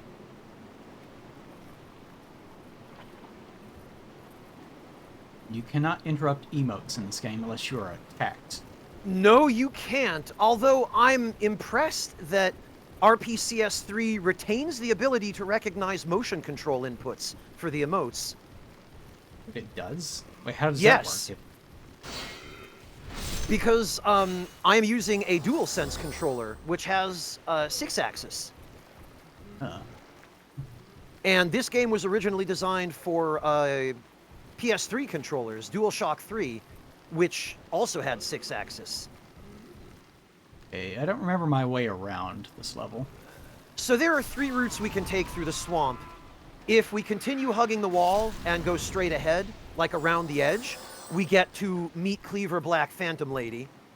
If we go straight across the islands, we have just a bunch of fights against Plague Guys on our hands. And if we go around to the right, there's a Regenerator's Ring, which I suggest you go grab, because you're going to want it. Right. And there are almost no enemies. Oh, Huggins is poisoned. Something. Yeah, that's the swamp. But do you Yeah, get Third poisoned Impact, by just we're... walking in it? Yeah, he's from standing in the swamp. Ugh. So the ring is this way. Should be over in there, I think. And yeah, Third Impact, we're all using that. Like, we're all using RPCS3 to upscale the game to 1080p 60. Wow, that uses a lot of MP. It does. Hammer acquired. Yep, and I think along the way there's a little bit more treasure as well. There might be the odd upgrade stone and some souls. No. Whoop, yep. Cancel it out quickly. I forgot that in this area you can't roll to the point where you literally cannot roll. Yeah. Forms an animation of you just doing nothing.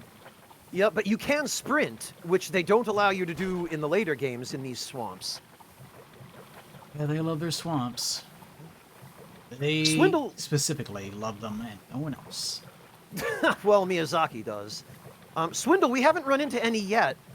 Like, honestly, the game runs astonishingly well at 1080p 60, bar a couple of issues related to the UI textures. But there are patches for those. Like, there's, if you upscale it to 1080p, you get some gray lines appearing in some of the UI elements, but there's a patch that fixes those. It's funny watching the regenerator ring try to outfight the poison. It's losing, but it tries. It's losing until you add a piece of blessed equipment to that, at which point I believe you will come out just slightly ahead. Well, I am using my blessed mace. I guess that doesn't count. It should, but you have to have it out. Like, it Yeah. has to be, yeah. Giacon, you might be able to, but in DS1, you definitely, your movement speed is super kneecapped. Alright. Okay. Like we're at a dead end. We are. The question is, do we want to deal with that giant plague guy who's looking right at us? Well, that answers that. Yeah, I don't think we are going to get it choice in manner. Holy shit. You okay? That's a lot of You made it. Now let me stand. Crescent Moongrass has limited usability. Yeah, it's not going to help too much against poison. Just in general, it heals so little. Yep, but you can carry 99 of it.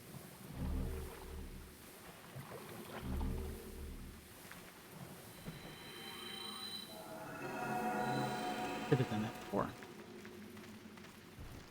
Also, eventually my other ring slot, I want to be the one that regenerates magic. Oh, Just the fragrant because. ring? Yeah. That's in Latria. We could always grab that. We could make it a priority. Yeah, it's not terribly important. It's just I love self-sustaining builds. Oh, I do too. And no game is better than Demon's Souls for self-sustaining health. Like, there's so much crap you can stack. That's one of the reasons why I wanted to go with this build, because I love that idea. And they've gotten to where they're just really paranoid about allowing it. Oh, yeah, fucking unnecessarily. mosquitoes. No. Yeah. Oh, also, it looks like Selin Vinland is here. She's over there to the right. Where am I? You're in the swamp, so you're going to want to turn left. Like 90 degrees left from where you are, and you'll find Selin. Oh.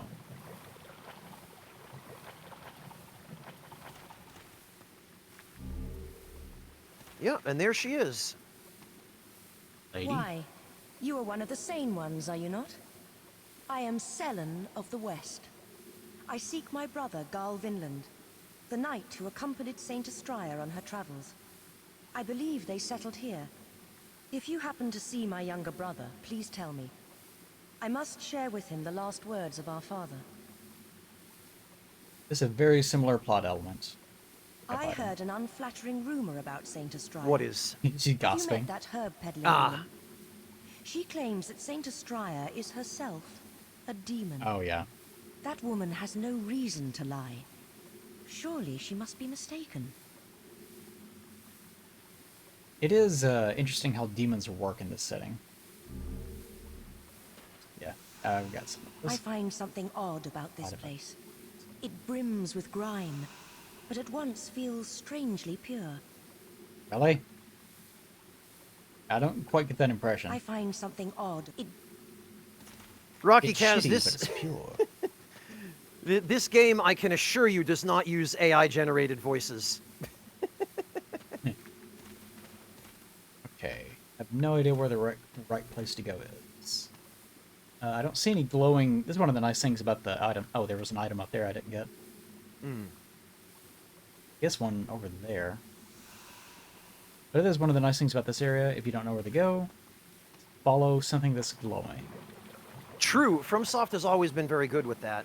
I will say, though, Rocky Kaz, AI has done some very interesting things for the Souls games.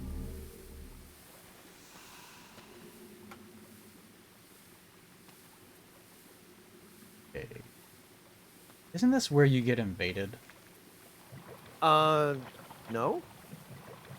I thought the butcher lady was somewhere around here. Or was that the That was in the area? previous section of the swamp, and she's not an invader, she's just a wandering enemy. Ah.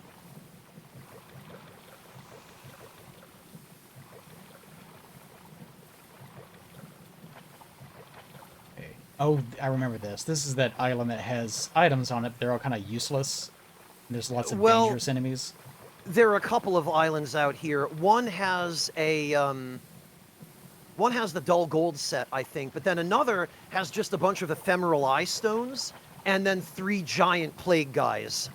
Yeah. Yep, that's mean this 4? island. We don't need to be here.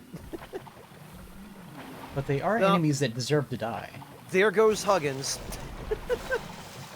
All right, Huggins. If you insist. Wait, poison. Oh, it ran out.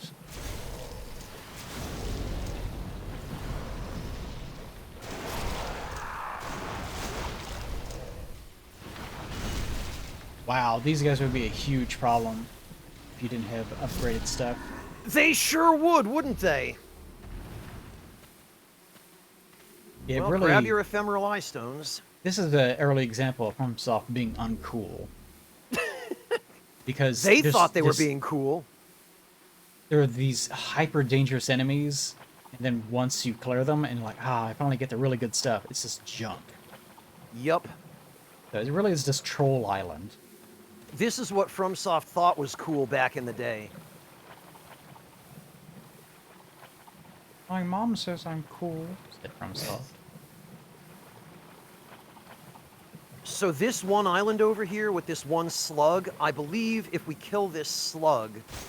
It is glowing from a distance. Although it might be the candle. I think it's Dull this slug. gold. But this is her, what's remaining of her sister or brother?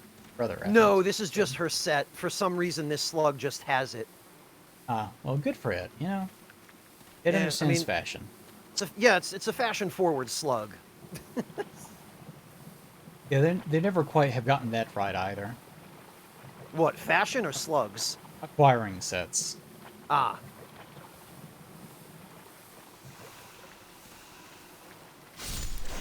Well, like I had said before, I wish that unlocking sets was, like, unlocks. Like, you don't have to, like, pick up a set of armor and then acquire it from another enemy that, also gives you another one and you have to go discard it or whatever else. Ah, right, okay. So, I think my preference would be when you get them. Oh, I remember now. This area, for some reason, the spell angle when you're targeting enemies always aims too low, and the spells hit the water. So we would need probably a because spherical... the Z-axis of the environment has some weird coding issue with it. Yeah, it's not the greatest. Yeah, in Dark Souls 1, if you wanted an armor set, typically it was just on a body somewhere. There are some sets that you do have to farm, but they're kind of rare. Whereas, of course, in the future games, they got to where everything had to be farmed. And in some cases, it would take like hours before you actually got everything. And in the process, you would inevitably start getting dupes. Yeah, in the later games, stuff had to be farmed in individual pieces. Yeah, so kind of how I wish things worked. So many. So many. Don't you have to, like, shoot something above our heads to stop this, or...? You do, but if we handle this now, there will be less of a mess for us to deal with when it comes time for us to get the sword. It didn't even really drop anything. These things can drop sucker stone. Yeah, but their drop rate's apparently very low. But anyways. Well, we're in pure white world tendency. Oh, that's true. But how I wish it worked is... I can appreciate not every single armor set being something that's just lying on the ground somewhere. Yeah, because it gives something interesting for enemies to drop. But I wish that one, cosmetics were just unlockables, like, oh, you acquired the Elite Knight set or whatever, and now you just have it. And you can't get dupes of it, even if they drop off enemies. Whenever you get the dupe, you know, it just turns into souls, whatever. Or it turns into, it's replaced in the table by a different item. Ooh, goodness. I'll just stand back from that. Uh-oh. Oh no, Huggins! Oh, here comes something. What the fuck? I don't remember you. That is a shaman. He looks so wise. Yeah, he sure does, doesn't he? Huh. Anyways, I wish they were unlocks, and I also wish that if you were farming things from enemies, no matter the drop rate, if you got, like, leggings, then you were done with leggings. It just no longer dropped leggings. So you don't have to worry about farming an enemy for an hour and just getting nothing but chest pieces. Oh, something over there. Oh, Can I over get to the there left? by Yeah, walking? that's the path up to, Path forward? well, the path forward is through this fog gate, but to the left over there is the path to the sword. The sword? The large sword of Moonlight, as it's called in this game. The Moonlight Greatsword. Yes, yes. Which you Well, might I want to- for your build, because you'll be able to Well, it use doesn't it. matter if I want it or not. Remember, this is the problem with being a completionist. You have to have everything. Oh, Look you're at going those- okay. Look at those items in the distance I didn't pick up. Or maybe candles, I'm not really sure. That's Those gonna are bother light me. sources. I know, it looks like items, but that's an illusion. Now, how many enemies are over here? There are some bugs, but I'll take care of them. Oogs, you say? Yes. Destroyed hero soul. Ooh, hello. Yeah, they tried that again in Blighttown. Did not work. Yeah, they sure according to did. plan. Some of the most annoying enemies in any Souls game. They're not even really threatening, just annoying. Sometimes annoying is enough. What they did with this annoying enemy is they put it on these really narrow pathways where it's dangerous to dodge. And unless you have a ranged attack, you kind of have to dodge. Yeah, this is, I think, what I'm remembering. What? Where there's something you have to attack up there and it drops down into where those slugs are. Yes, there's a giant nest of slugs up here that you attack. Nest of slugs. Yes.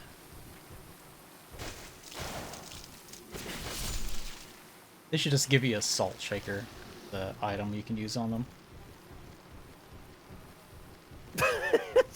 I mean, someone's probably modded that.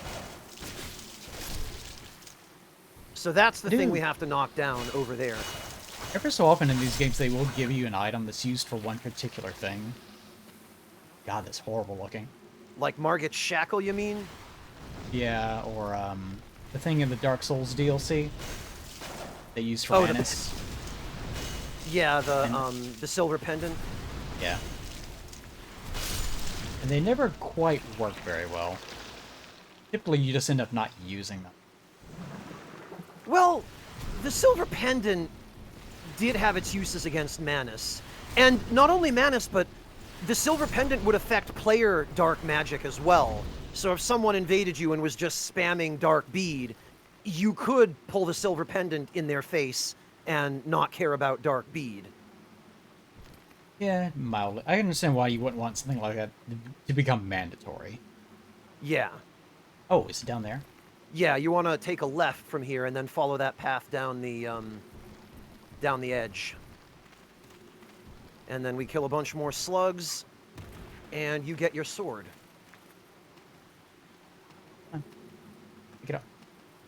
Yeah, get up.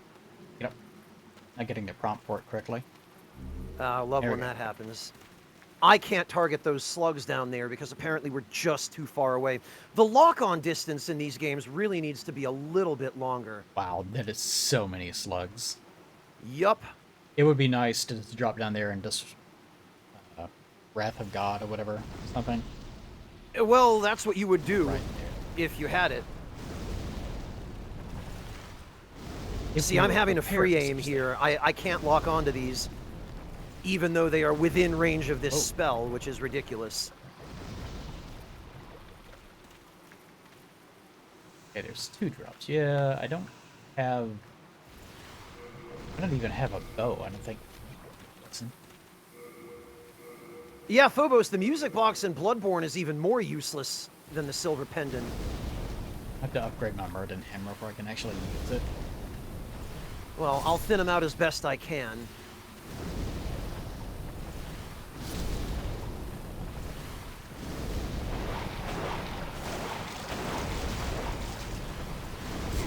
Ow.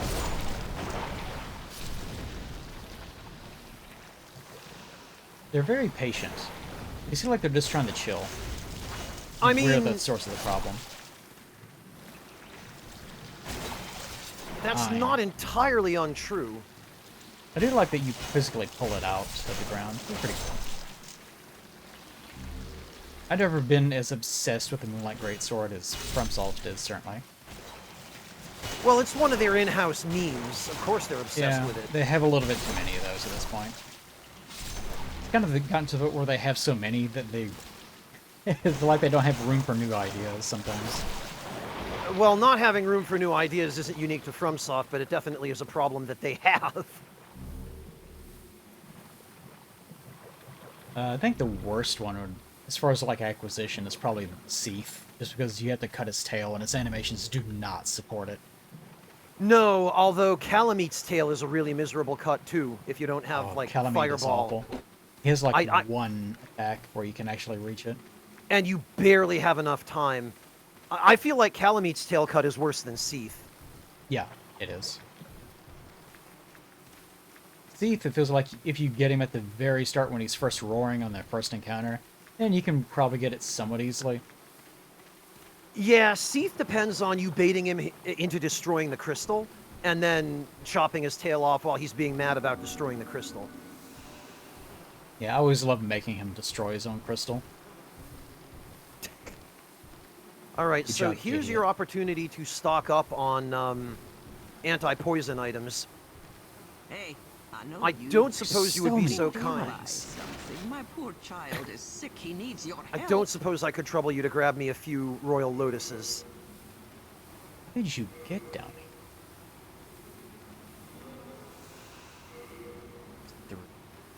Is that why you didn't want to go in the muck? Yeah, I your was life? just schnoofed my last Royal Lotus. Selfish. There we go. Thank you. I have 28 of them. Oh, wow, okay. I'm not sure how. I guess you've just been picking them up. There you go. Much appreciated. I remember this place and I remember it sucking. Depends how you approach it, to be honest. Most of it is actually skippable if we go through the swamp. And I do recommend we go through the swamp, because going straight in here, yeah, sucks. Listen, I have to go where the items are. The only item out there that is unique, I believe, is on top of one of these platforms, and it's much easier to approach from behind. I recommend we go this way. Fine.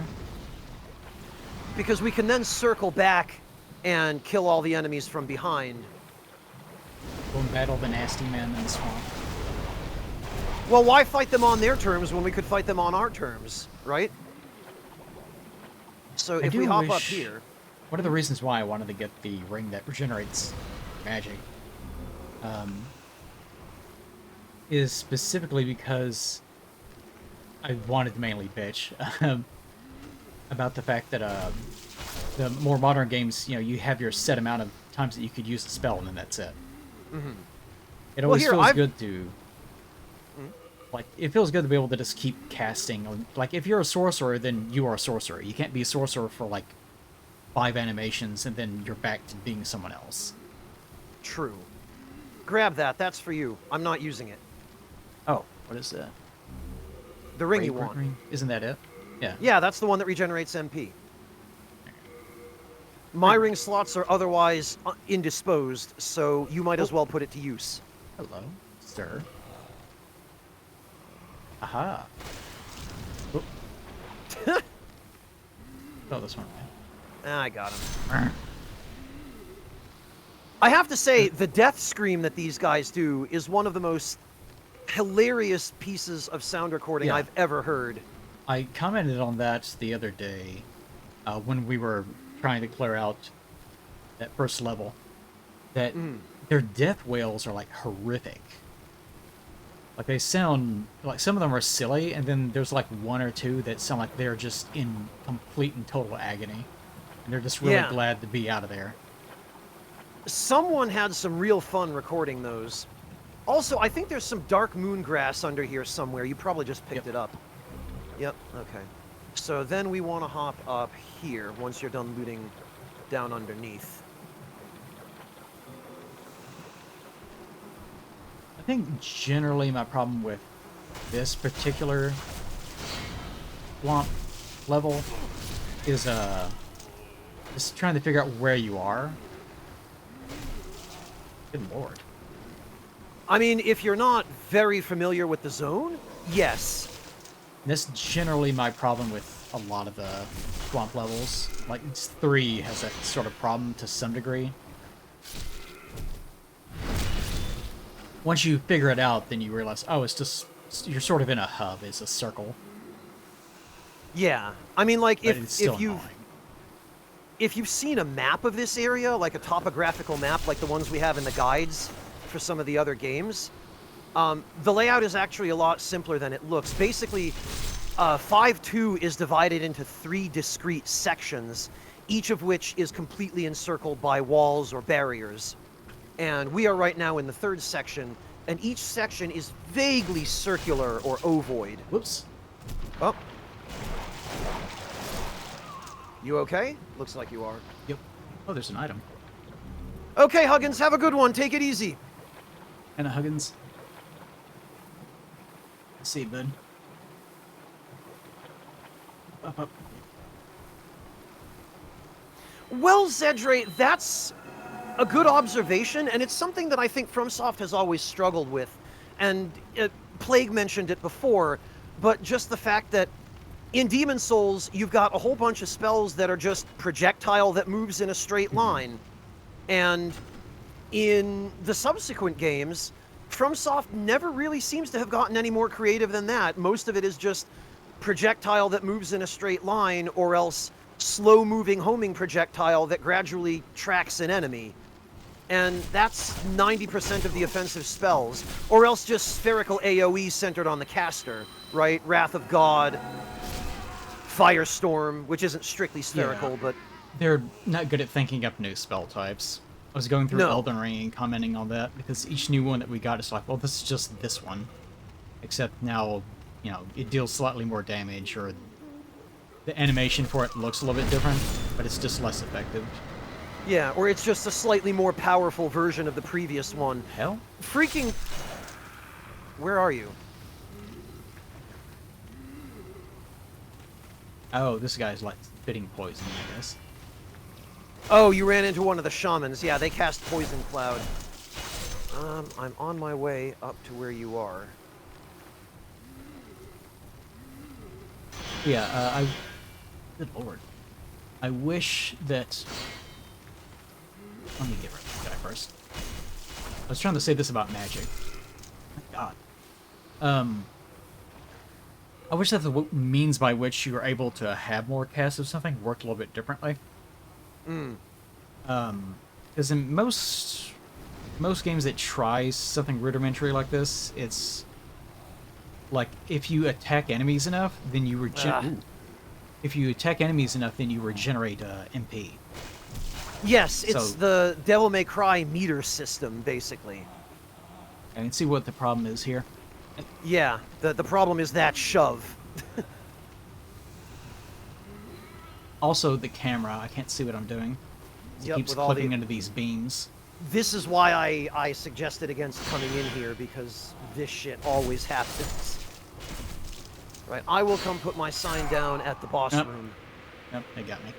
Oh, they did? Yep, Okay, they just then I kept, will... they keep spamming that one shove move until it worked. Yep. That's the only thing about them that's dangerous, but boy is it dangerous. Okay. Oh.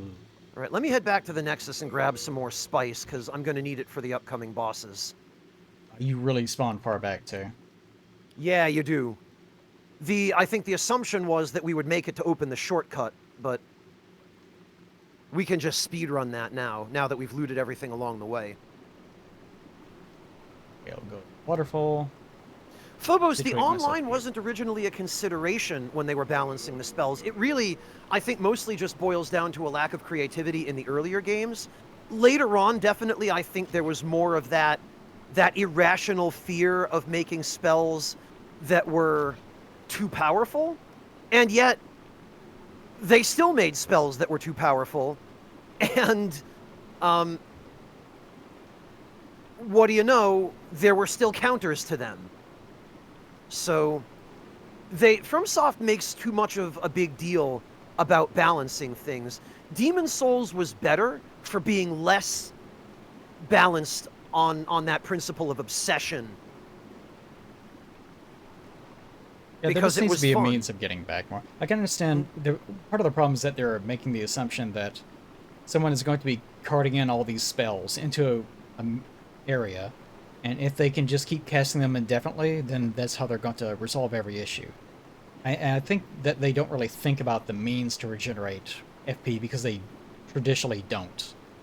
So their first thought probably goes to what they've already tried. And in this game, you know, I can regenerate FP using this ring that you gave me.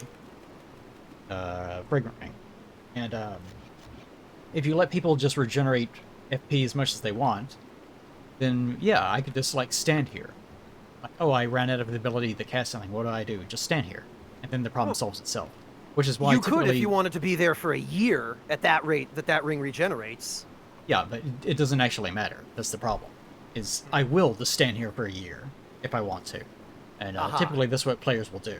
It's like, well, it's going to eventually work, so I'll just stand here. Which is typically why you do things like make it so that you have to go in and do something different for a little while before you regenerate your FP. Like kill a certain amount of enemies, or kill a specific enemy, or in the case of Elden Ring, they sort of did it in the case of like doing riposts or counters or backstabs. Is the Oh, ones with you the have a specific talismans that talisman regenerate equipped, FP yeah. when you... Yeah, so this is another way you can do it. There's all sorts of different ways that you can do this. They just never try. I guess because they're just afraid to. I'm not even... part of it, I think, is that they know they don't know how to balance things perfectly, and because they can't balance things perfectly, they're afraid to attempt to do anything that they don't know for sure hasn't already at least kind of worked. You know, it comes back to that, which you said yourself, and it's true. They, so often when they have an opportunity to do something better, but in order to do something better, they need to look outside their own team and see what's worked elsewhere. They're just not willing to look elsewhere and see what else has worked and borrow ideas when, you know, their games would be better for it. My sign's down at the waterfall. Personally, I think I can. Like I just have my own ideas. And then someone else will say, oh yeah, this other game did something similar to that. Like, oh, okay. So did it work? Yes or no? That's typically how it goes. Grim Spy, there we go. Oh, there's other people. Oh, I can't see them yet. Wow, this... Ooh. Looks like patches, almost. And I am also... If you need to take a minute to go eat, I don't mind waiting. And I'll have to, like, actually take time and make something. Oh, you don't have anything you can just heat up? Not lying around. What I will do is, like, get through this zone. then maybe stop there. Then we continue later at some other date. Okay, if you'd prefer. Or we can do this and then get you through the zone as well. If you actually, I guess you don't need anything here necessarily. I'm not in a hurry. No, I don't need anything from here. There we go. All right, let's hurry this time around. Very well. Speed run it. Sure, although I don't know the way exactly. Follow me. Same route as last time through the swamp. Just follow this wall.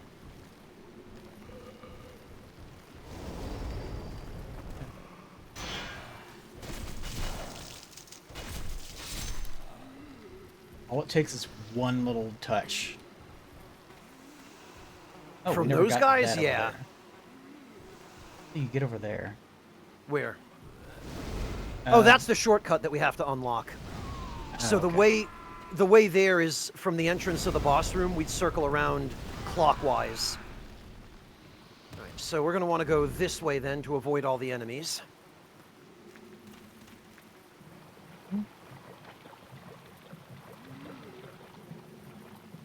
I don't think they've quite ever done a swamp level correctly. I know how in love with them that they are, but I would contend that they've done them wrong every time that they try. What would you change? Oh, that's a good question. That's what I was sitting here thinking about. Ah. But I always say it reminds me of water levels in Zelda games, because they always screw those up too. Oh god, don't talk to me about the water temple, yeah. Like in those, like, water's the thing, what do we do with it? And their answer has always been, we'll change the water levels. Like up, down, so that it controls where you're allowed to go and so on. To me, I would just make a water park.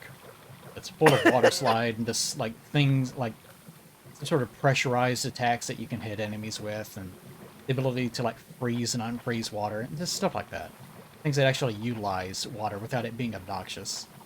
I think FromSoft does the same thing with swamp levels, where they're too focused on, well, here's all the hindrances, whereas they don't ever think about, well, why would players want to be here, even if it's increases the difficulty in some way. I think that's something Miyazaki gets stuck on, right? Is just, well, we don't want players to want to be here. We want them to hate this place. That's a good generalized issue with all the games. I mean, why would a player... Oh, God. We don't want them to enjoy the game. We want them to hate being here. That kind of synopsizes most of the problems with many of the Souls games. I described this the other day, that Elden Ring, regardless what you think about its quality and so on, which is fine, I would characterize its need to have the player die unnecessarily as pathetic. And I don't mean that in the sense of you are pathetic, but just it is a need, like it's a preoccupation. It's not something that is natural as a result of the difficulty or the layout of the world. It's something that they're designing for and they feel the need to do because of marketing and so on. Yeah. Pull the nesting. Yeah, I think that the marketing and their desire to portray the Souls games in a certain way has ultimately ended up superseding the creative intent behind the games. Yep. And nowhere is that more apparent than the intro of Dark Souls 2, where you'll lose your souls over and over again. Ah ha ha ha ha. Marketing said we had to include this line. You know, the prepare to die thing is where I think it really got started, and they got started because of the reputation it had started to develop already. Well, this is a typical case of a Japanese developer being out of touch with the West, getting a partial description of what people liked about the game, but not understanding the whole story and not bothering to do their research to find out. And then, based on that partial, incomplete information, making their design choices. Spy. Yeah? He's trying to give you things to cure your poison. Oh, I'm not poisoned.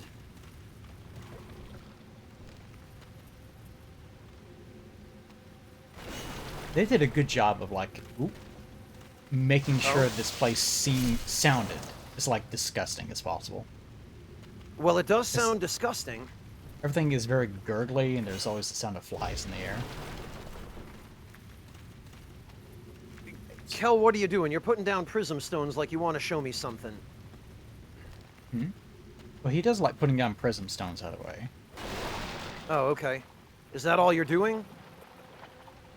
Because usually, in my experience, when someone puts down prism stones, they're trying to communicate something. Come down, sir. Oh, okay. At least you can actually hit the mosquitoes in this game. True. I think I did finish my thought, Tiny Axolotl. I think that was it. It's just what he does. It's just his thing. Let him cook. Oh, okay. There's an item. All right. No, that's a candle. Well, on we go then. Okay, this place is a real shithole. Yeah. Yeah. That's Yeah, patently true. that's what we do.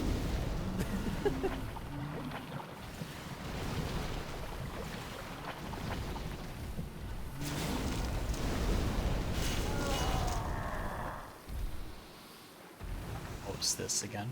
Okay. So that dude over there.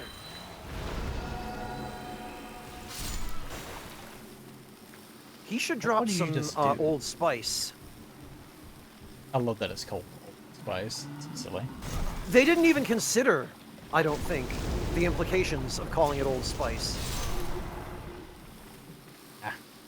And as a matter of fact, I think the translations were really rough because having seen documents from games that localization teams are sent, it is often very difficult for localization teams to figure out the context of an item's name. Like, they'll be given an Excel document that has 1,200 lines of kanji and katakana. And the kanji are easy to interpret because individual kanji have meaning, which provides context. However, katakana is just phonetic. And if you have katakana that says aisu buresu, that could mean either ice breath or ice bracelet, because they use portmanteau a lot in Japanese, and brace is sometimes used as a short form of bracelet. Which is why in Final Fantasy Tactics, all of the dragon's breath attacks are called ice bracelet, fire bracelet. Oh, wait, how do we get there? Wait, we don't. Yes, we do. Well, you can walk through the swamp. Oh, we've been here. Yeah, we have. Yeah.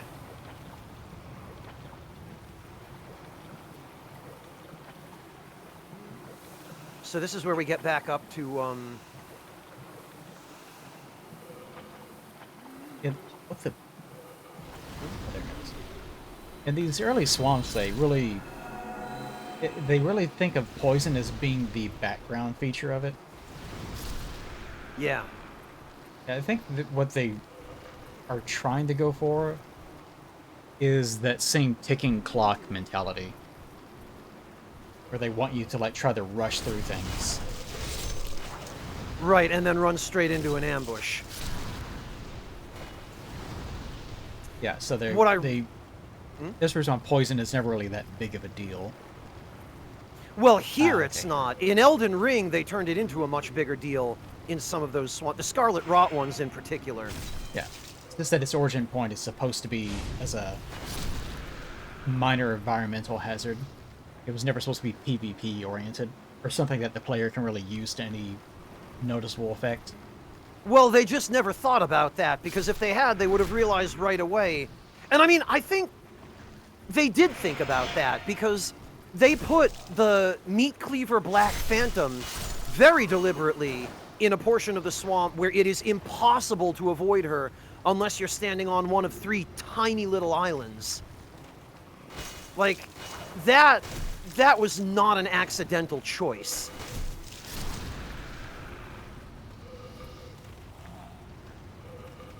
Now, if I remember correctly... Oh, yep, there's... Ooh, trying to be very, very careful. Yeah. Sniper's perch. Yeah, but as far as, like, designing a better swamp, part of the problem is that their motivation for making swamps in the first place is because they want you to have a miserable time. I mean, yes. Okay, where'd you go? I am working my way over to you.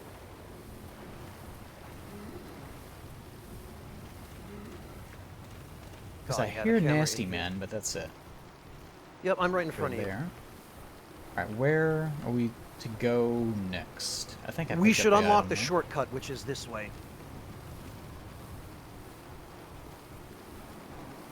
And What is that? in Oh, it's here? one of Kel's things. Yeah. So, be real careful here, because there's a lot of dudes that will jump down. They do love their ambushes. They do. So let's lure them to us, where we have room. What would you say is the best part of a swamp, other than leaving it? I was gonna say leaving it. But other than that, the sense of relief that you get when you find an island that you can stand on and not be poisoned. Well, that's kind of the same answer in a different way, isn't it? Yeah, well, I mean, it's the honest answer. What do you Yeah, want? so I guess... Like, Not more of these? Okay. this is the way back to the shortcut. Yeah, I guess there really just is no... There's no desirable... More items down there. There's no desirable element of a swamp level. It just Well, no, it sucks. That's the deliberate intent behind making a level a swamp, because no one wants to be in a swamp for any reason. Swamps are just a bad time. Ecologically, they're incredibly important, but as far as having a nice time, having a nice day, no. No, a swamp is the last place you want to be. Yeah, I guess I would ignore all their intent. If I had to make a swamp level, I guess I would just focus on the aesthetic of it, and not at all on its environment, which some people would be upset about, because why even make it then?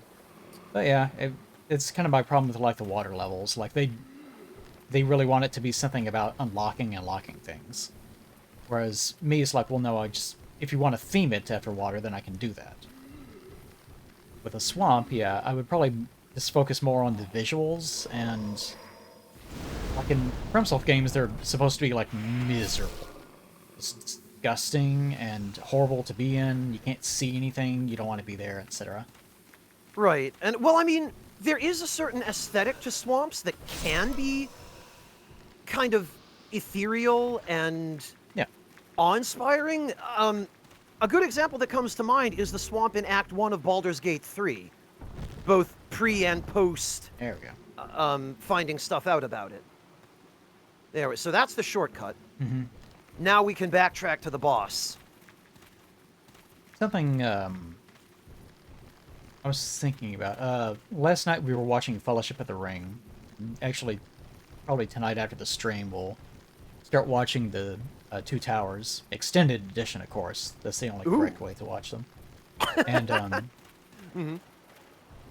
in Fellowship, there is the scene where they go to the home of the elves, and it's just a big pile of trees on a hill.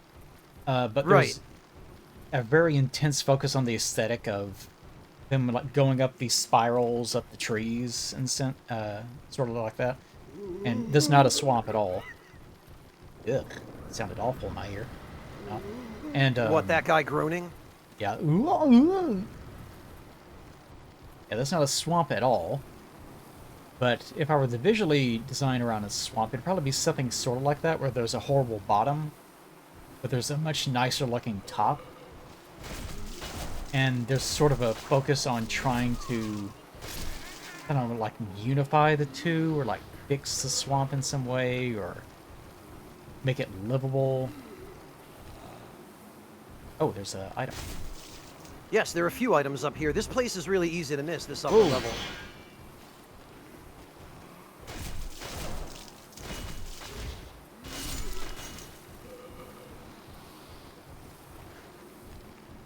Yoink.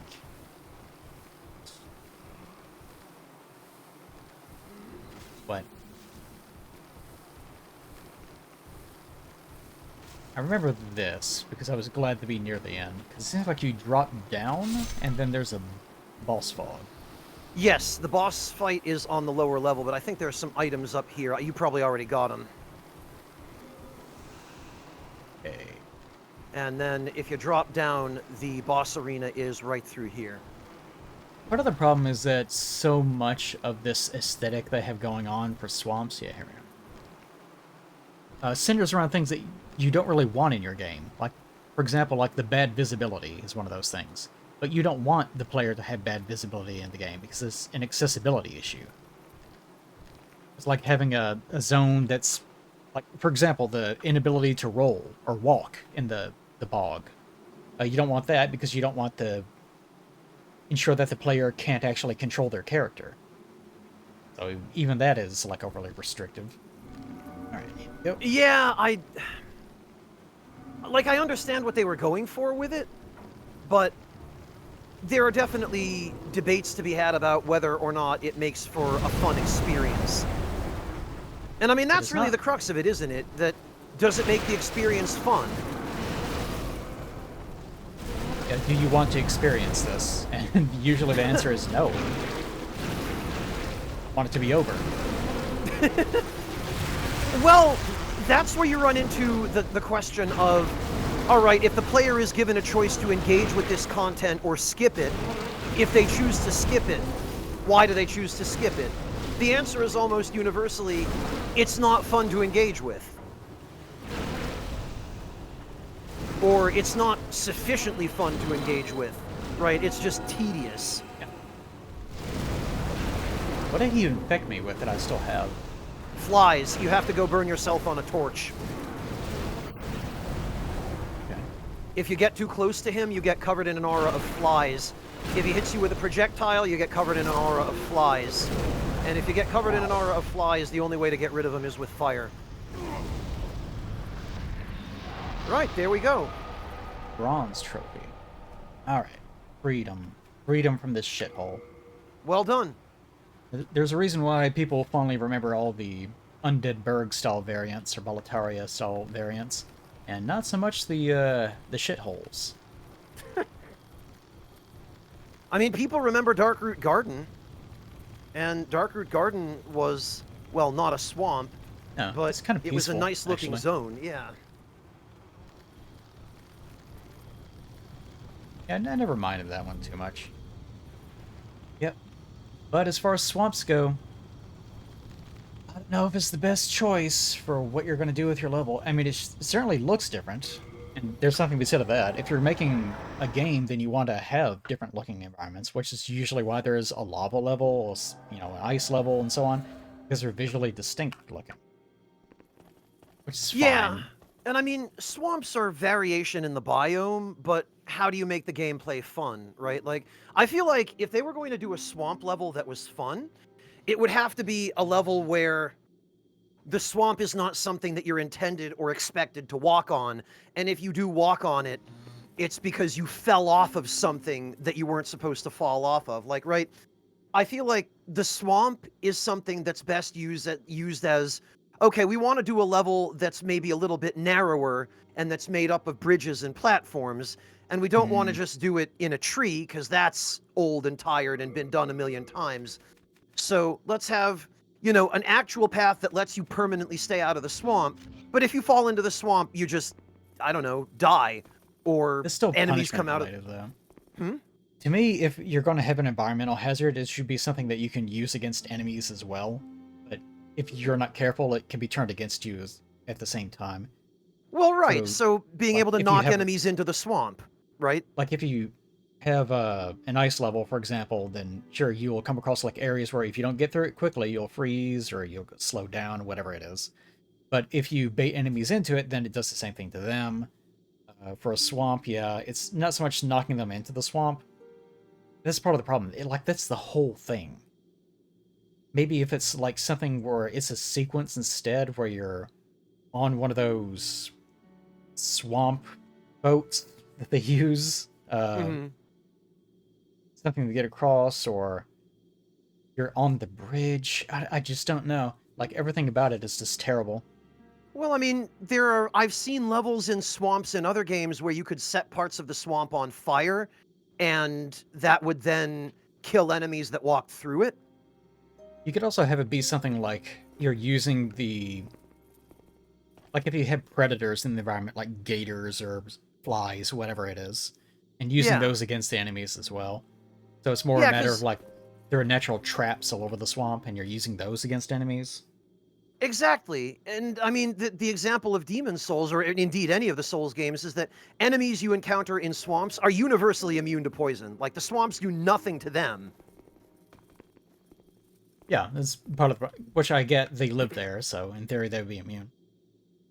Yeah, but, you know, in effect, they're only ultimately a hazard to the player, which is like, okay, well, I'm just going to lure the enemies out of the swamp and fight them not in the swamp.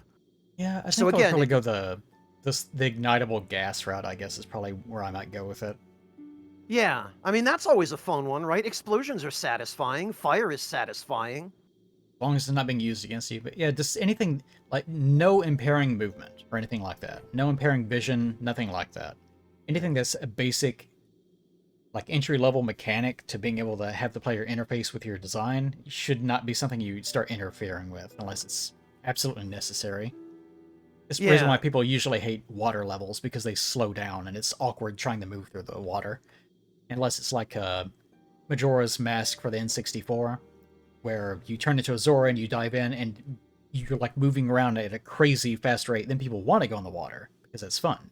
Yeah, until there's you do a mechanic. 3DS remake of it, and then you ruin the swimming, and they don't want to go in the water. Yeah, I heard all about that. That's... let's see. Zedra in chat mentions that's what this level was, trying to stay in the aisles rather than walking through the muck. Except, Zedra, that this level makes it impossible for you to stay out of the muck. I'm talking about a level where most of the level is out of the muck, but the muck is just kind of there as a hazard if you're careless. This is... the Valley of Defilement is a level that says, no, we are forcing you to engage with the muck whether you want to or not, and even if you beeline it straight to the end, you have to go through the muck. There are a few islands you can stand on, but you are going to get poisoned just walking between those islands. Like, Also, there is no avoiding it. Also, a problem with it is that all the places that you want to stand are usually so tiny and congested that you can't really dodge, you can't really do anything. So there's no real combat option other than just, I guess, squirreling yourself around behind a shield. Why do I have 2 thief's rings? As a result of that, the way that most people on subsequent playthroughs engage, quote unquote, with the Valley of Defilement is they put on the Thief's Ring, and they just bring a bunch of lotuses and healing items or regeneration abilities, and they stealth through the whole thing and don't fight any enemies. They don't engage with any of the content. They just beeline right to the end to get it over and done with. They unlock the shortcut, and they finish the boss, and they never come back.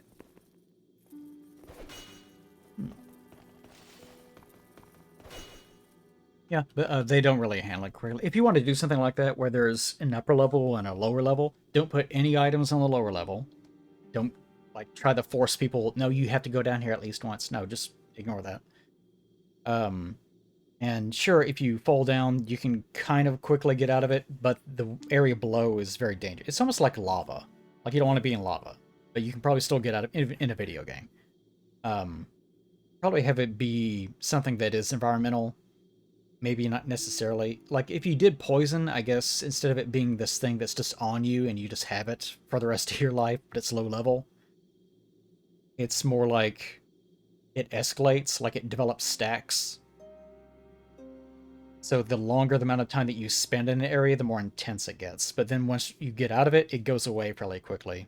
Something like that, maybe. I would have had to sit around and workshop it, but I the mean, area above would also have to be an area where you can move around some, and it's not just walking on thin railing.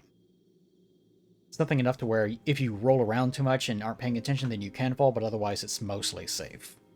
Well, somebody in chat gave the very good example of the high path versus the low path in the Sonic the Hedgehog games, the early 2D ones. And Yeah, I sure. tend to think of games like the Mega Man X series, where often in a particular stage there would be alternate paths, or like there would be a big room, and through that room there would be a high path and a low path. Or if you were to take the low path would have some power armor that you could ride, you know? But I guess then you would have the problem of it's a very long level, and if you fall down one level, then you're kind of trapped there forever. Is usually how that works. Well, you'd give the player ways back up, but at intervals. So, okay, you fell down. All right, get to the next interval before you can get back up. Yeah. Then You know, you kind also of- end up with the same problem of the area then becomes a maze.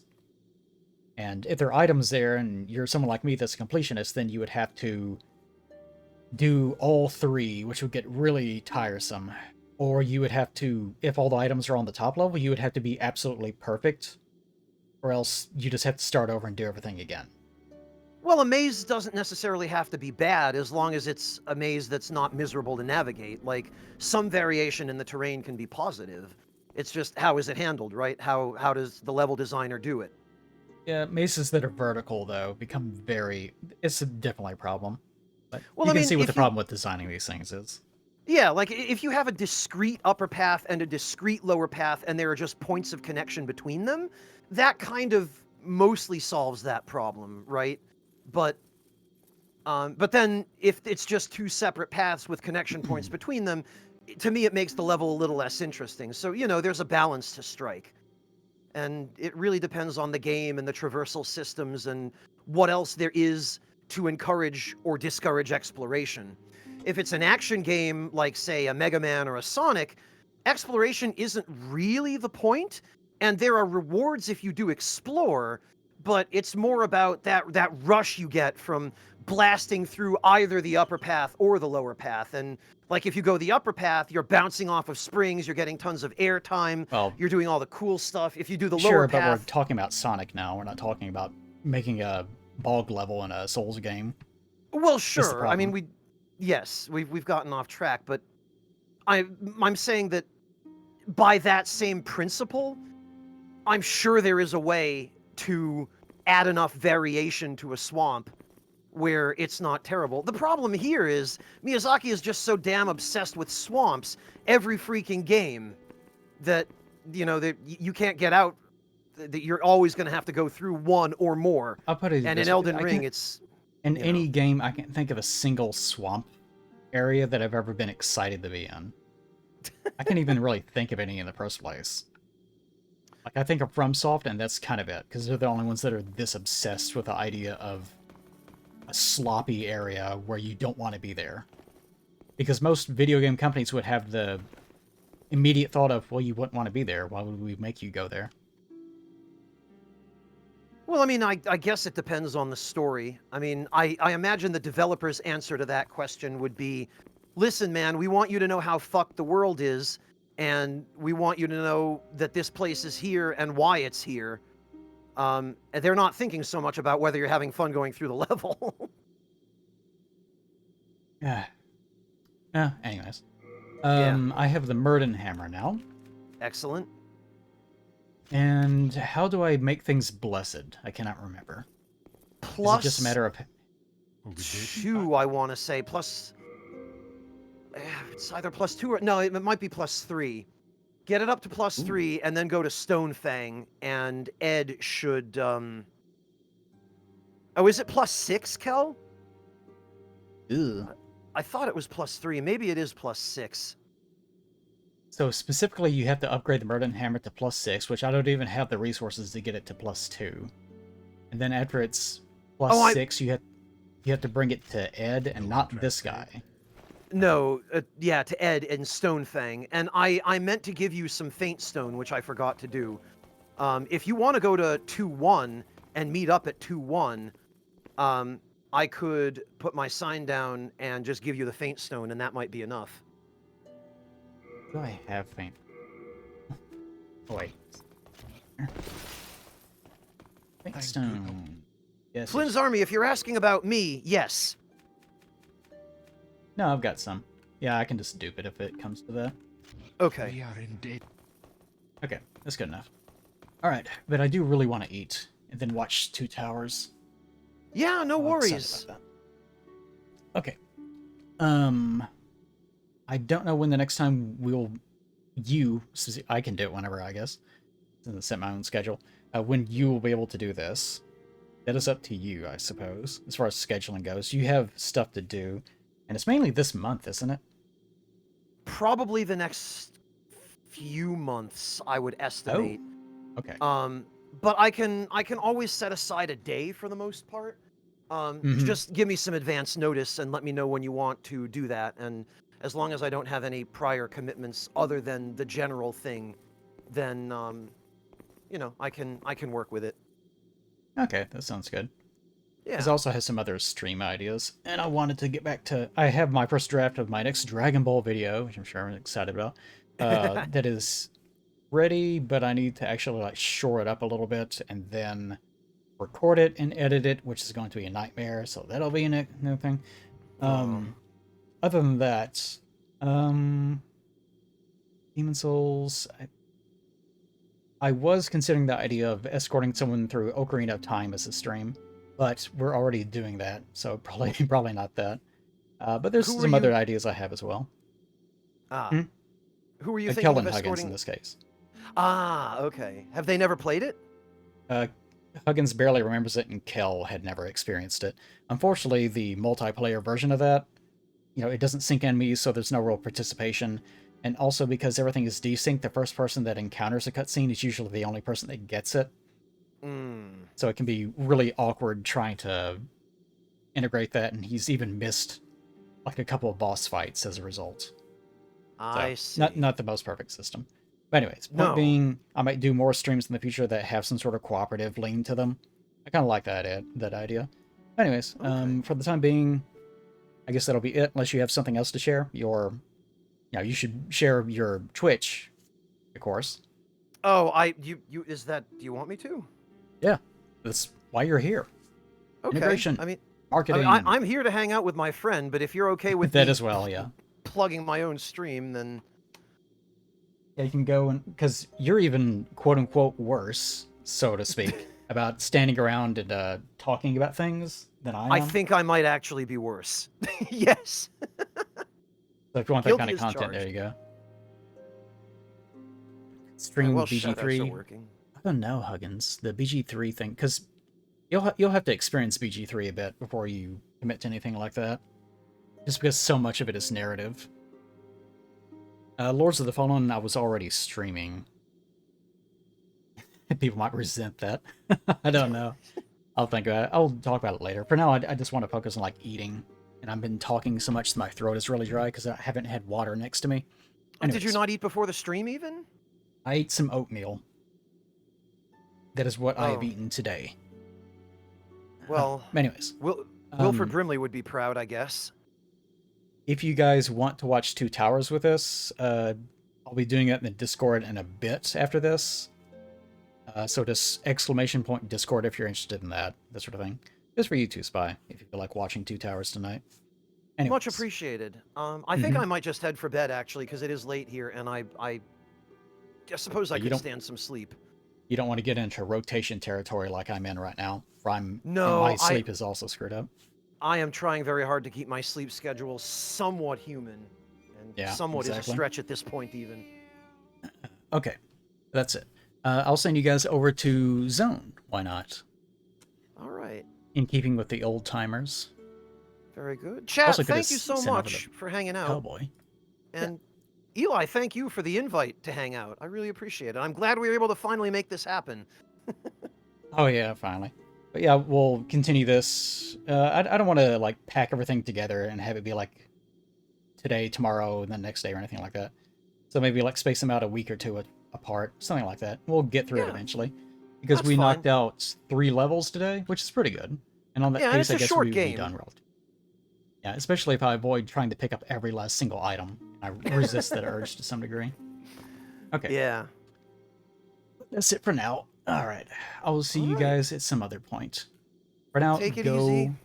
Father Uncle Zone, or Aunt Zone, as you may interpret the will of the Force to be. All right. For now, for me, freedom. And then back to work doing Dragon Ball videos. Such is my fate. All right, Good everyone. luck. Good night, Say everybody. goodbye, Spy. Oh, there you go. Goodbye, Spy. Take care. Yeah, there you go. Perfect. All right. Bye-bye, everybody. See you next time. Take care, everyone. And this also needs to